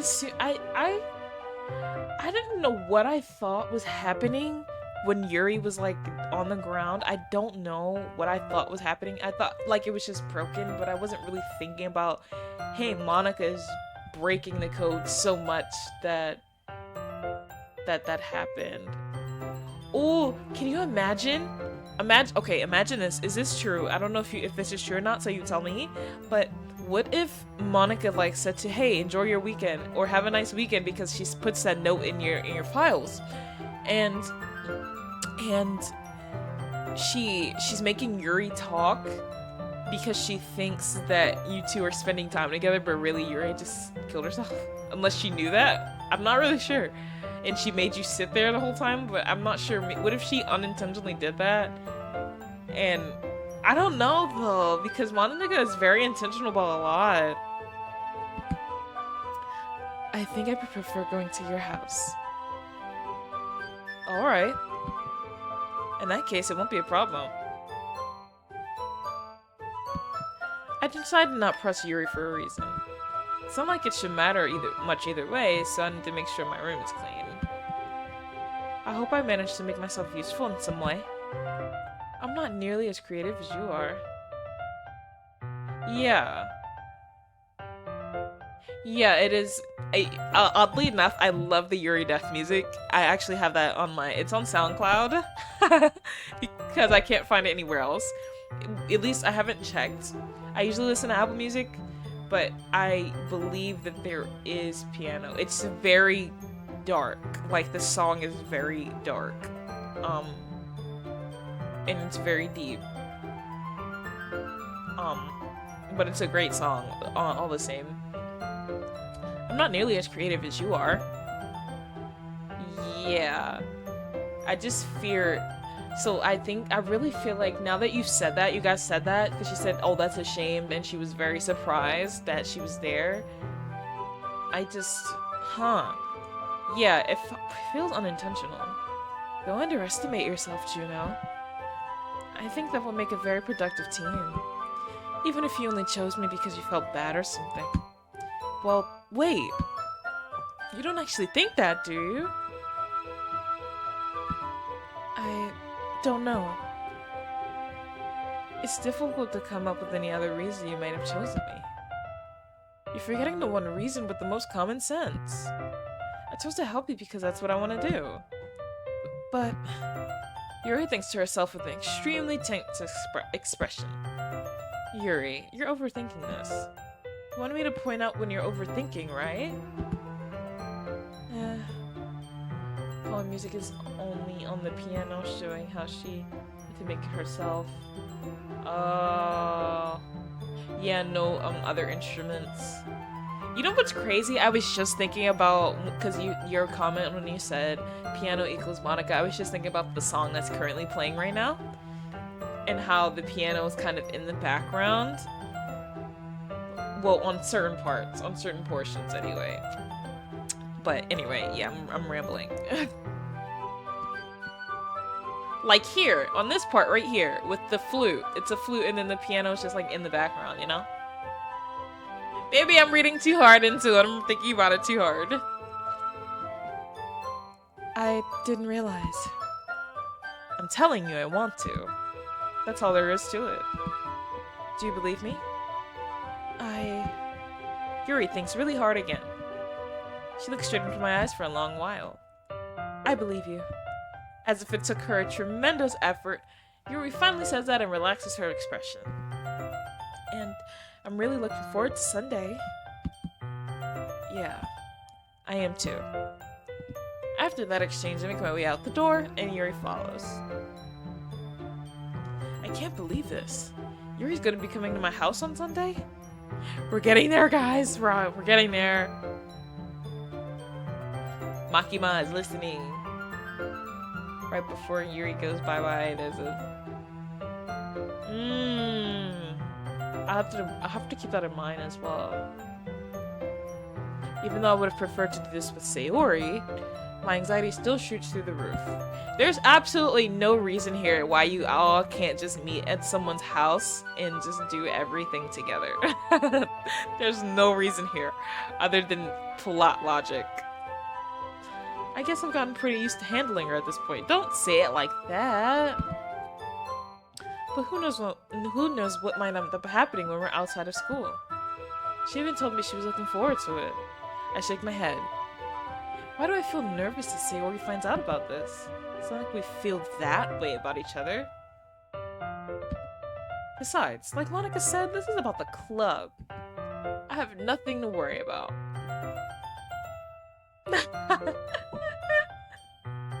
Yes, they would. On site, by the way. If I go with it, then I'll have a good time. It's already Sunday. Getting there. We're getting there. We're getting there. I've been getting increasingly anxious about Yuri's upcoming visit. I keep telling myself there's no reason to be nervous, but it doesn't help much. Would a very drunk Monica get confused? Oh, dude, that's the worst. If she can hear the background music all the time and she has to live in this world, I would... Oh, dude. Oh, dude. Oh, I think she would. She doesn't have anything else to do. She has to. Poem panic. You can do that. You know that move where you cross your arms over your knees? That's that kind of song, for sure. Yuri is clearly an introvert and also an intimate person in general. There's no doubt she'll open up a little bit when it's just the two of us. Meanwhile, we've been texting occasionally. She was extremely apprehensive at first, but it wasn't long until I was already learning more about her. But putting Yuri aside, I haven't heard a thing from Sayori since she left the club early the other day. Dude, that's the worst. If she was upset and she left early and she doesn't ever do that, and you haven't heard from her, please, please, never do that to people. It's not like we text each other all the time or anything, but I've been worried about her in the back of my mind. Between what Sayori said and what Monica said, is it really okay for me to put Sayori's feelings aside when she might need me? I decide to visit Sayori before Yuri comes over. Break from the music! Break from the music. It's just like, Monica starts dancing Sayori. Should we tell Monica there's no music playing? Oh, she's killing. No, Natsuki would be hating. She would be hating, like, what are you doing?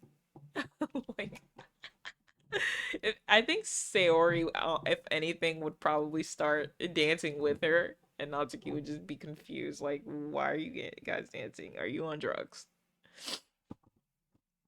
Rather than asking, I simply tell her I'm coming over, much like we've done in the past. Once I reach Sayori's house, I knock on the door before entering it myself. Again, we used to play so often that we've made it a habit of simply entering each other's houses like we were family. I always thought about, like, where's everyone's parents? Where are your parents? The house is quiet. We're not there yet, folks. We're not there yet, folks. Don't be tense.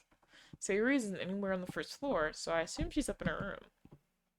It's already strange of her to not run down and greet me. I head up for her bedroom, where I finally find her.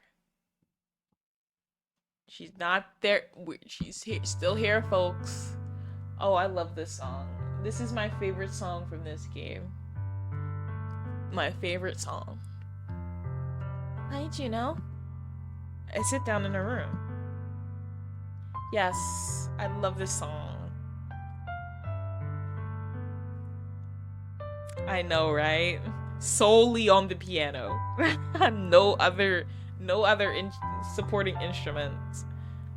Sayori forces a smile, but it's easy to tell that she's different. There's this minute of silence between us. You haven't come over like this in a long time, have you? I guess you're right. It has been a long time. Not much has really changed, has it? She has an Angry Bird in her background. Sayori's room is as messy as it's always been. You calling this messy? This is messy?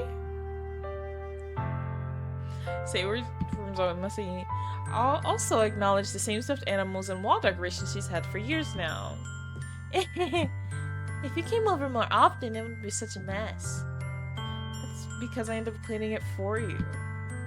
How come you suddenly wanted to come over today? The ripped calendar? Oh! I never... Dude. I never noticed. Oh my god, Sayori. Oh. Sayori, oh my god. Oh, that was my first thought. It was a silent voice. Was Shoya ripping off his calendar and his mom like screaming at him, why would you do that? Oh my god. You're just showing me so many things that I have not noticed. And I love this game. Oh my god. Oh, brother. I'm tearing up. Aren't you supposed to see Yuri today? Yeah, but... Wait, how did you know that? Well, I think... I'm not sure if it's just the concept is from a silent voice, but it's a common thing just when people are considering ending themselves. But yeah, silent voice is great. If you have never watched it, that's a great... you're very lucky. It's a great watch. You should really watch it. Wait, how did you know that? I cry every time I watch that movie. Please watch that. Sayori had already left by the time we had decided that last meeting. Monica told me. That's so ominous. Oh. It's only natural for her to keep me informed about the festival preparations, right? Festival preparations. Right.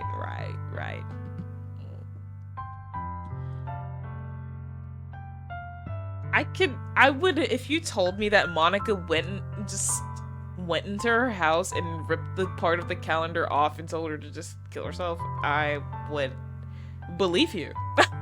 I would believe you. That's true. But what about you? Are you gonna be helping Monica today? Of course. But I'm just helping her online. We didn't plan to meet up or anything. So it's just me and Yuri then. Yep. There's more silence between us. Sayori stands in a random direction. Everything about her behavior is really uncharacteristic. I finally get to the point.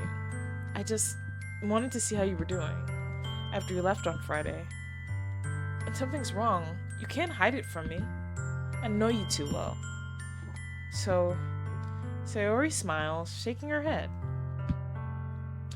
That's no good, Juno. Why can't it just be how it's always been? This is all my fault.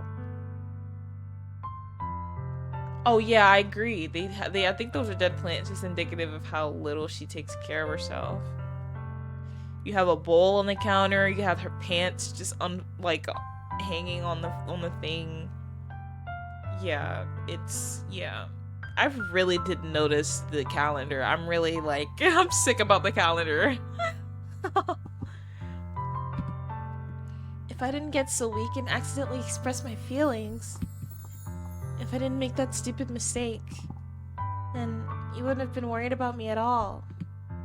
You wouldn't have come here. Oh!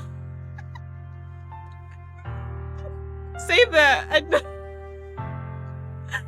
No, I'm saying because she has blue jeans that are just sitting here. Just sitting here. Like, for some reason, they don't go there. That's what I meant. You wouldn't have been thinking about me right now. But this is just my punishment, isn't it? I'm sorry. I'm so sorry. Look, I don't agree with anything that Monica is doing. I denounce everything that Monica's doing. I promise. I promise I don't want Sayori to die. I promise. I'm getting punished for being so selfish. I think that's why the world decided to have you come over today. It just wants to torture me. Oh my goodness. Sayori. I grabbed Sayori by the shoulders. Stop manhandling her. What on earth are you saying? Are you listening to yourself right now? I know something happened to you. There's no other explanation for you to be like this. Well, I mean, he's not wrong. Best observation made by MC thus far. So, tell me already. Until I know, I won't be able to stop thinking about it. Sayori gives me an empty smile.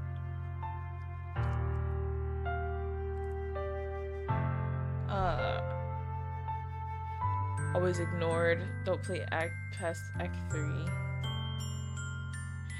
Yeah, and like I had mentioned this earlier, that Natsuki is the only one that didn't die like a violent, painful, or slow death.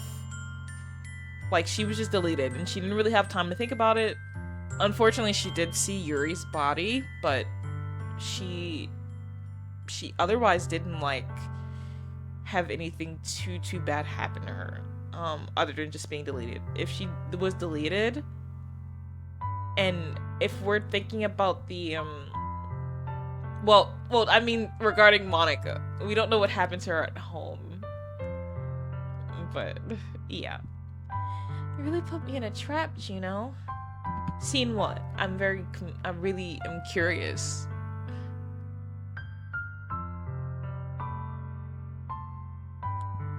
But you're wrong. Nothing happened to me. I've always been like this. You're just seeing it for the night. Oh, well, yeah. yeah, that too. Yeah. I forgot about that.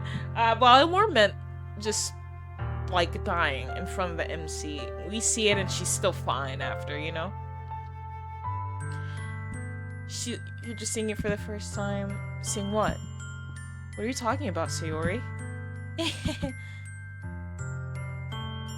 That's true. You're correct. I completely forgot about that. Oh god, I'm glad that I'm gonna have to play this in the daytime. Oh, I'm so scared. 200 Robux to revive. You're just really gonna make me say it, aren't you, Juno? I guess I have no choice this time. The thing is, I've had really bad depression my whole life. Did you know that? Why do you think I'm late to school every day? Bro, this conversation as MC has to suck after how he's been treating her. But, you know. Because most days I can't even find a reason to get out of bed. A reason is there to do anything when I fully know how worthless I am. Why go to school? Why eat? Why make friends? Why make other people put their energy and caring to waste by having them spend it on me? That's what it feels like. And that's why I just want to make everyone happy. Without anyone worrying about me.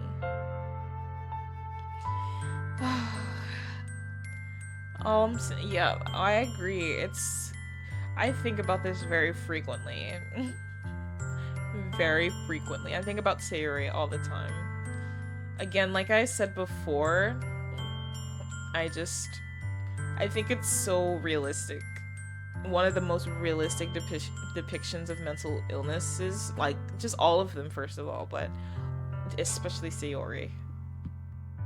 I'm in shock. Can't even figure out how to respond. Making one of Natsuki's words Papa. Oh yeah, that's diabolical. Diabolical. How is it possible that Sayori kept this from me the entire time that I've known her? Did she really want so badly for me to just not think about her? Why, Sayori? Huh? Why is it that you've never told me about this? Almost feels like I've been betrayed. That's not how you respond. Ugh, this MC sucks. Because if I knew, I would have done everything I could to support you. Even if there's only so much that I could do. Yeah, he's making about himself. Oh gosh. That's why I'm your friend. All you had to do was tell me. You don't understand at all, Juno. Why do you think I didn't tell you? Because if I told you, then you would have to waste effort caring about me instead of doing important things. I don't want to be cared about. It's bittersweet when people try to care about me. It feels nice sometimes, but it also feels like a bat being swung against my head. She's saying all of this with a smile on her face, by the way. That's why I wanted so badly to make friends with everyone else. Kyokurin. I'll listen to that. I gotcha, I'll listen to that. Thank you. That's why I wanted so badly for you to make friends with everyone else. Helping everyone to be happy together is the best thing for me. But then, I discovered something else, too. Seeing you make friends and get closer with everyone in the club, it feels like a sphere going through my heart. So, that's why I decided the world just wants to torture me. Oh, I skipped that on accident. What did she say? That's every path leads to nothing but hurt. You're right that I don't understand. I don't understand your feelings at all, Sayori. But I don't need to understand. Whatever. Yawning. That's what I'll do. No, Juno. There's nothing. Nothing at all. The only thing that could have helped us is everything could be like it always was. But I was selfish. I finally showed you what a horrible person I am. Tears streaked down Sayori's face. I made you join the literature club because I was selfish. And I was punished by my heart hurting in a way I couldn't understand. And now you came here and I made you hurt too. I'm just weak and selfish. Oh, Sayori. That's all I am. And that's why I'm going to accept these punishments. Because I deserve every last one. Without thinking, I once again grab Sayori's shoulders. This time, I pull her into a tight embrace. Juno. Sayori. I don't care if you feel selfish. I'm really happy that you convinced me to join the club. Seeing you every day makes it worthwhile enough. If I make friends with everyone else, then that's just a bonus. But please never underestimate how much I care about you. That's the best thing he said in this entire conversation. I wouldn't have it any other way. Juno. Sayori isn't hugging me back. Despite my arms being wrapped around her, Sayori's arms remain at her sides. She starts sobbing next to my ear. No, don't do this to me. Please don't do this. Juno, Sayori barely manages to speak between her sobs. Oh.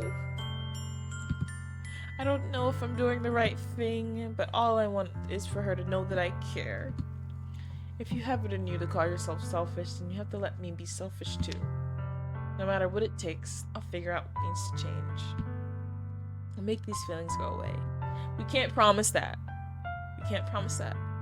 And if there's anything that you need me to do, then you better tell me. I'll get mad if you don't. I don't know. I don't know. I don't know. Gently. Gently. Whew. Got a little scared there. Sayori finally puts her arms around me in return. I don't know anything. It's all really scary.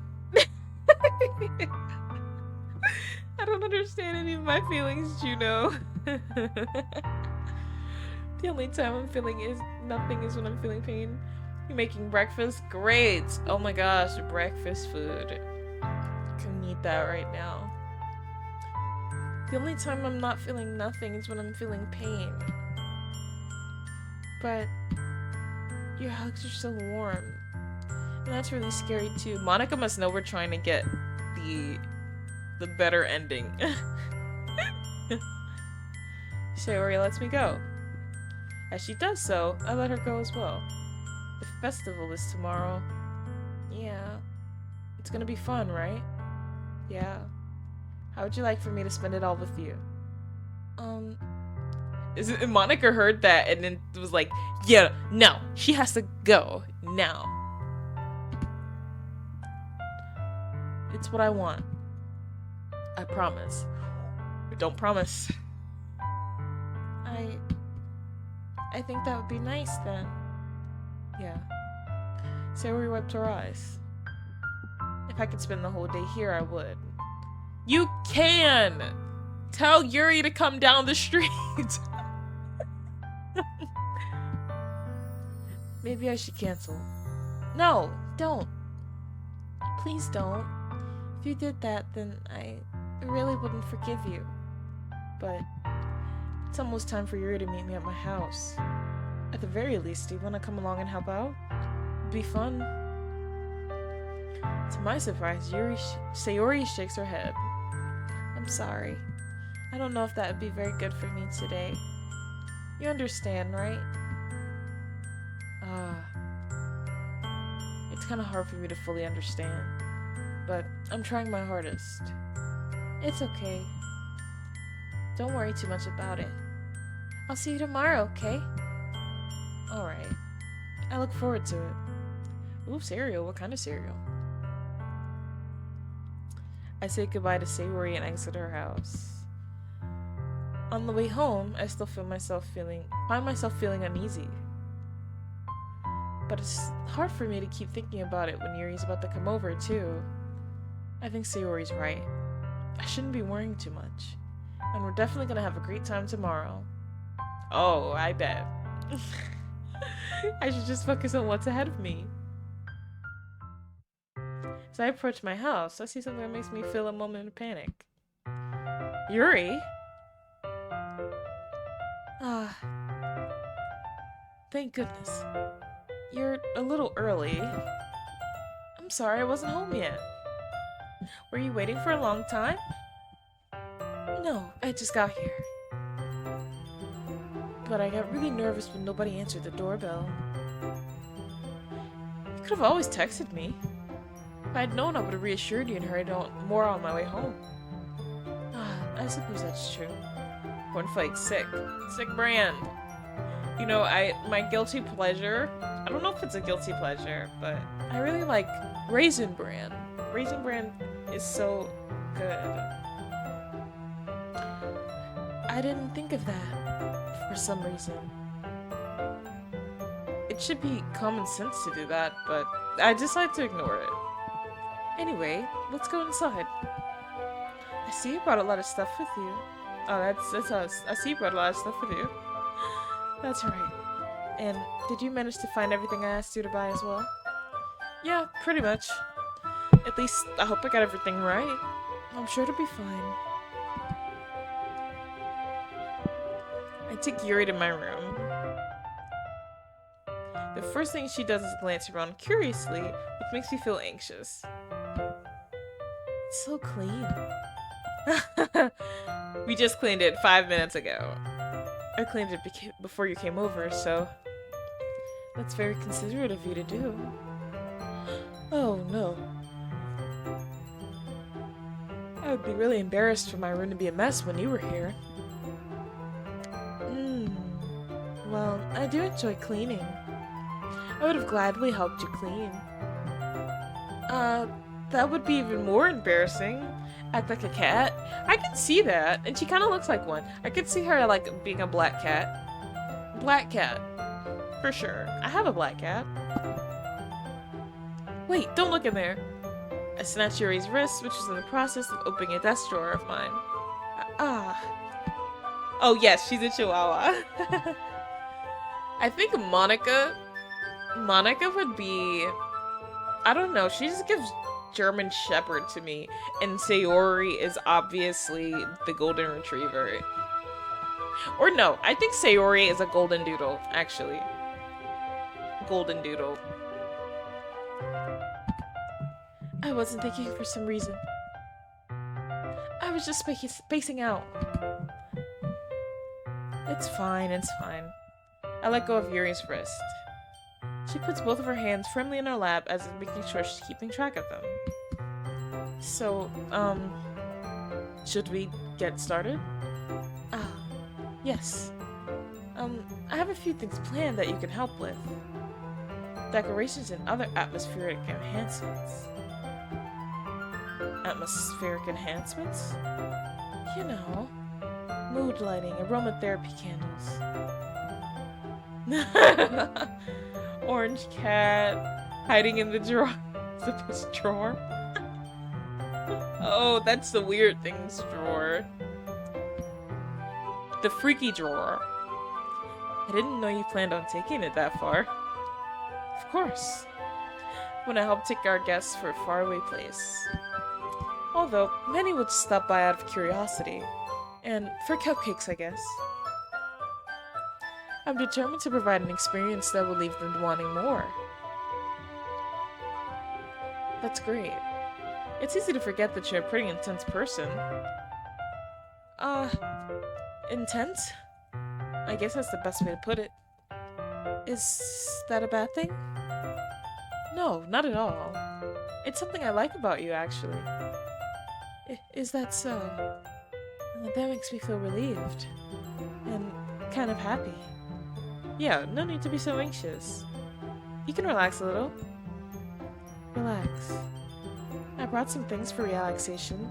I was gonna use them during the poetry event. Oh yeah? Like what? Let's see. Yuri rummages through her bag. She pulls out a few candles and a wooden cylinder shaped object.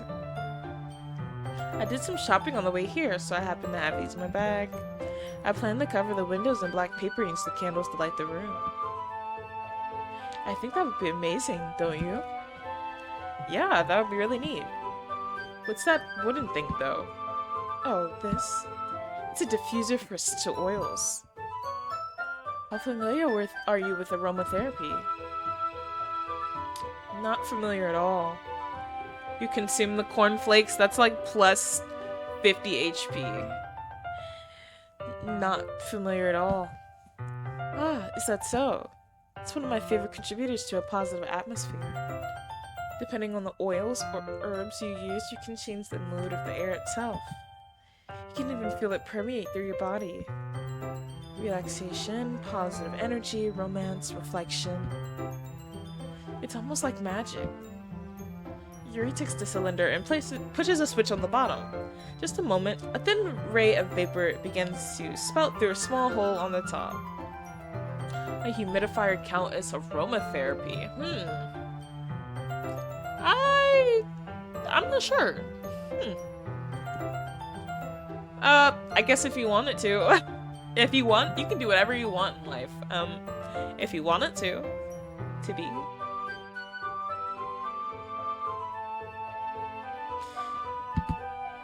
Wow, that smells wonderful. What kind of mood is that one for? Isn't it lavender? I'm gonna see if it's lavender. I can't remember. I feel like it is. Nope, it was jasmine. Jasmine essential oil. It smells a little sweet and flowery, right? That's a good way to describe it. I chose jasmine for the event because it provides more than relaxation. Jasmine, anything is therapy if you get enough of your time. Yeah, y'all, you're right though. Honestly, anything can be therapy. I think we think too hard about it a lot of the time, but anything can be therapy.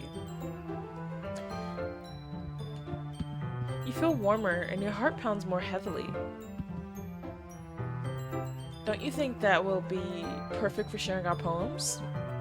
Does it sound suitable? It does sound suitable, but you seem to know a lot about this, so I trust your opinion with anything. Thought Yuri had gassed me. Oh, she might as well have. Yuri smiles gently, clearly enjoying herself. She again reaches into her bag and pulls out several spools of thin ribbon. What are those for? What are those?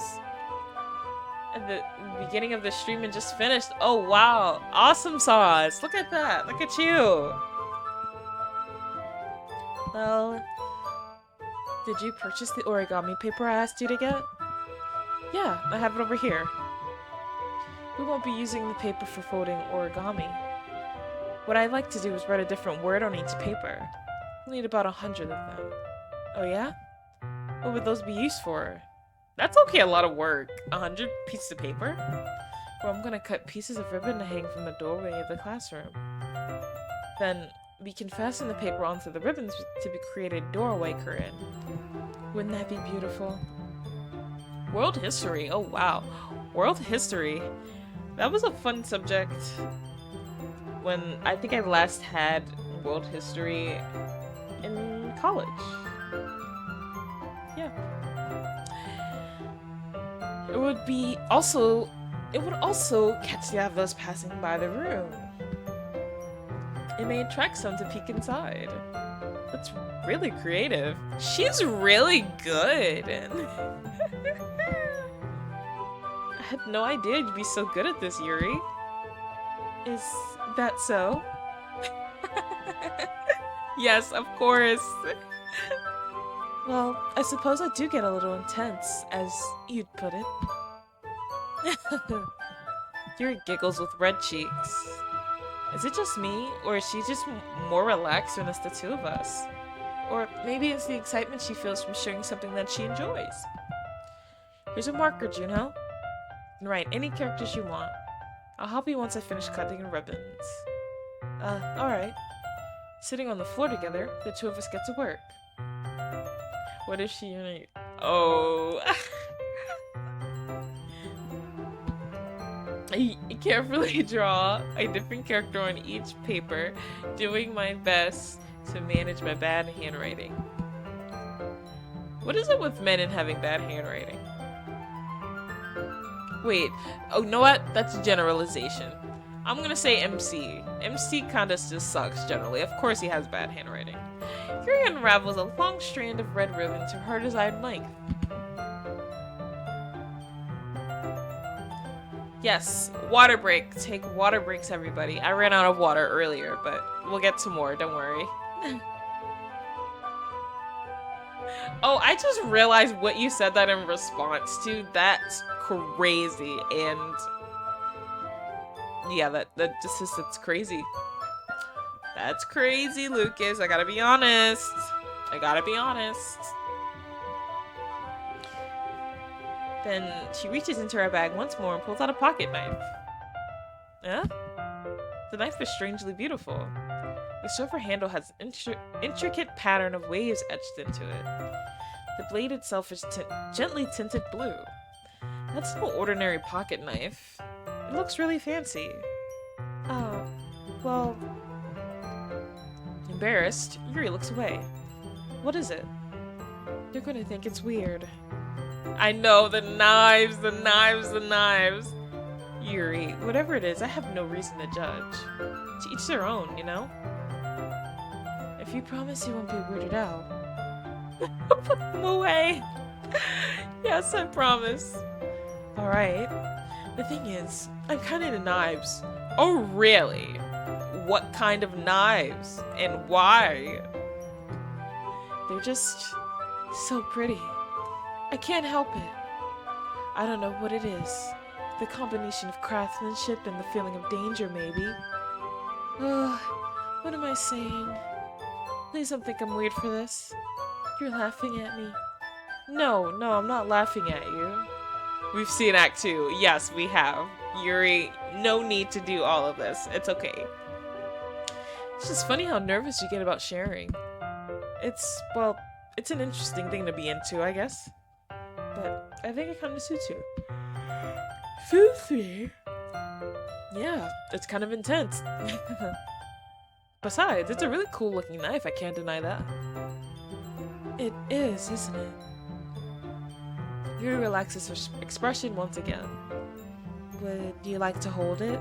Oh, we're getting to the weird part. Sure, I'll check it out. Yuri carefully hands me the knife with the handle facing me. I take it and turn it around in my hand. It feels heavy and extremely solid. Where do you even get a knife like this? Curious of its sharpness, I feel the point of the knife with my index finger. Ow! Juno! Why did you do that? I didn't expect it to be that sharp. I barely touched it at all. It's my fault. I should have warned you. You remember analyzing each girl in order much how I liked them? And that'd be awesome.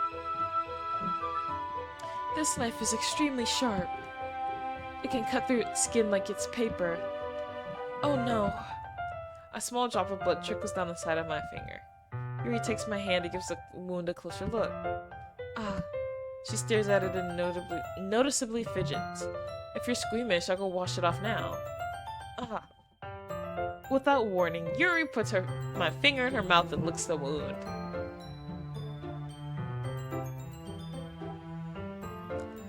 Okay, Yuri. Yeah. Okay. I feel her tongue curl around my finger. Startled, I instinctively pull my hand back. Uh-oh. Please forgive me. I wasn't thinking. That's a crazy thing to do, and we've only known each other for what, like barely a week? Yuri lowers her head, face burning up. Yuri. That's the most embarrassing thing I've ever done. How could I do something like that? I'm sorry. Sure, it was a little weird, and it took me by surprise. MC's so freaky for this. Oh my goodness. But I guess she was trying to help, right? Sure. Yuri, I think you're overreacting a little. I think you're underreacting, actually. I feel like I would have reacted worse to this. I don't know. She doesn't lift her head. What if she doesn't recover from this for the rest of the afternoon? Alright, you know what? This might be a stupid thing to do, but I do it anyway. I take Yuri's hand and lick her index finger in return. Juno! Did you really just do that? Oh, I have to hold on, I have to scroll to look at your whole comment.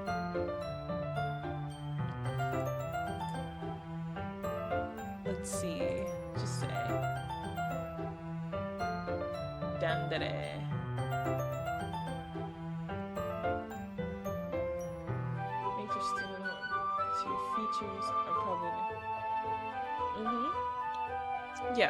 for sure.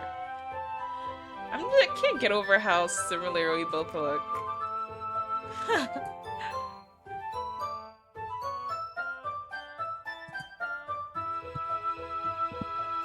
Alright.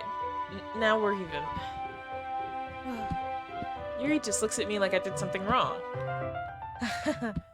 I knew that would be a bad idea. Not for the sweet aroma of the jasmine oil. The air would be extremely heavy right now. You're so weird, Juno. I'm weird.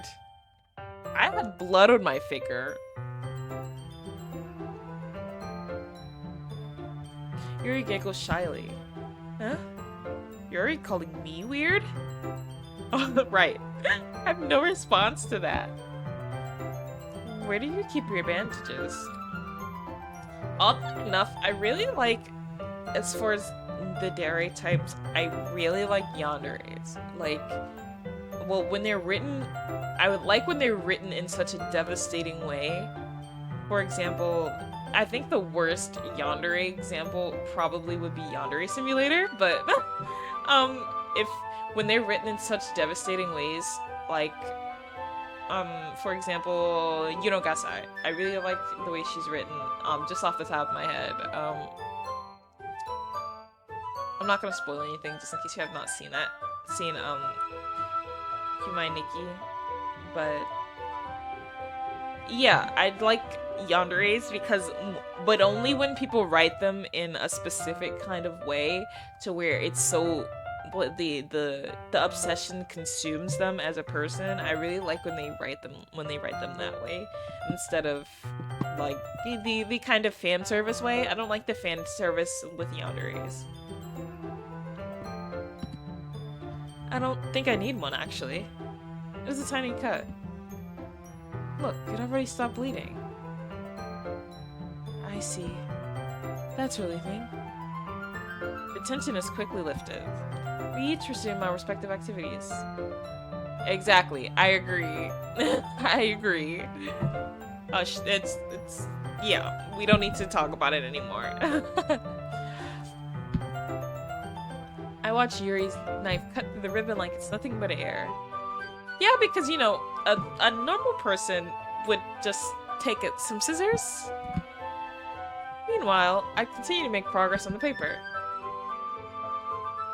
After we finish attaching the paper to the ribbons, we lay them all out side by side. It looks better than I expected and would be very effective as a door curtain. It looks great. Good thinking coming up with this, Yuri. Thanks. Is this something I saw online, really? Are you ready to move on to the next task? Yeah, let's do it. What do you have in mind? I'd like to create a banner. That's why I asked you to buy the paint tablets. Ah, that's right. One of the items Yuri had asked me to buy was a kit of watercolor paint tablets. We'll need about 6 cups of water to put each of the tablets in. Do you mind fetching those for us? Of course not. 6 cups of water. I'll be right back in a minute. Thank you very much. Oh, and just a little bit of water is okay. If you fill the cups too much, it'll be too diluted. I'll have to go back and read it. Because I really can't see all of it right now, but it will be there and I will read it, I promise you. Thank you. Taking Yuri's advice, I decided to use small plastic bathroom cups rather than full-size glasses. I put them on a plate to catch any paint that drips, then bring it back into my room. Yuri? Yes? I come in and see Yuri quickly unrolling her sleeve, putting it back over her arm. Dude, in my bedroom? In my bedroom. Oh. Oh, nothing. Your face is a little red. Is it too hot in here or anything? No, not at all. There's nothing wrong, so let's mix the paint. Yuri hurriedly dismisses me and takes it upon herself to wrap the tablet, dropping it into the cups. So, I thought we could do something simple that would look very nice. I like to paint a gradient across the banner, starting with the colors for sunrise, then daytime, then sunset, and nighttime. Once it dries, I'll write an inspirational quote across the banner. We could then hang it on the wall behind the podium in front of the classroom. Huh, neat. What are you gonna write? Well, it'll be more fun to surprise you. Yuri smiles at me. If you say so. After rolling out the banner, Yuri and I kneel on opposite sides so we don't get in the way of each other. Yuri uses a brush and adds a few dots of different colors across the banner to serve as a color guide when we paint. This kind of reminds me of elementary school. Painting on a banner with watercolors feels a lot like the art class projects we had back then. It's relaxing. I'm sorry if this feels too childish. No, I didn't mean that at all. It's kind of fun, you know?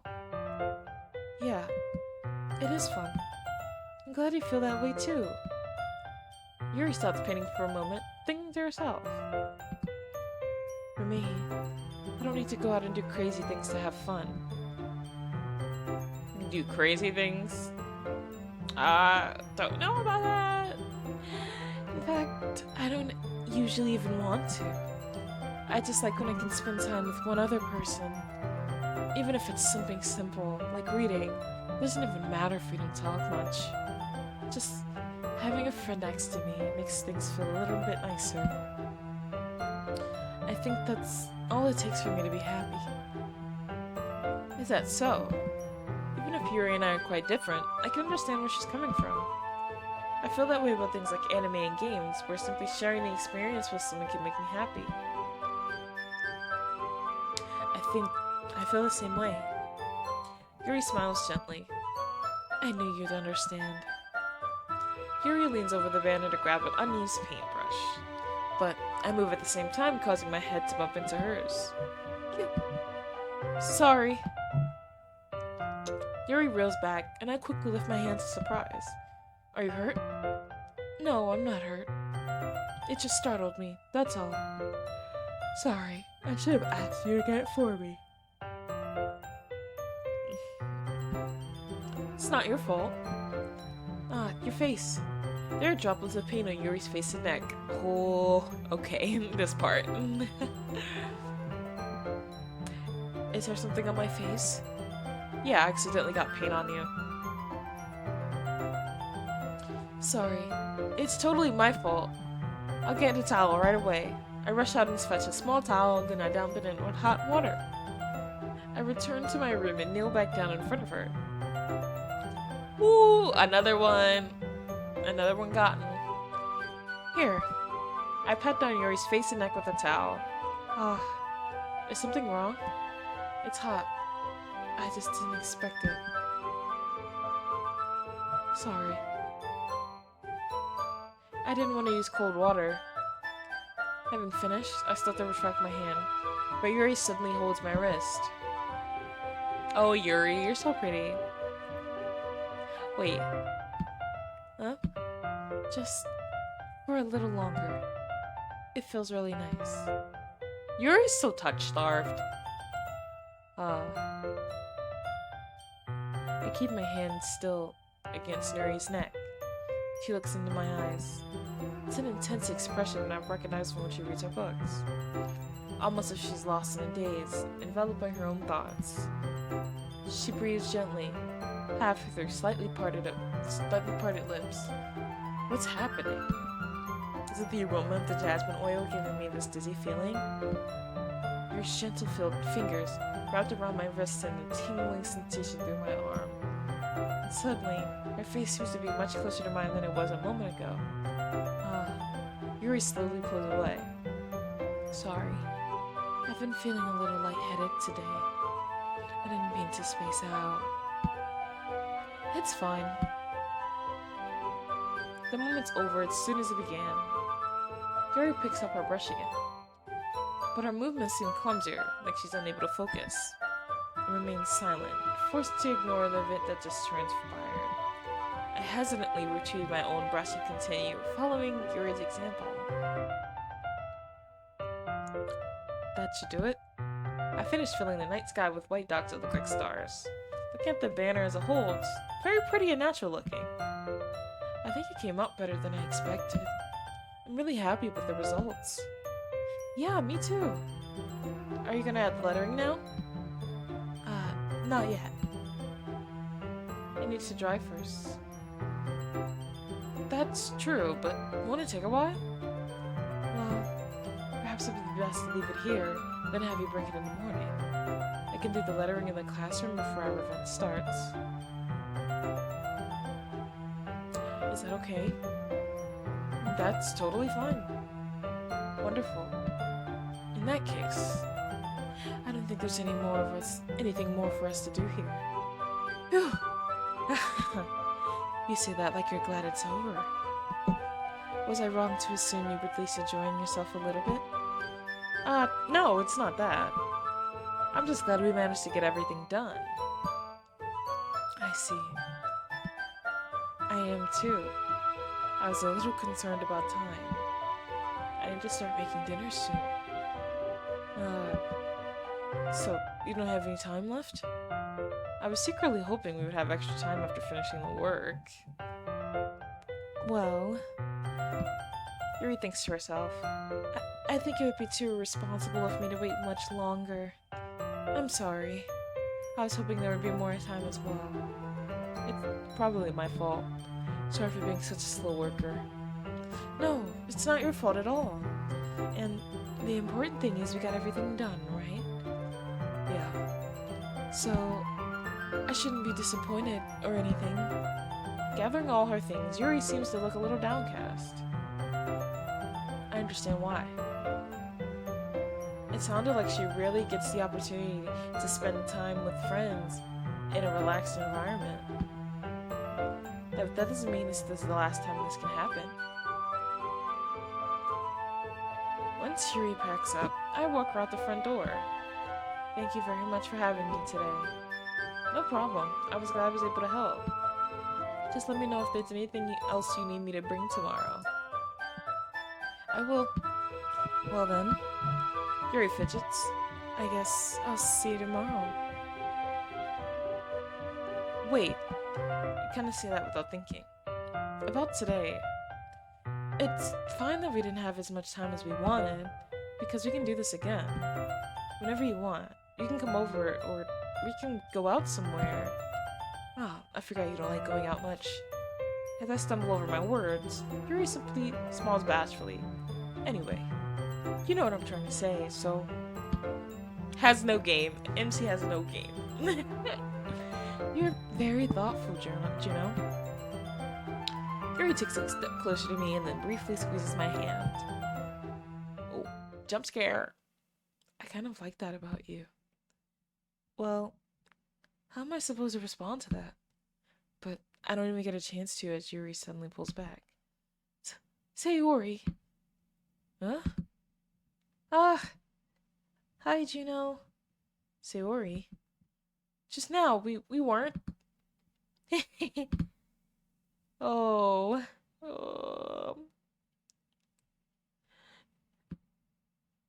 I just stopped by to say hi. Well, it's nice to see you. But I'm sorry, I'm already on my way to leave. Oh, really? That's too bad. Welcome back. I'm sorry. But we'll all be together at the festival tomorrow, so that's fine, right? Of course. Sayori beams. Yeah, so I'll see you tomorrow. Clearly embarrassed, Yuri hurries off. Sayori waves goodbye after her. Sayori. I thought you didn't want to come over today. Well, I tried staying in my room, but my imagination was being really mean to me. So I had to come here and see it for myself. See what? What are you talking about? You know, how much fun you were having with Yuri. And how close you got to her. I know, my confession again. It makes me really happy that you've made such good friends. That's all that matters to me. Tears start to fall down Sayori's face. That's all that matters to me. Why am I feeling this way, Juno? I'm supposed to be happy for you. Why does it feel like my heart is splitting in half? It hurts so much. It hurts so much. It'd be so much better if I could just disappear. Sayori, don't say that. It's true, Juno. If I wasn't here, then you wouldn't have to waste your sympathy on me. You wouldn't have to put up with me being selfish. Monica was right, see? Monica was definitely telling her some stuff, man. Whew. I should just... Monica? Monica was right about what? Oh, thank you. Thank you so much. I really appreciate that. Sayori, what I said before is true. I'm not gonna let this continue. Caring about you like this isn't the burden your mind is making it out to be. It's something that makes me happy. It's something that I wouldn't trade for anything else. So, even if that takes an entire lifetime, I'm gonna be by your side until you don't feel any more pain. But, Sayori looks away. I put a hand on her shoulder to reassure her. I'm scared, Juno. I'm really scared. You have every right to be scared. Yeah, every right. What are you scared of, Sayori? I'm scared that I might like you more than you like me. Sayori? It's true, isn't it? I was weak and started to like you too much. I did this to myself. Juno, I like you so much that I want to die. And that's how I feel. And that's enough, Sayori. I don't want you to hurt anymore. I slide my hand down Sayori's arm and squeeze her into my own. Do you remember how I said I always know what's best for you? Oh. Do you still believe me? Wordlessly, Sayori nods. Even if you don't understand all of your own feelings, I know what you need the most right now. We don't, actually. And that's what I'm going to give to you. Well, it doesn't matter what we do, so which one do we choose, folks? Oh, yep, I agree. You know, I'll sit and read all of your analysis once I get the moment to. But, you know, just I was skimming a little bit. Should we make her cry? She's gonna cry either way. Unfortunately, she's gonna do worse than cry.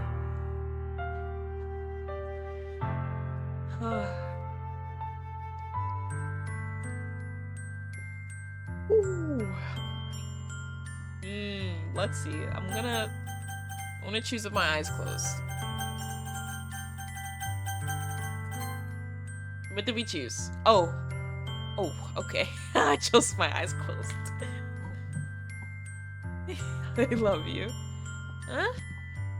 Those are my true feelings. Well, I mean, you can still say you love her, but as a friend as well, you know? So, there's no way you could like me more than I like you. I should have realized it sooner. But spending time with everyone at the club, making new friends, and having fun with you every day, they helped me realize that you are truly the most important person to me.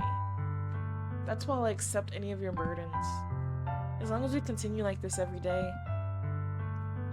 with you by my side, then I know we'll both be happy.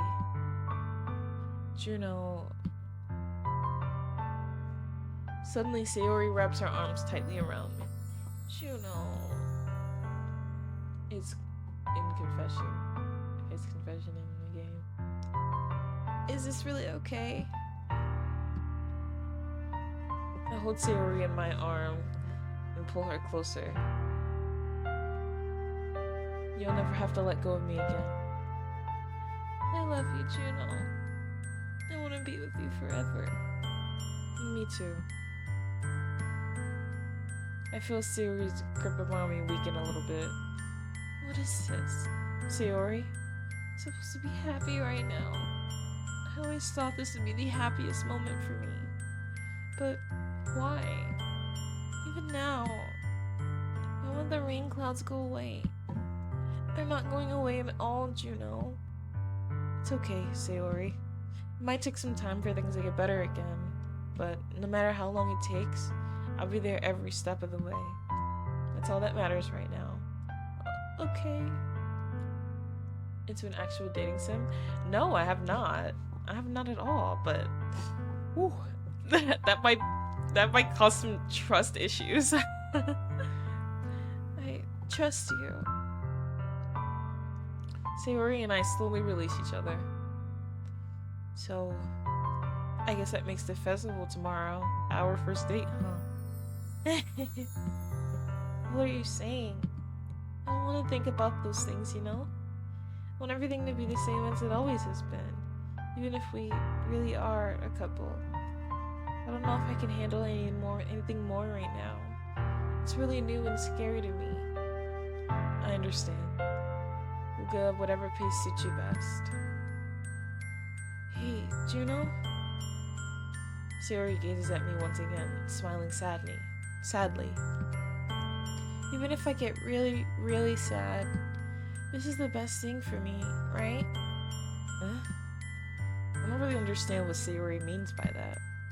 Are you saying that this is making you feel sad, Sayori? I don't know. I don't understand what I'm feeling. I felt like a bunch of thorns when you told me you loved me. But that's why I want to trust you. You never open a door more gently than MC. You know what's best for me. Yeah, I do. I hate that he keeps saying that. Like, I know what's best for you. I know what's best for you. That's not the best thing to say for people. It's not. I say that, but in reality, I've never felt more uncertain when it comes to Sayori. Oh, yeah, she definitely does, and she's very articulate about it as well. I know that I love her, and that she loves me, but I'm having as much trouble understanding Sayori's feelings as she is. Even though I can comfort her, I keep wondering if I should be doing something more or something different. I know these thoughts will continue to plague me until things are back to the way that they were. Is that what Sayori meant by not wanting anything to change? I don't know.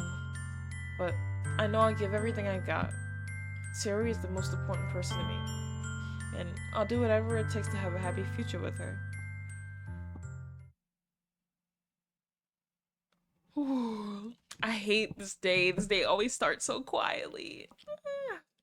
It's the day of the festival, guys.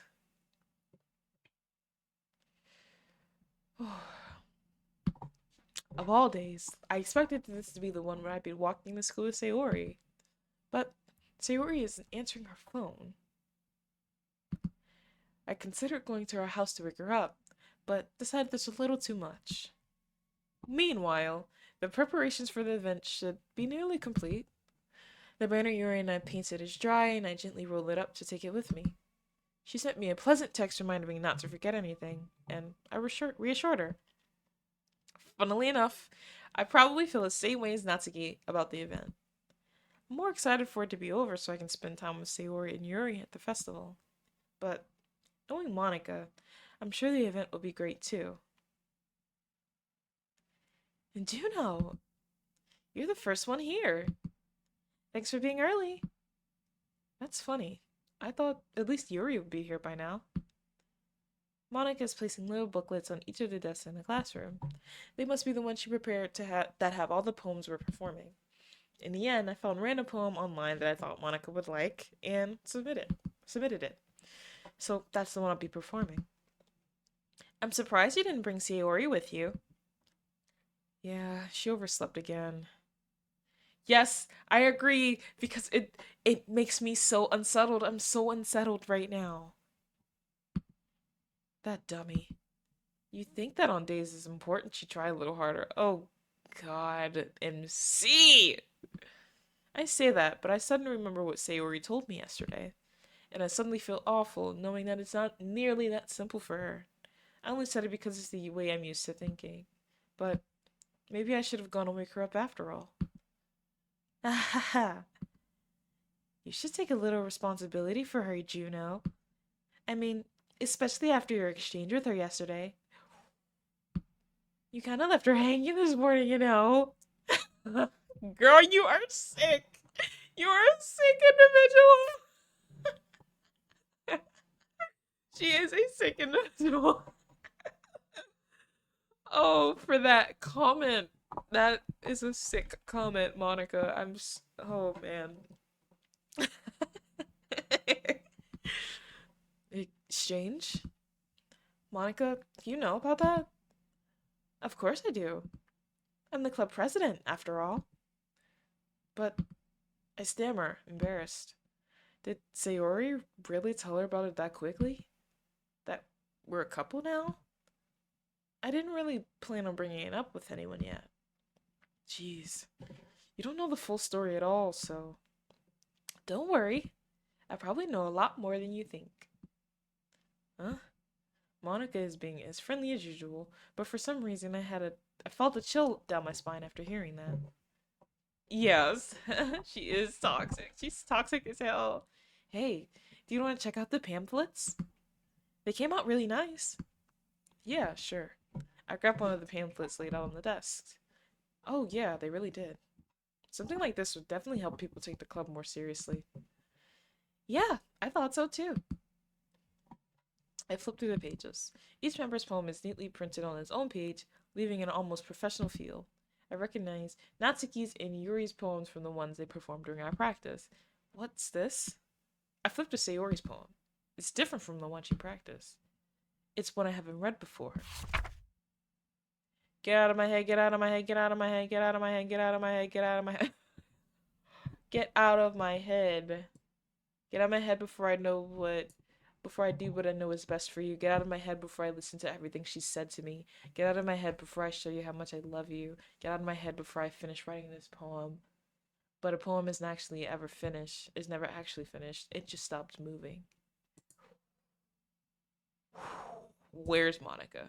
What is this? Reading the poem, I get a pit in my stomach.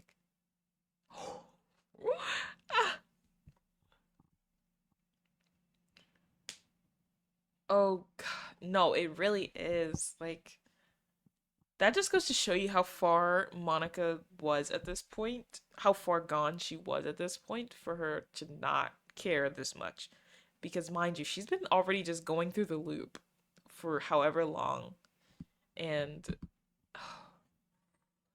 what's wrong? Nothing. And she printed it on all of them. Like, she actively did that still. This poem feels completely different from everything else Sayori's written. But more than that, I changed my mind. I'm gonna get Sayori, so. Ah. Well, alright. Trying to take too long, okay? I quickly leave the classroom. Guys, I'm gonna have to tell you right now that we cannot go forward. We're gonna have to stop and go back. But that's gonna be when we stop and go back. Um, Monica pretending that everything is fine. Yeah, she really is. And that's another part is just how far gone she is. And the poem is never finished, it just stops moving. Really devastating line. Yeah, just showing how far gone she is in this like situation. It's really, really sad. What was I thinking? I should have tried a little bit harder for Sayori. Yeah, we really should have. It's not a big deal to at least wait for her or help wake her up. I don't remember exactly right before I gently open the door happens, so we're gonna just stop once we get in her house, and we'll pick it back up. Besides, I told her yesterday that things would be the same if they always have been. That's all she needs, and what I want to give her. We're painfully close, guys. I reach Sayori's house and knock on the door. I don't expect an answer, and she's not picking up her phone either. Like yesterday, I opened the door. Isn't this kind of a breach of privacy? Okay, that's the line. All right, I hear you. This dark scream. Oh. Okay, yeah. Sayori? She really is a heavy sleeper. I swallow. I can't believe I ended up doing this after all. Picking her up in our own house. That really is something that a boyfriend would do, isn't it? In any case. It just feels right. Outside Sayori's room, I knock on her door. Sayori? Are you sure? Wake up, dummy. There's no response. I really didn't want to have to enter her room like this. Kind of a breach of privacy. Ooh, I got jump scared by the save noise. Ooh, okay. Alright, guys, we have to end there. Okay, we have to end there because if we don't and we continue forward, we're not even going to be able to go back to previous saves. The game's going to like completely break. So, we'll have to I believe we go back here because this is the second one, but we go back here and then we'll have to go back here and we can start from the first poem and then we'll go back. I believe now that we have one of Yuri's portraits. So, you know, I think we'll go for Natsuki and you know, then we'll do it again, then Yuri. But that should go probably faster. We can cuz I'm not sure. I don't think skip is going to work. I'm not sure if it'll work, but either way, we can just skip it manually and just chat it up a little bit. But yes, I really appreciate you guys for joining. Thank you, and I hope you had fun. I really had fun today. This was a very fun experience. Back in 2026, Doki Doki Literature Club in 2026. But yeah, I'm gonna go to sleep now, and I hope you guys have a good rest of your day. Bye.